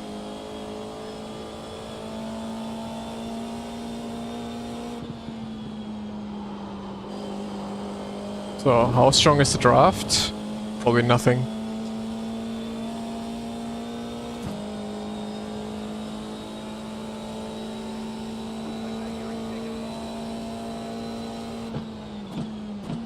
Oh, way too early.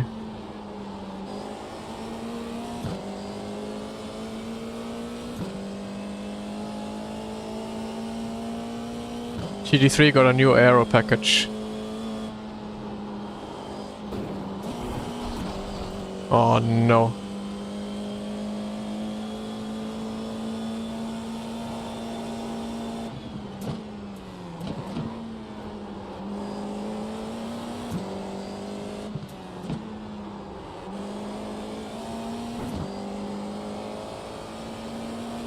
So let's see if I can get better throughout the race. Like improve lap by lap, and eventually we should be able to actually match his lap times and maybe be quicker.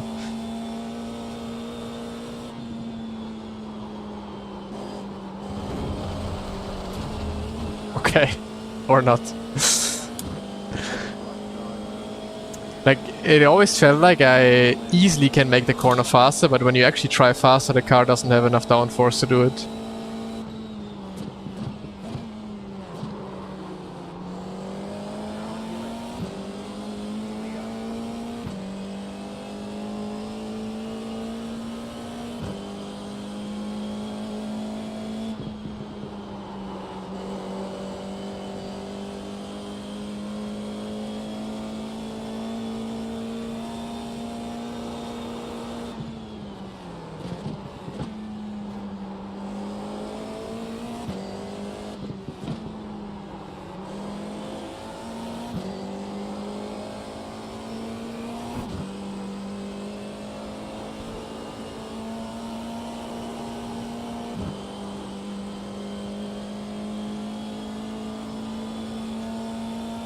Favorite F1 team and driver?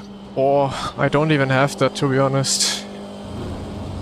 I don't really have that.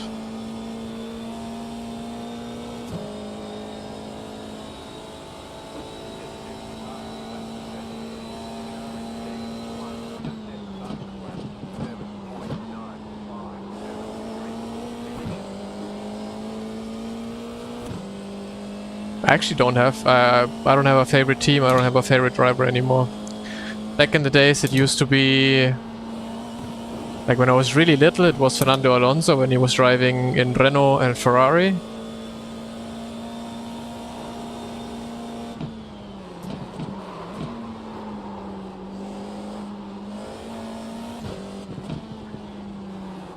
Yeah, That was about it, but it was never about the person, it was always about, because as a kid I just liked his helmet and I liked his cars that he was driving. That's how I picked my favorite drivers.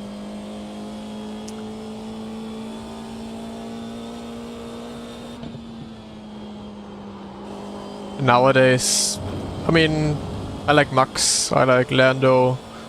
There's so many likable drivers on the grid. Albon, Sainz, but like I don't really have like one favorite driver anymore. Also, not really one favorite team.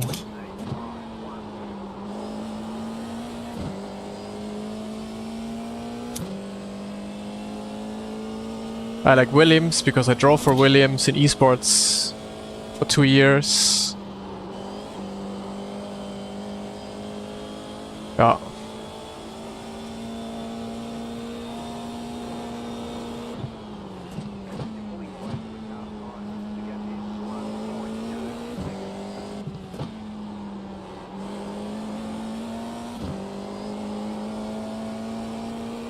And driving GT3 after this is gonna be fun.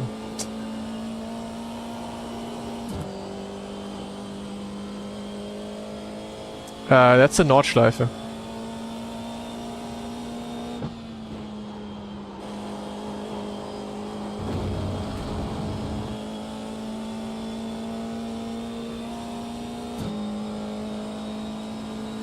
Mick Schumacher was fire. I mean, as a German, you had to like him when he got into the sport. But yeah, he was just not delivering.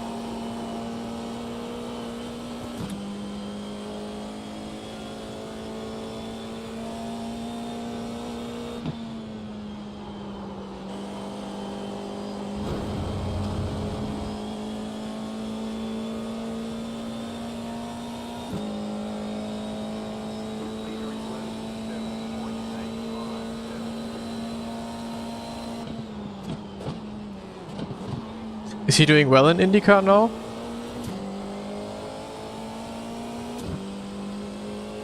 Or just like a midfield driver?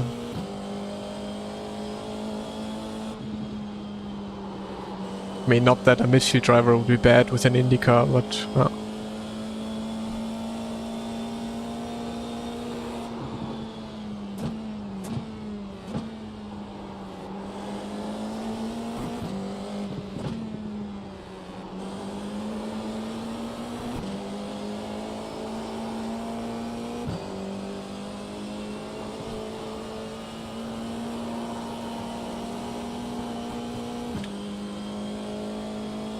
No good results so far. 7/10 in your last. Oh, IndyCar is actually close then. Actually never watched IndyCar really, except for the Indy 500.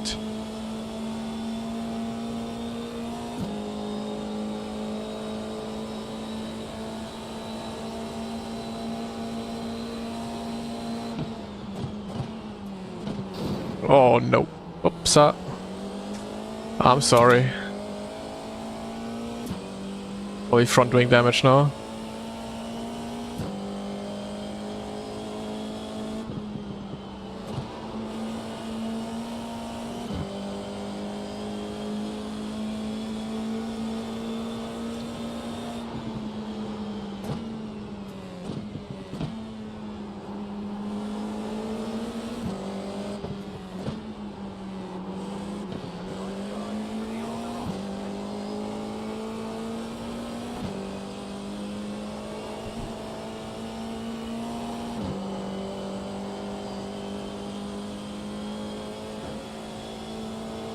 Sorry about my president.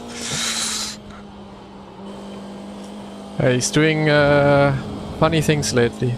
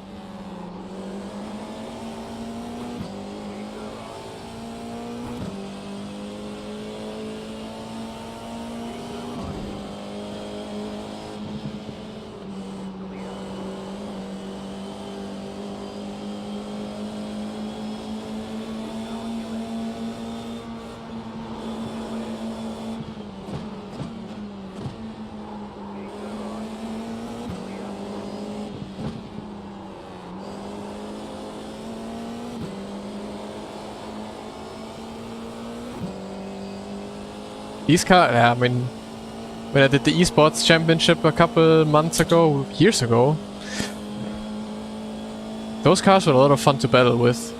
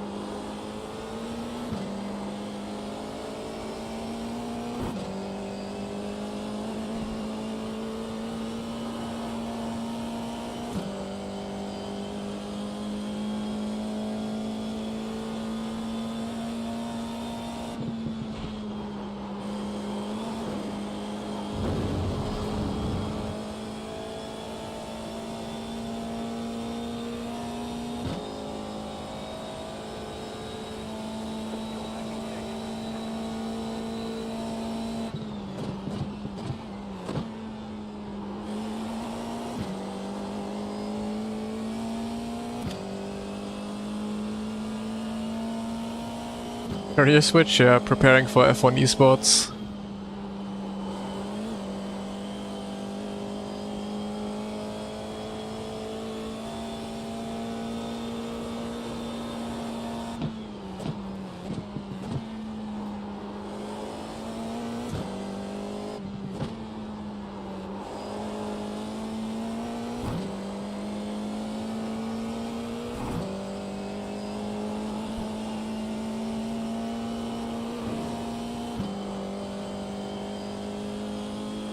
They crashed? No, I think he just hit the gravel in the last corner.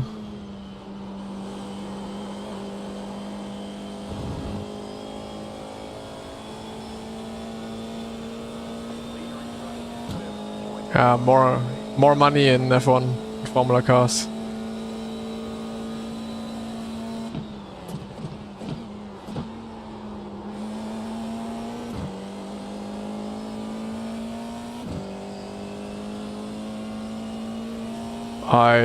I guess I would use them. If someone sent them to me, I would probably use them, yeah.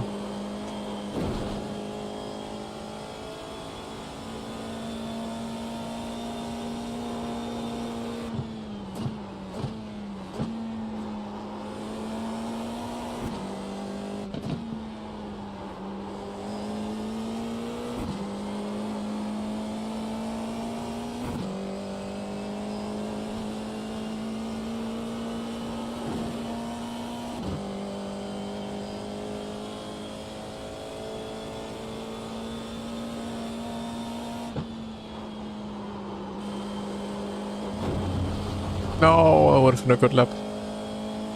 Oh no, Leon did a much faster lap.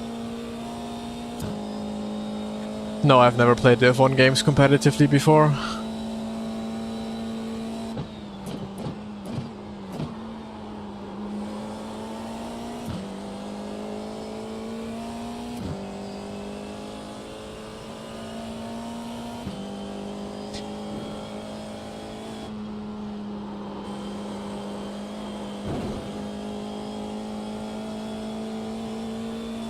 Yeah, Leon is much faster.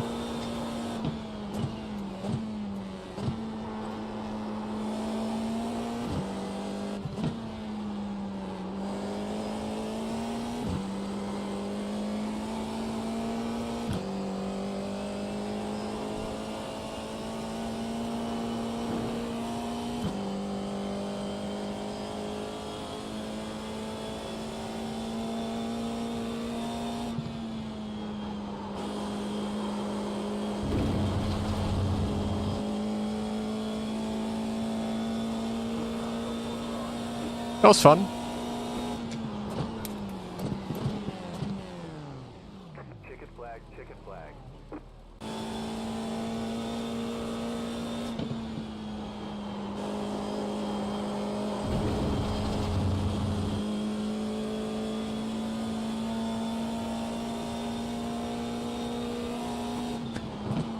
So, time for some GT3.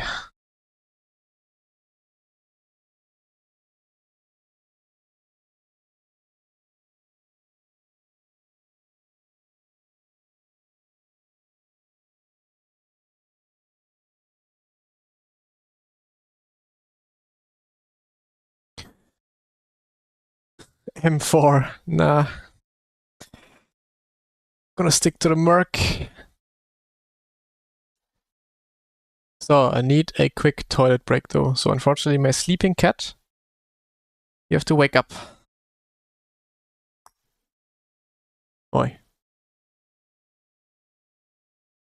So, join BRB. Oh.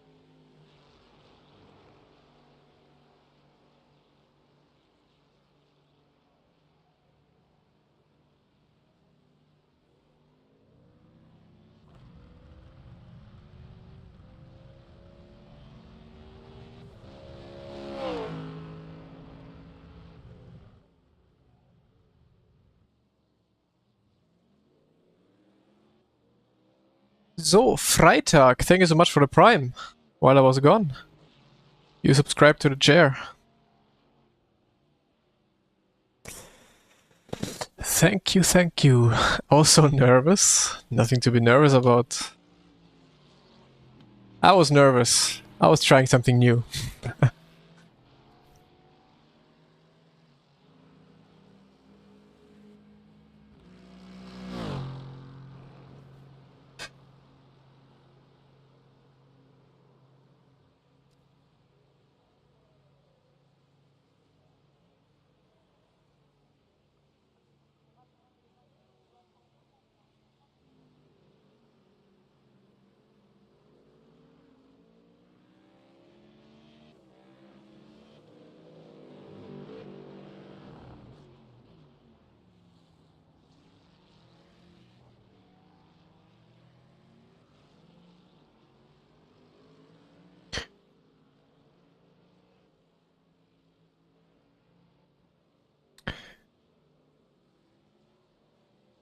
I've played against many maxes on the sim.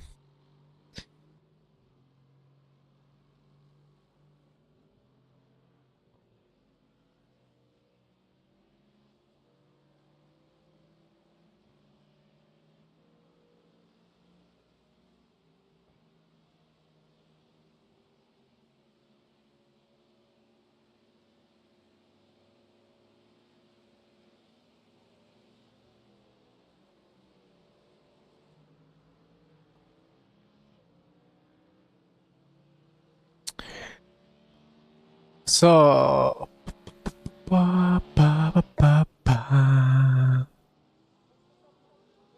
Let's go.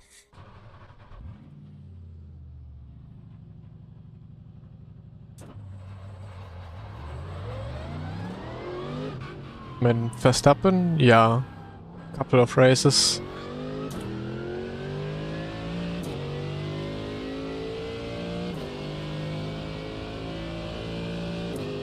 So I think the next fixed race is gonna be stacked already. I mean, it was stacked before.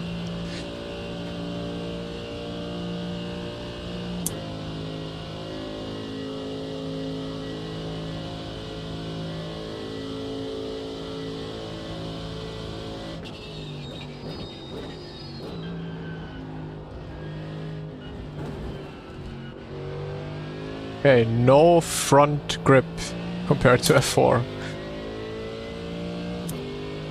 Help me get through your workday. Hope I'm giving you some more enjoyment.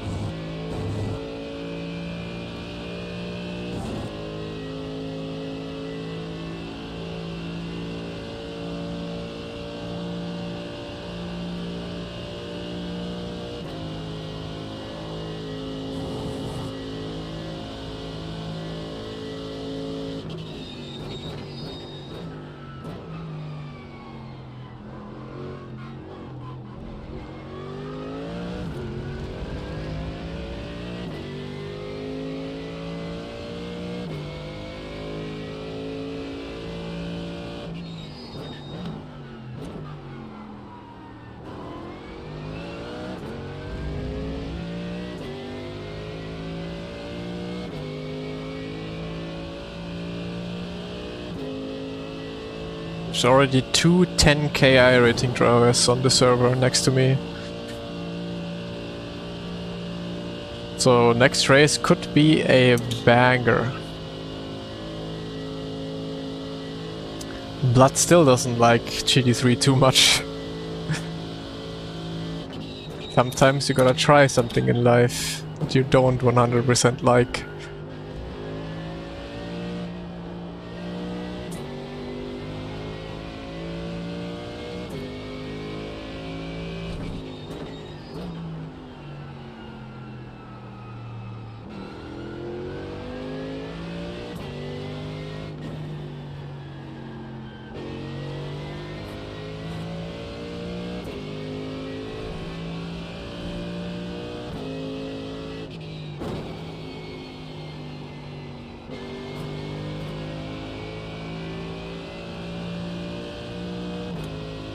Merc, Ford and Aston are pretty good, and Porsche and Open.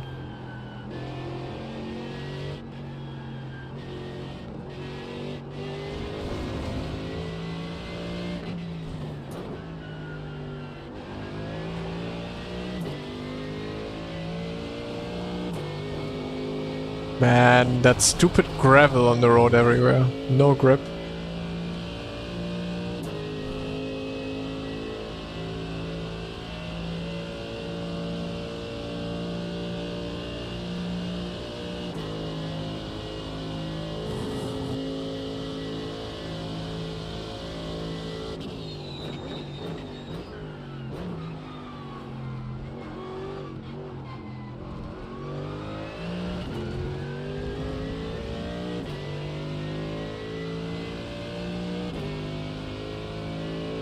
You raced against me in the F4 race, had tons of fun. Were you the one we actually raced against, like the P2, 3 and 4? That was good fun, yeah.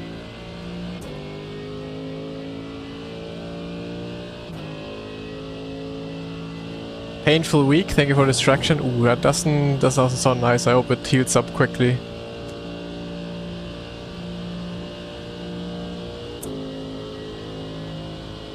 Is it difficult for you to switch between F4 and GT3? Nah, if I just do one F4 race and don't really get myself too much into it, then it's fine.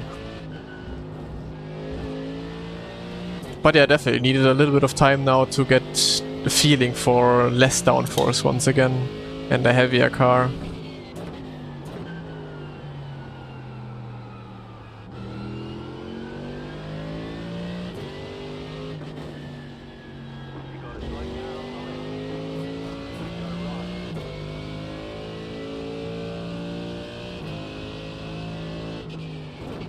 Only on iRacing. Usually I'm a GT3 fan. I like the GT3s usually quite a lot.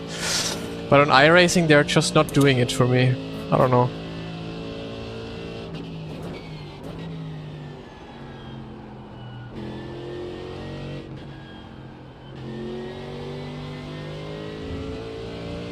Would you recommend butt kickers? Depends what you want to have them for. If you just want to have some fun.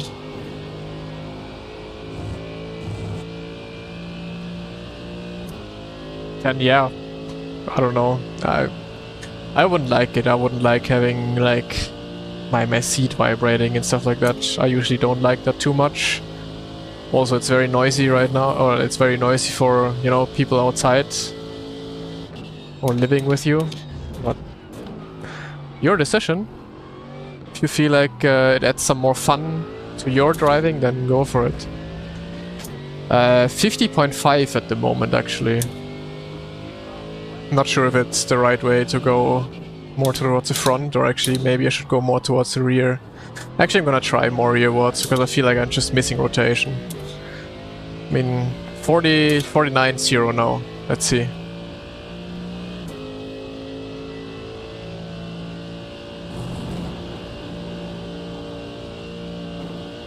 I mean, for some people it might help to feel more what the car is doing.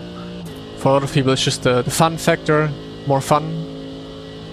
But I personally, same with motion, I'm not a huge fan of it. Just makes stuff too complicated for me.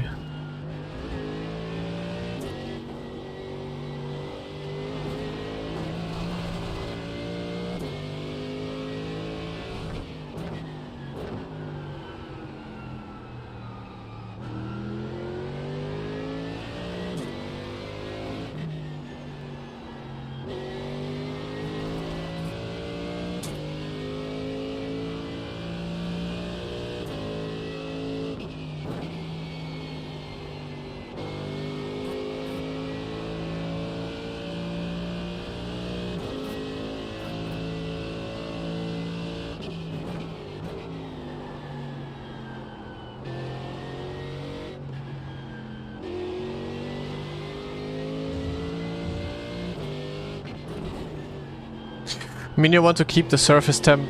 I think it's especially the surface temp. I'm not entirely sure how it works, if it's surface or internal. But usually the lower you can keep your tire temperatures, the better. And doesn't matter what value you see, as long as you can keep the temperature lower, the more grip you will usually always have.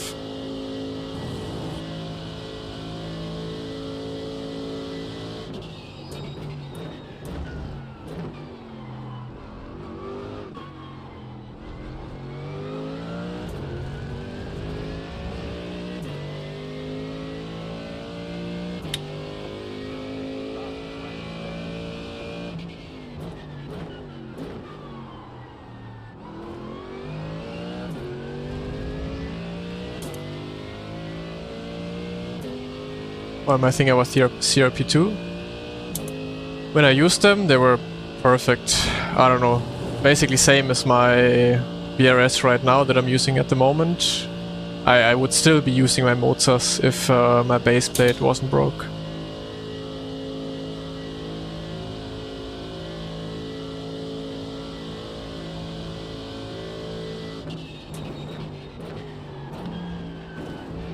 I'm not sure if 49, I feel like I get too much oversteer going into the corner. Struggling a bit with it.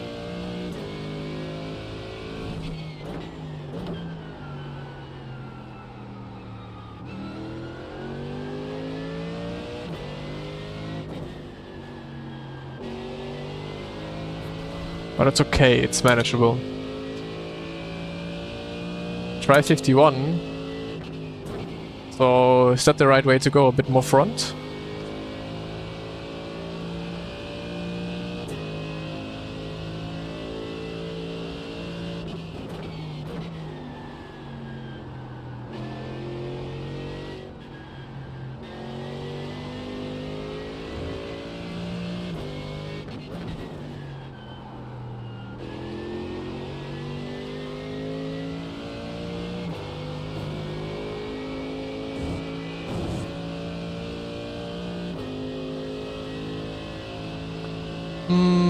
I mean, I definitely had sometimes the feeling of, man, I'm done with it. I think it was especially during Rennsport. That was really a time where I thought, like, holy fucking shit, I am so done with this. But like never, like actually for real. Like at that time it wasn't more like, yeah, I don't want to do this Rennsport stuff anymore. But even after like a esports championship, I was like, man, I need a break. 2 days and like I needed to do some sim racing again. Because usually I'm just missing doing fun races, daily races like this, compared to the esports stuff. Because esports is just a very, very crazy environment to be in. So let's try 51 this lap.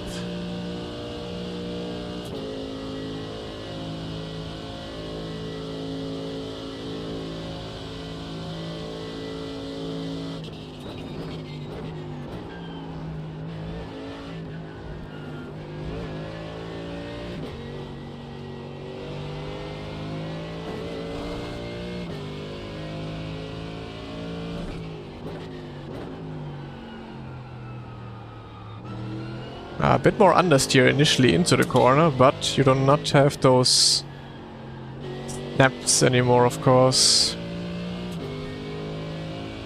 Just gonna try it. Maybe I have to go a bit safer. That's the way to go.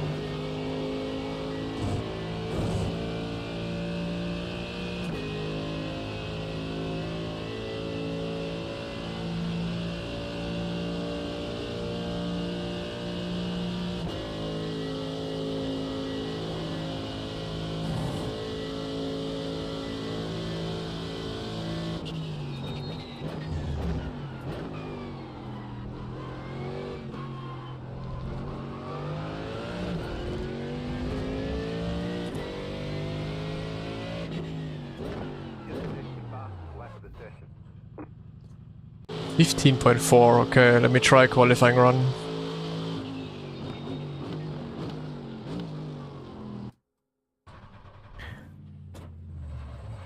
How many years have I been sim racing? Pretty much exactly 20, just over 20 years. I've been sim racing now. So yeah, almost my full lifetime.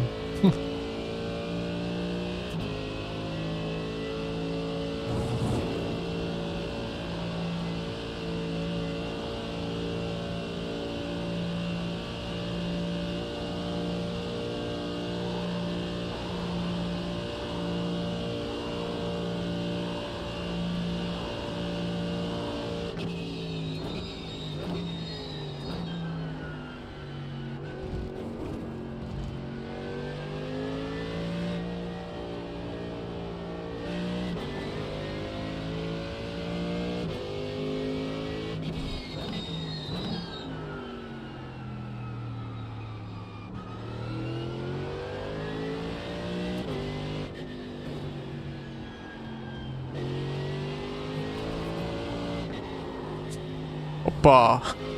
Okay, rear tires also on temperature now.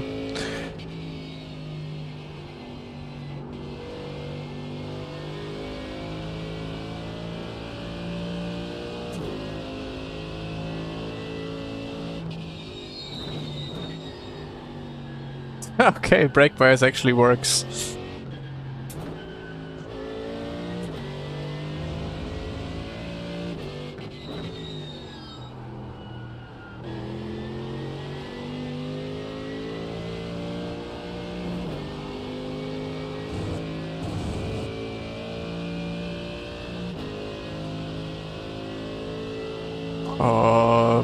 I don't know, it's...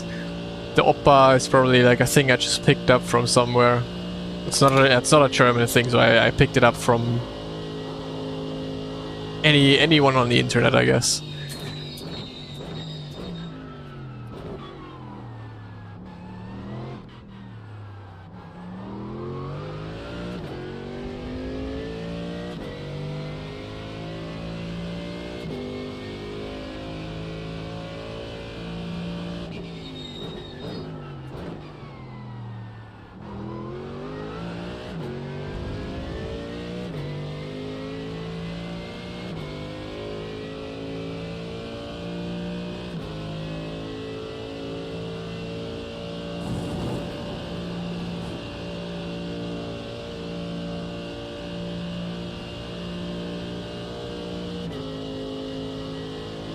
$51.5. You want me to go even more to the front?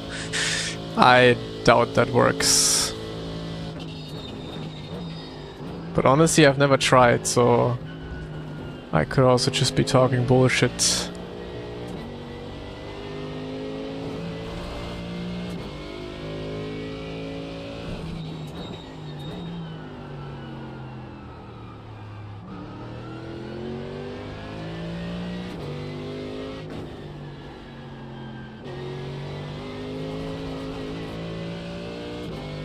But I feel like the car is understeering too much when I try to rotate it into the corner. So actually I might just go with 50. I think 50 was a very good balance of everything.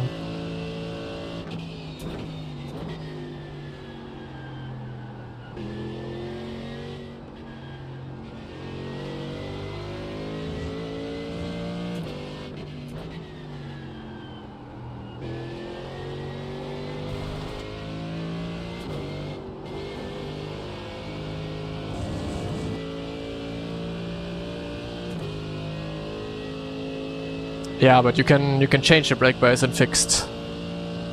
So it's, yeah, I think it's around 50, it's 53, yeah, which is way too far in front, for sure. I think 50 is a good value.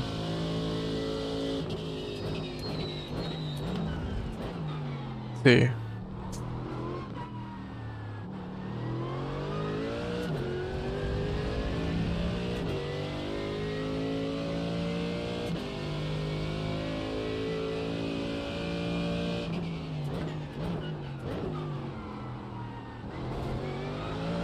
Oh yeah, that's nice. Car's rotating, not too much, not too little. I'm gonna stick to 50.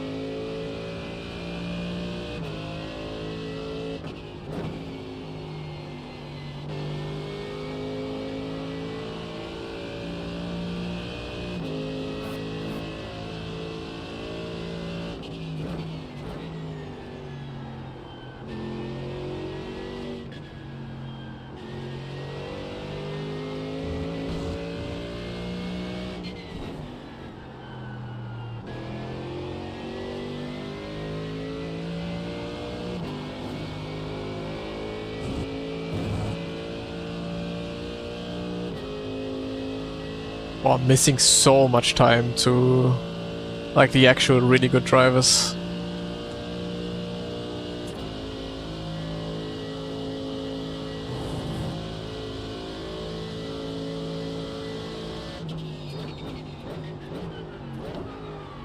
There's no mainstream, to be honest.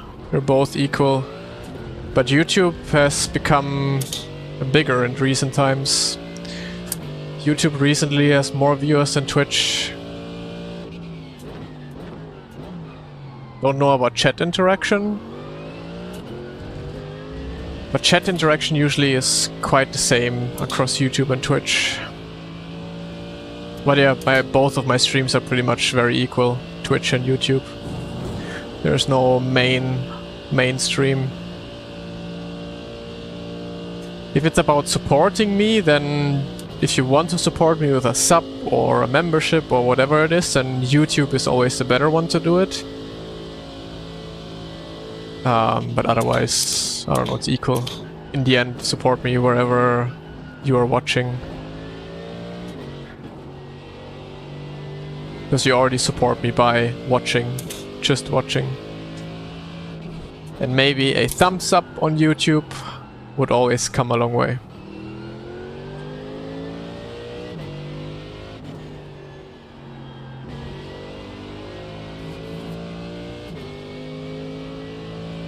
As a viewer, I prefer YouTube because I don't have ads here. Yeah, I think YouTube is a lot better with ads.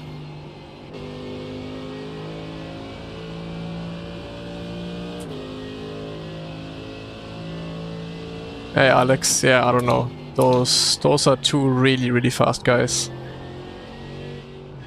P3 I can get P3, yeah, but P1 and 2? Nah.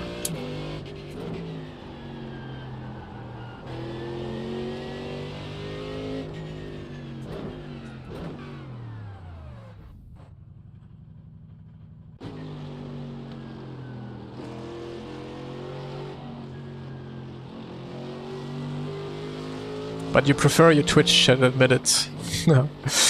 Well, oftentimes YouTube chat oftentimes has strange people in there. I mean, Twitch is just degens all around, which is just a normal internet culture, you know. But on YouTube, you oftentimes have like all the normies, and on YouTube, you oftentimes get very strange chat messages where I'm like, holy, that's typical YouTube chat, you know. But most people are completely fine if YouTube or Twitch doesn't really matter too much. But there's definitely a difference. There's definitely a difference between Twitch chat and YouTube chat. So people who are chatting on YouTube are usually more normal, I would say. more normal. Whereas like Twitch chatters are quite like just gaming degens and very much into, you know, because Twitch, the website itself, if you go on Twitch, then you're already like very much deep into like live streaming and gaming and very much in there, you know? And YouTube, you have all the NPCs, but mostly normal people just use YouTube. That's the difference I always see in like between Twitch chat and YouTube chat.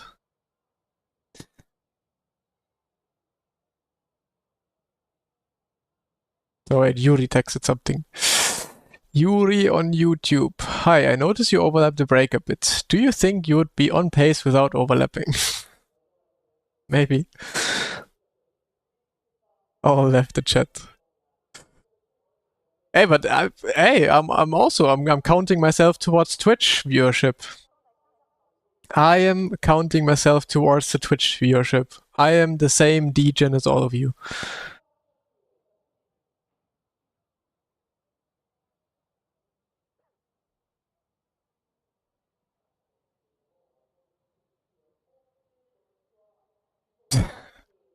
And now fight. Twitch versus YouTube. Fight.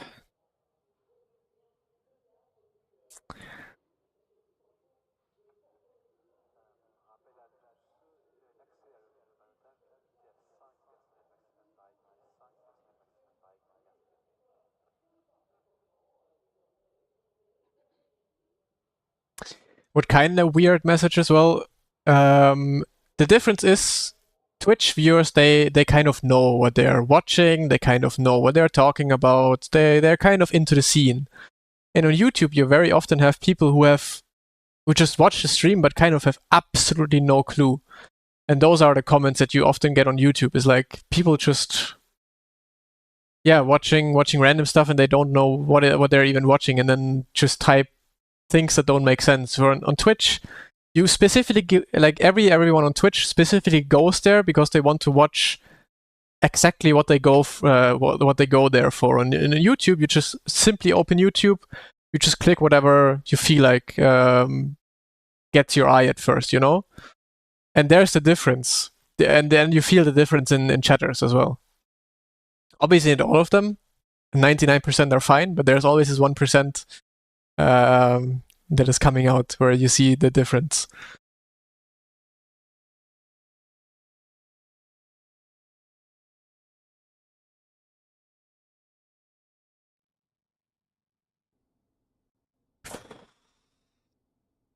Ooh, Eureka.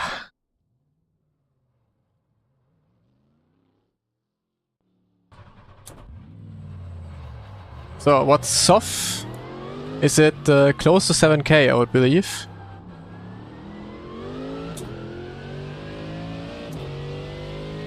$6.8, okay.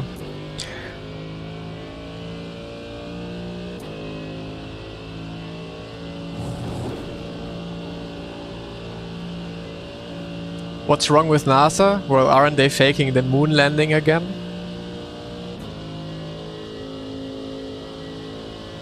I just don't use Twitch anymore, ads are ass. Yeah, that's like whenever someone is streaming on Twitch and YouTube, I always watch YouTube as well.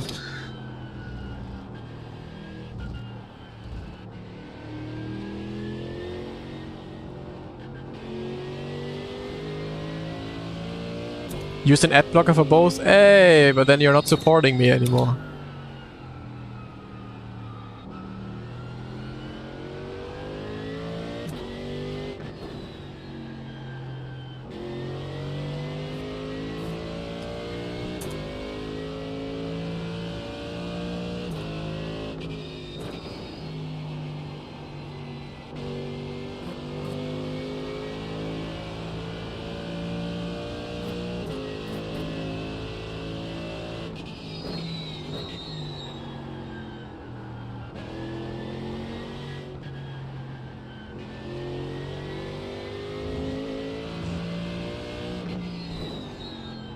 Oh wait, brake bias I didn't change. So.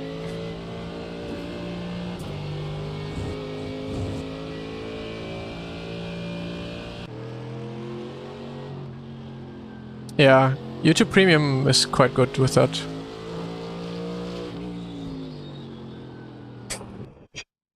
$2.0 so far for brake overlap versus no brake overlap. Lock in. Well, if I look into the results page, I won both races in front of Yuri.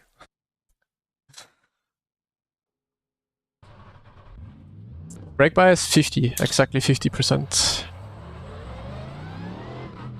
Exactly, when someone with YouTube Premium watches me, I still get paid as if you're watching ads.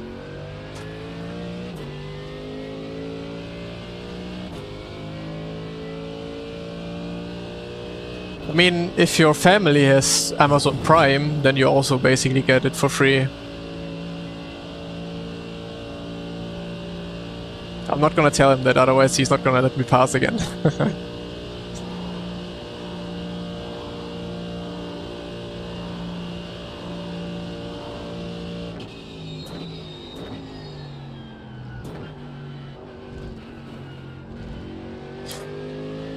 Okay, let's actually have a good qualifying. I think with qualifying pace we can actually be somewhere up the front. So let's try our best.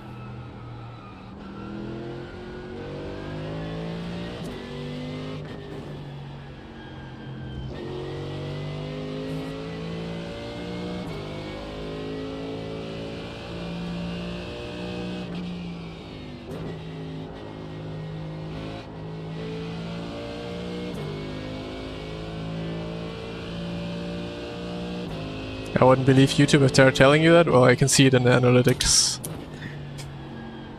Same with Twitch. When someone has Twitch Turbo and watches me, I also get something. Got banned. Sick of this. Well, what did you get banned for then? You don't get banned for nothing.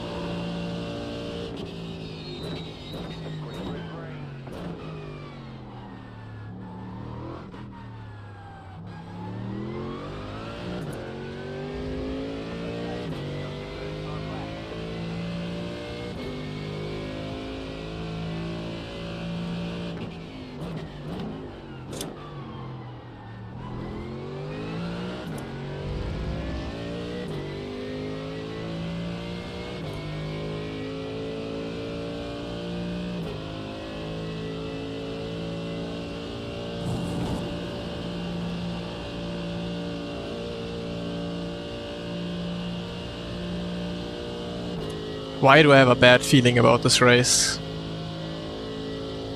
It's usually the feeling I have before crashing.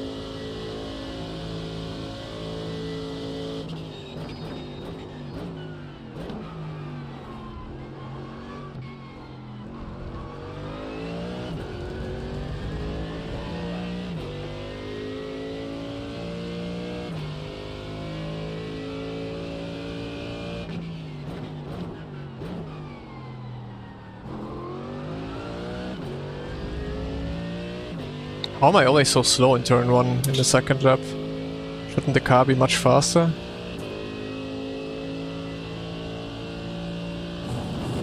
But it's always turn 1 that I'm missing out.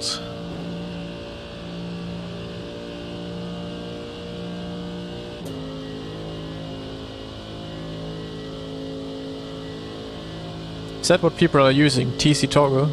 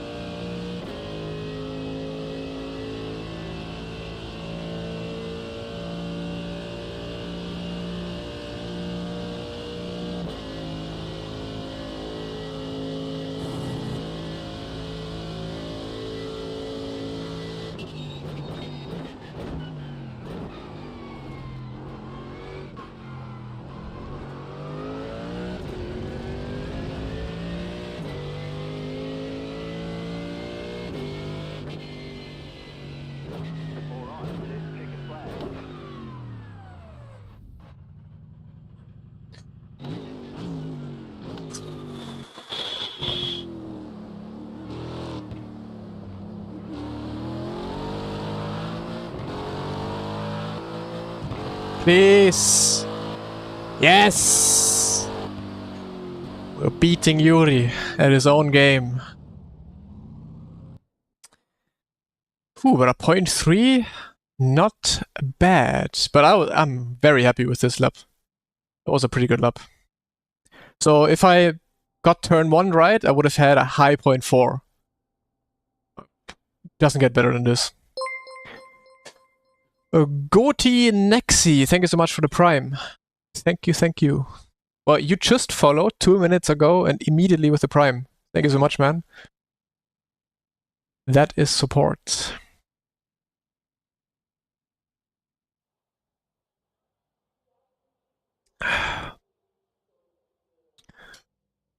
Whew. Now I'm nervous. Now I'm nervous.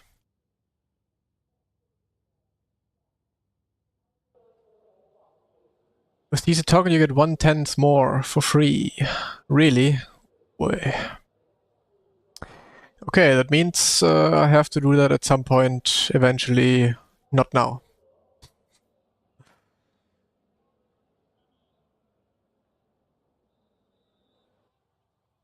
Need to search for my Twitch account with Prime and didn't follow you on this account. Well, thank you so much. Did anything change in the GT3 spot during the maintenance? No. I don't think so. Smiling S Cheese. Thank you so much for the Prime as well. And Akasuda. Thank you so much for the Prime as well.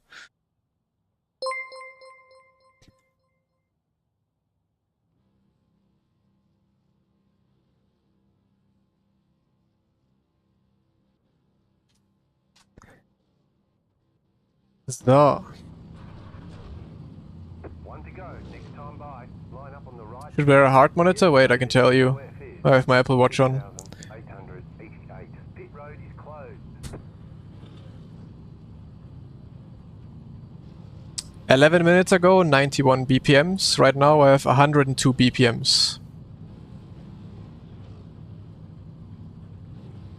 Yeah, turn it off when you drive over curbs in a straight line or so the TC doesn't engage too much there. 108 BPM.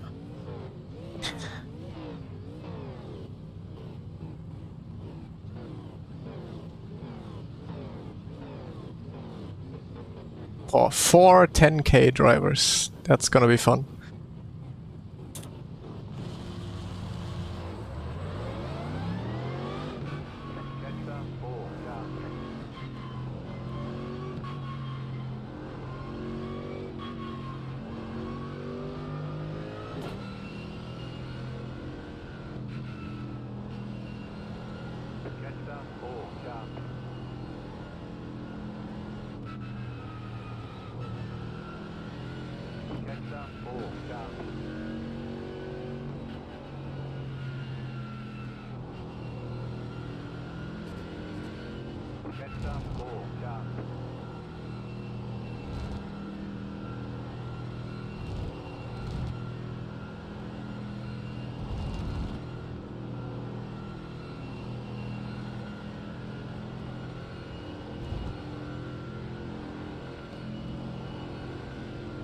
I'm starting on the outside again, that's beautiful.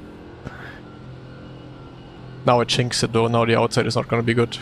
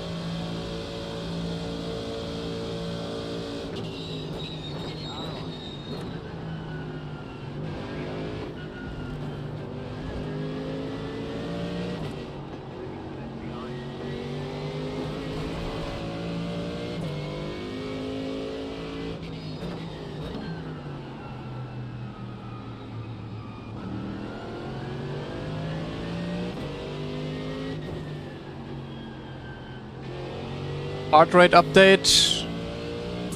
Oh, it's not updating. 130, I think.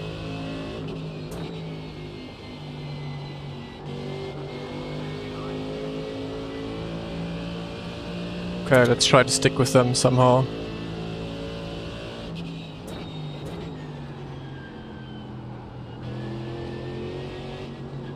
Wow, I'm kinda nervous. I feel my foot vibrating.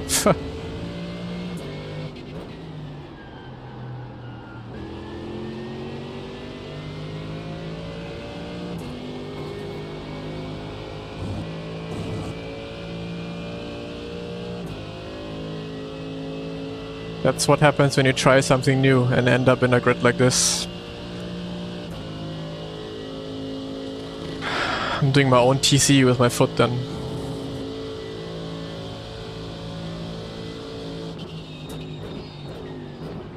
Bruh. Ja, genau.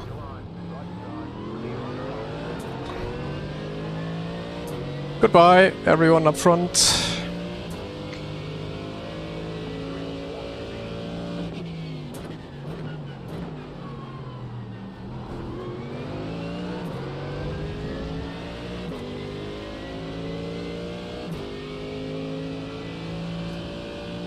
Okay, he's flashing. I guess that means he's staying behind.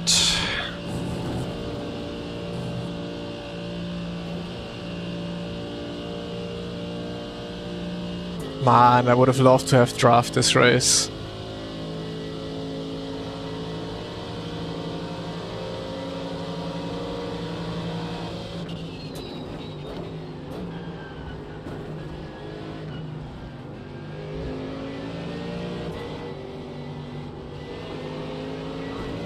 But I can still get there, maybe.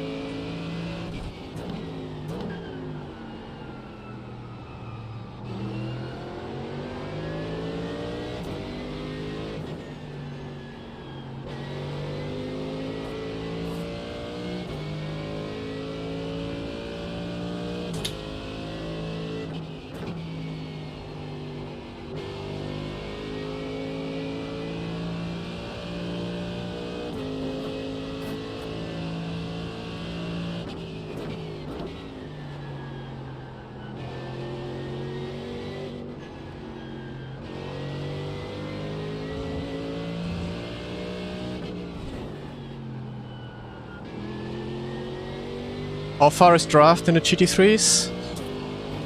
Is it as far as Porsche Cup with 2 seconds? 1 second. Eh. Not good.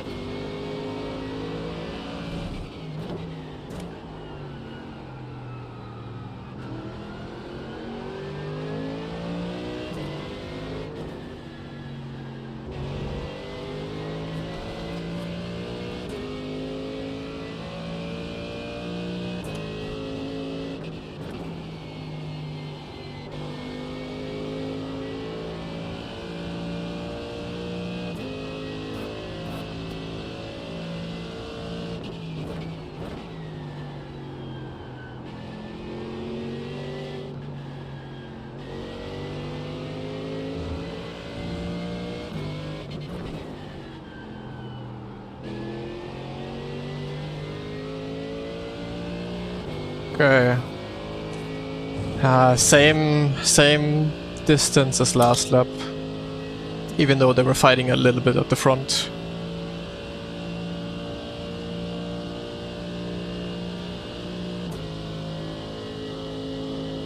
Let's hope I can keep the Ford behind.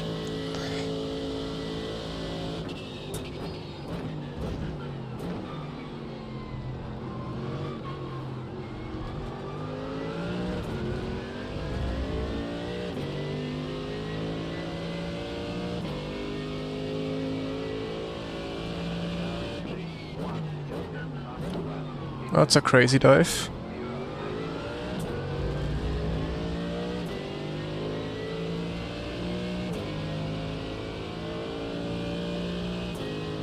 So I need a push from the Mustang now. If he overtakes now, it's stupid. Because we might actually get them if they start fighting now. So please just push. Nice.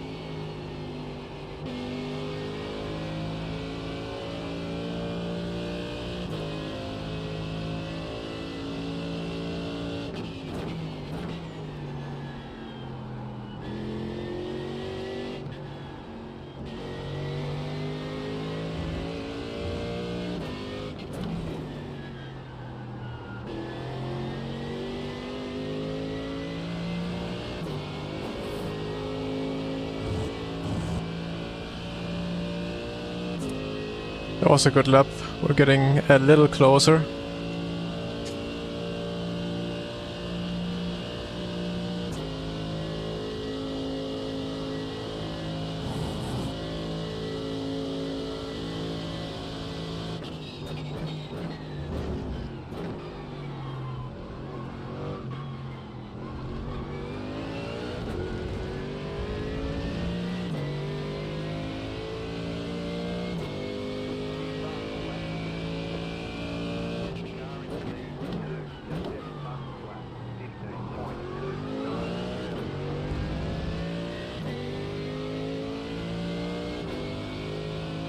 Just such a shame we don't have draft. Every single time we lose it in the beginning of the race. By last 2 times, no fault of our own. First time, my fault. Just not being fast enough.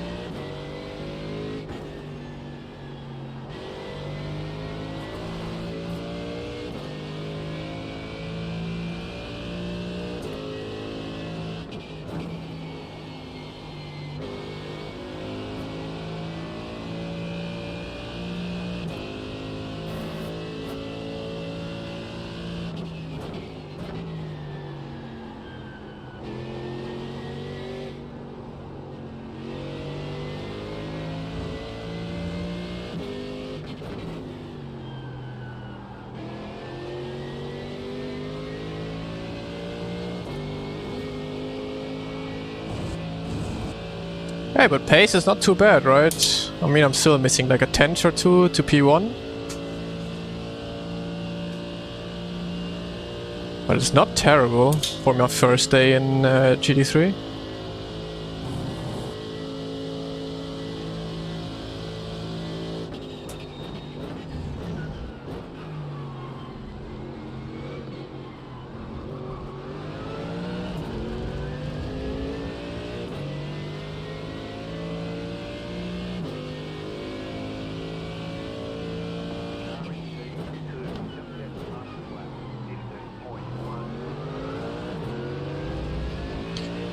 Now I'm in trouble though, because the Mustang is for sure gonna overtake. Or not. He is flashing, so no overtake.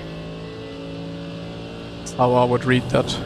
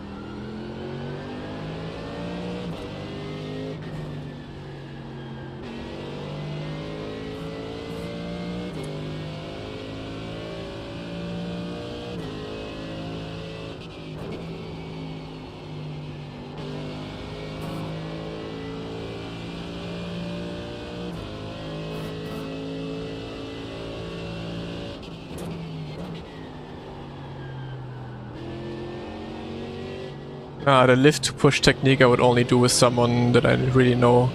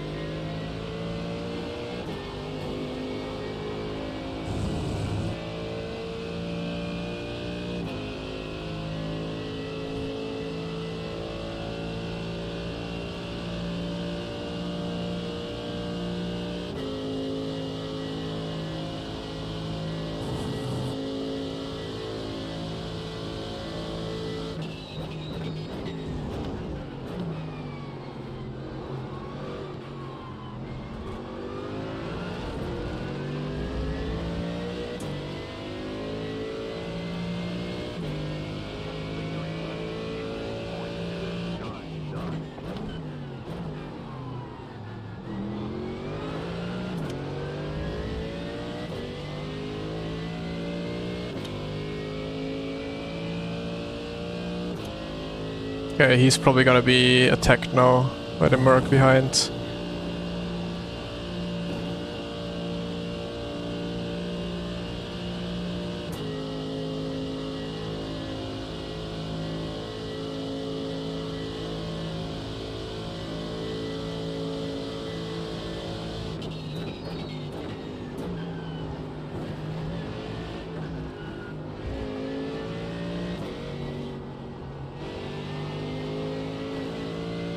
That's not good. Henry is gonna be quick.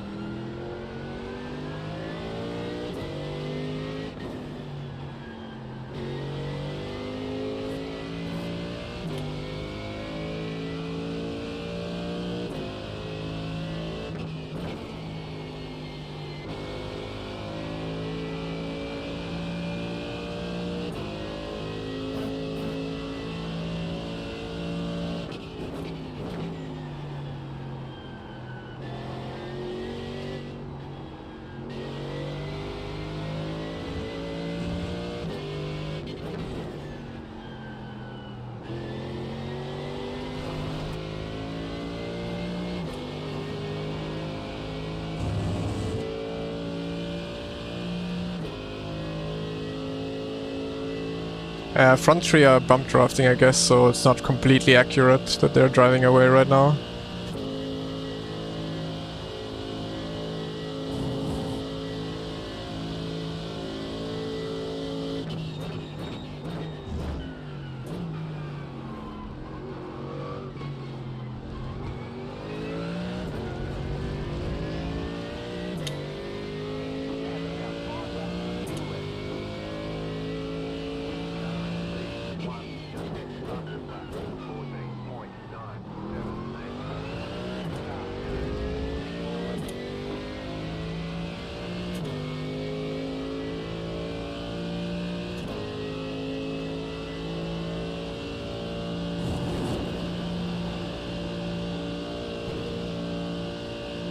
Come on, Mustang, attack.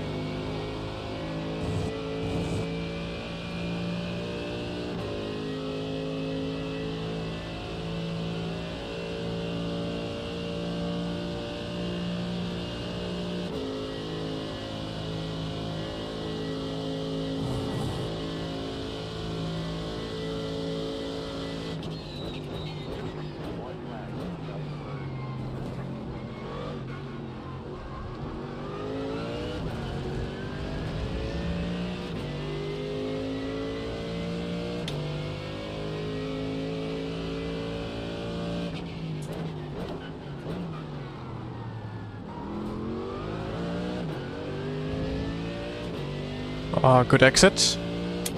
I think that was very important.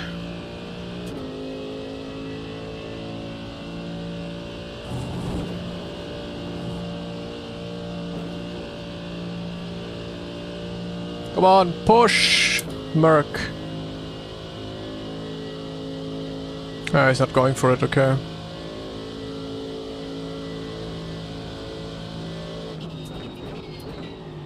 Probably as a thank you to the crash in the bus stop. Or apologizing, I mean.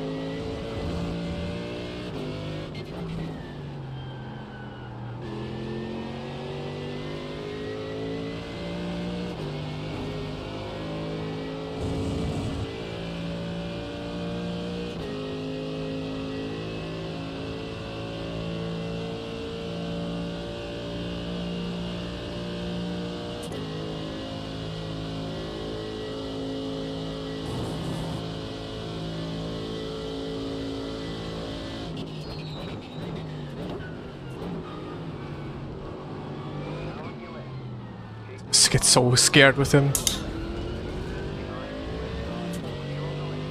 Whew.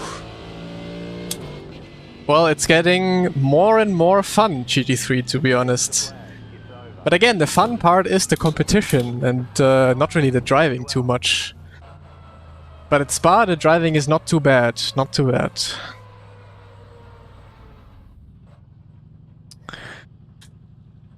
Yeah, we are getting somewhere.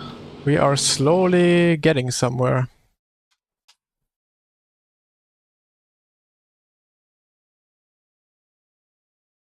Does this mean you offer GT3 coaching now? I can think about it, yeah. Yeah, I could open up GT3 coaching now, if people are interested.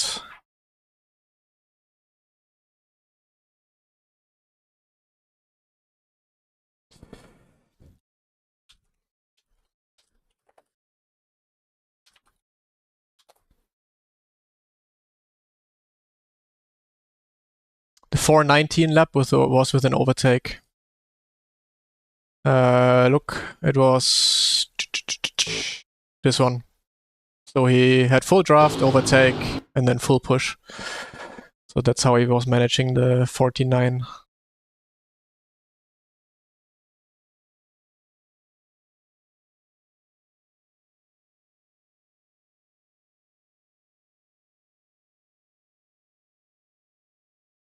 The Yuri room temperature IQ move, we're gonna have a look.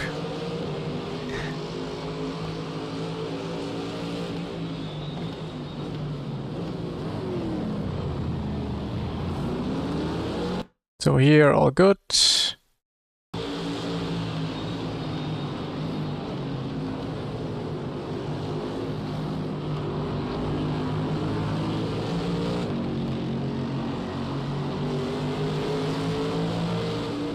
Anfrage mich vor 2 Stunden abgesendet, nice.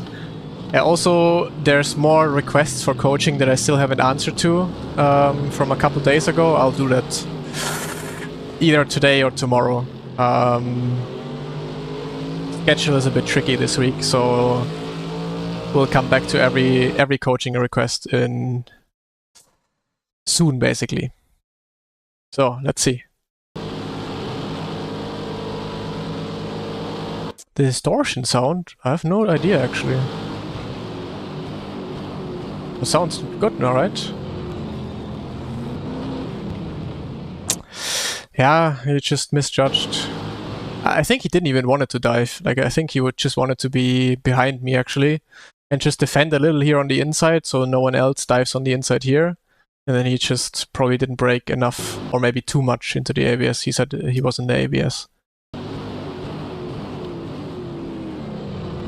Yeah, and that unfortunately cost us the train up front. And then, let's see what Yuri did. Hoppa! Okay, fine so far. What should I pick? Casual or advanced? That doesn't matter. It's just what you think your driving capabilities are. It's just for me to immediately see like if someone is like maybe already feeling like they're already a bit better or more, you know, that doesn't matter at all. I can also take that question out of the questionnaire. It doesn't really matter too much.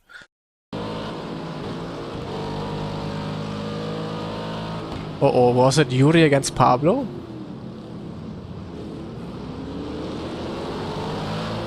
Where did both of them finish? Yuri 9th, Pablo 6th. What do I think of Ford? I don't even own the Ford, so no idea. So when did the Yuri thing happen? Ah, we are checking.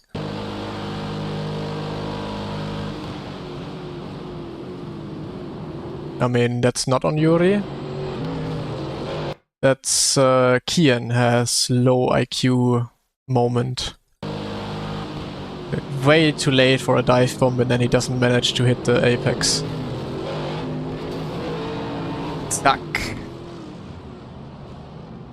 Ah, I would say that's karma. Karma for trying a bad dive, pretty much. That's just way too late. Like, no way, he's not hitting the apex, he's coming off the apex here.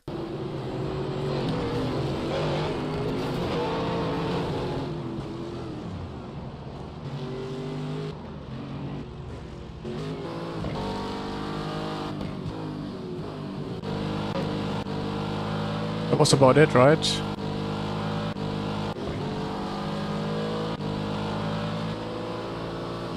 Wait, did something happen? In the last lap to Yuri?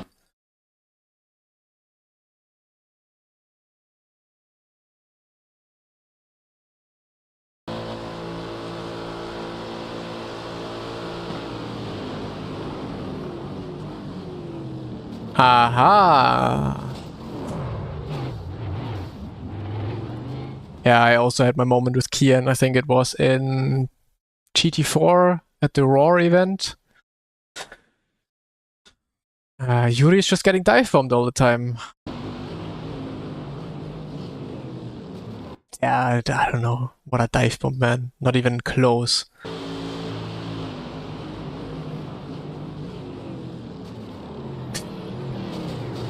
Bum.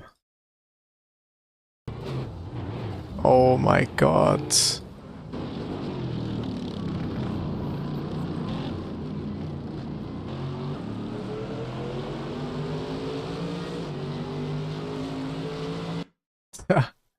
We can actually watch our last corner, or Henry's last corner. I think he had a fight with the Mustang.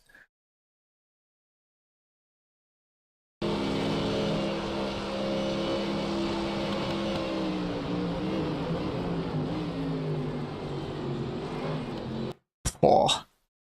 Ah, he tried. But I thought Henry is actually gonna hit me there. Because if yeah, he would have.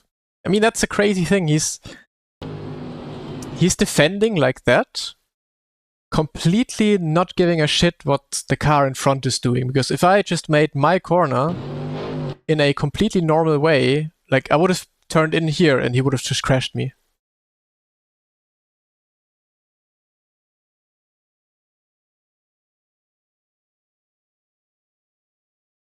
Great, Twitch. Twitch is down again.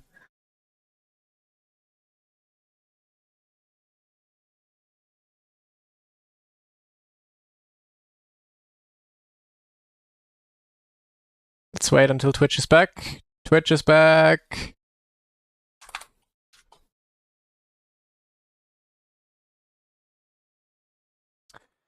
Welcome everyone back on Twitch. I don't know why Twitch is doing that. But yeah, if if I would have just turned in normally, braked normally, and turned in normally, then I would have been knocked out again. So, yeah, I don't know. Some people are just defending, not giving a shit about anything else, really.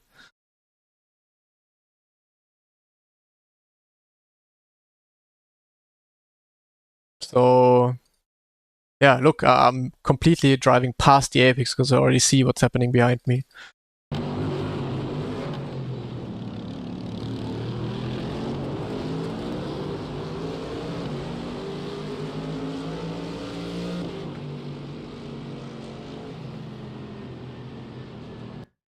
But yeah, that was nice. That was nice. Some good laps here.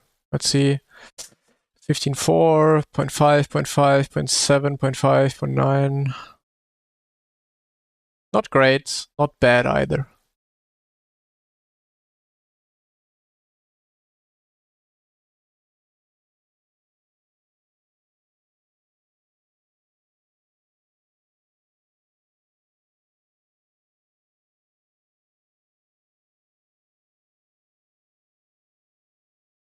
Yeah, that's what I made the YouTube video about. All about awareness. Otherwise, I would have ended up being crashed out and probably finished, yeah, somewhere down the grid.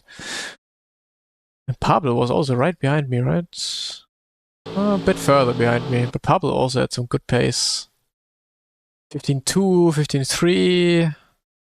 Did he have draft? Ah, yeah, he had full draft, okay.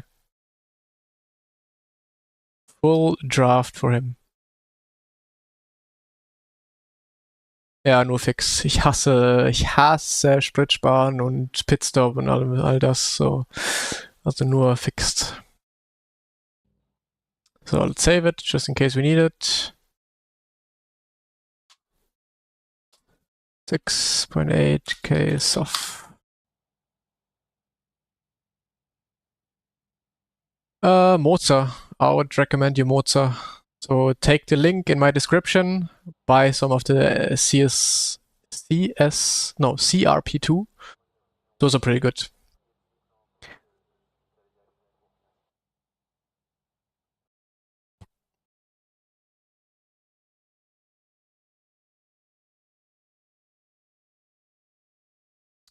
So let's check our Formula 4 race first.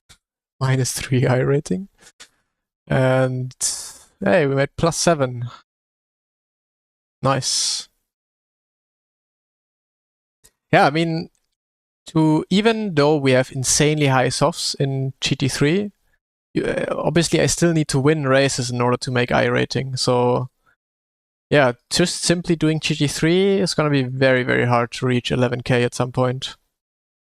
Because eventually, I just the strength of field can be as high as possible. I need to win. Unless there's like some drivers with more I rating than I have above me in the same race.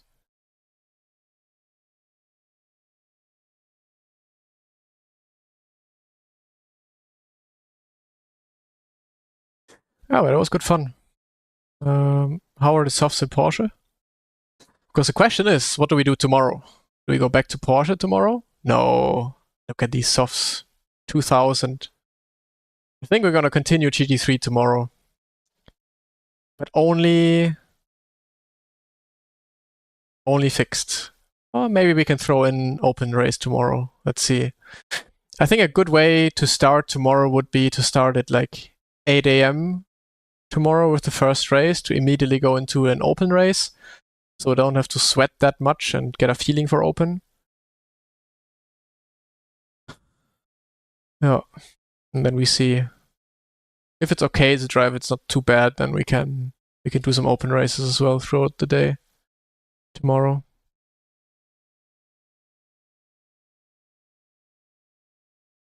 Yeah, Emanuele got 41. That's juicy. That is crazy. So if I would be able to win these GT3 races, I would be at 11k in no time. But yeah, winning is still a little bit far away. Definitely need to find some time, especially in qualifying, because my qualifying lap I would say was pretty good. I mean, it's only 2/10, it's not too much. But yeah, finding those last 2/10 is going to be difficult. Although now in the race, I think I already found some some ways to be quicker, especially Puho. I think I was braking way too much into the corner. So during the race, I was actually letting my car go in much faster into Puho. So I think that's already going to be probably like half a tenth, maybe even a tenth in the qualifying. So yeah. We will continue. We will continue with GT3 in order to get ourselves warmed up for DTM. But we cannot forget about doing Porsche Cup as well at some point. Just let me check calendar. We have DTM race on the 23rd. We have NEC on the 25th or probably 26th. So after DTM, I'll probably do some Porsche Cup again. Yep. So yeah, probably for the next 2 weeks, I'm gonna stick with GT3. I'm gonna try my best. Okay, though. Let's see who we can rate, because that's about it. I need to eat. I'm quite happy with what we achieved today.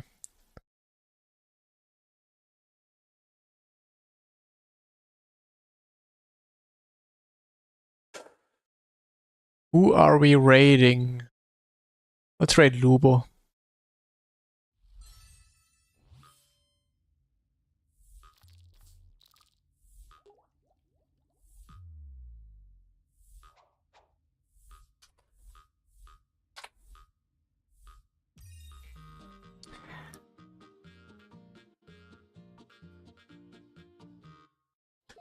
Von 18 auf 12, nice. Gut Position, gut gemacht. Alright everyone, thanks for the stream today. It was pretty wild for me, since it was something new. But it was actually good fun, better than I expected. So, thank you all. See you tomorrow morning. I try to be up for the 8 AM race. If not, it's gonna be same time as today. Yeah. Sounds good? Sounds good. Perfect. Thank you all. Thank you to all the followers, subscribers. Today, a lot of subscribers actually on Twitch. Rice, as always, with all the donations and stuff. Thank you all, and see you tomorrow.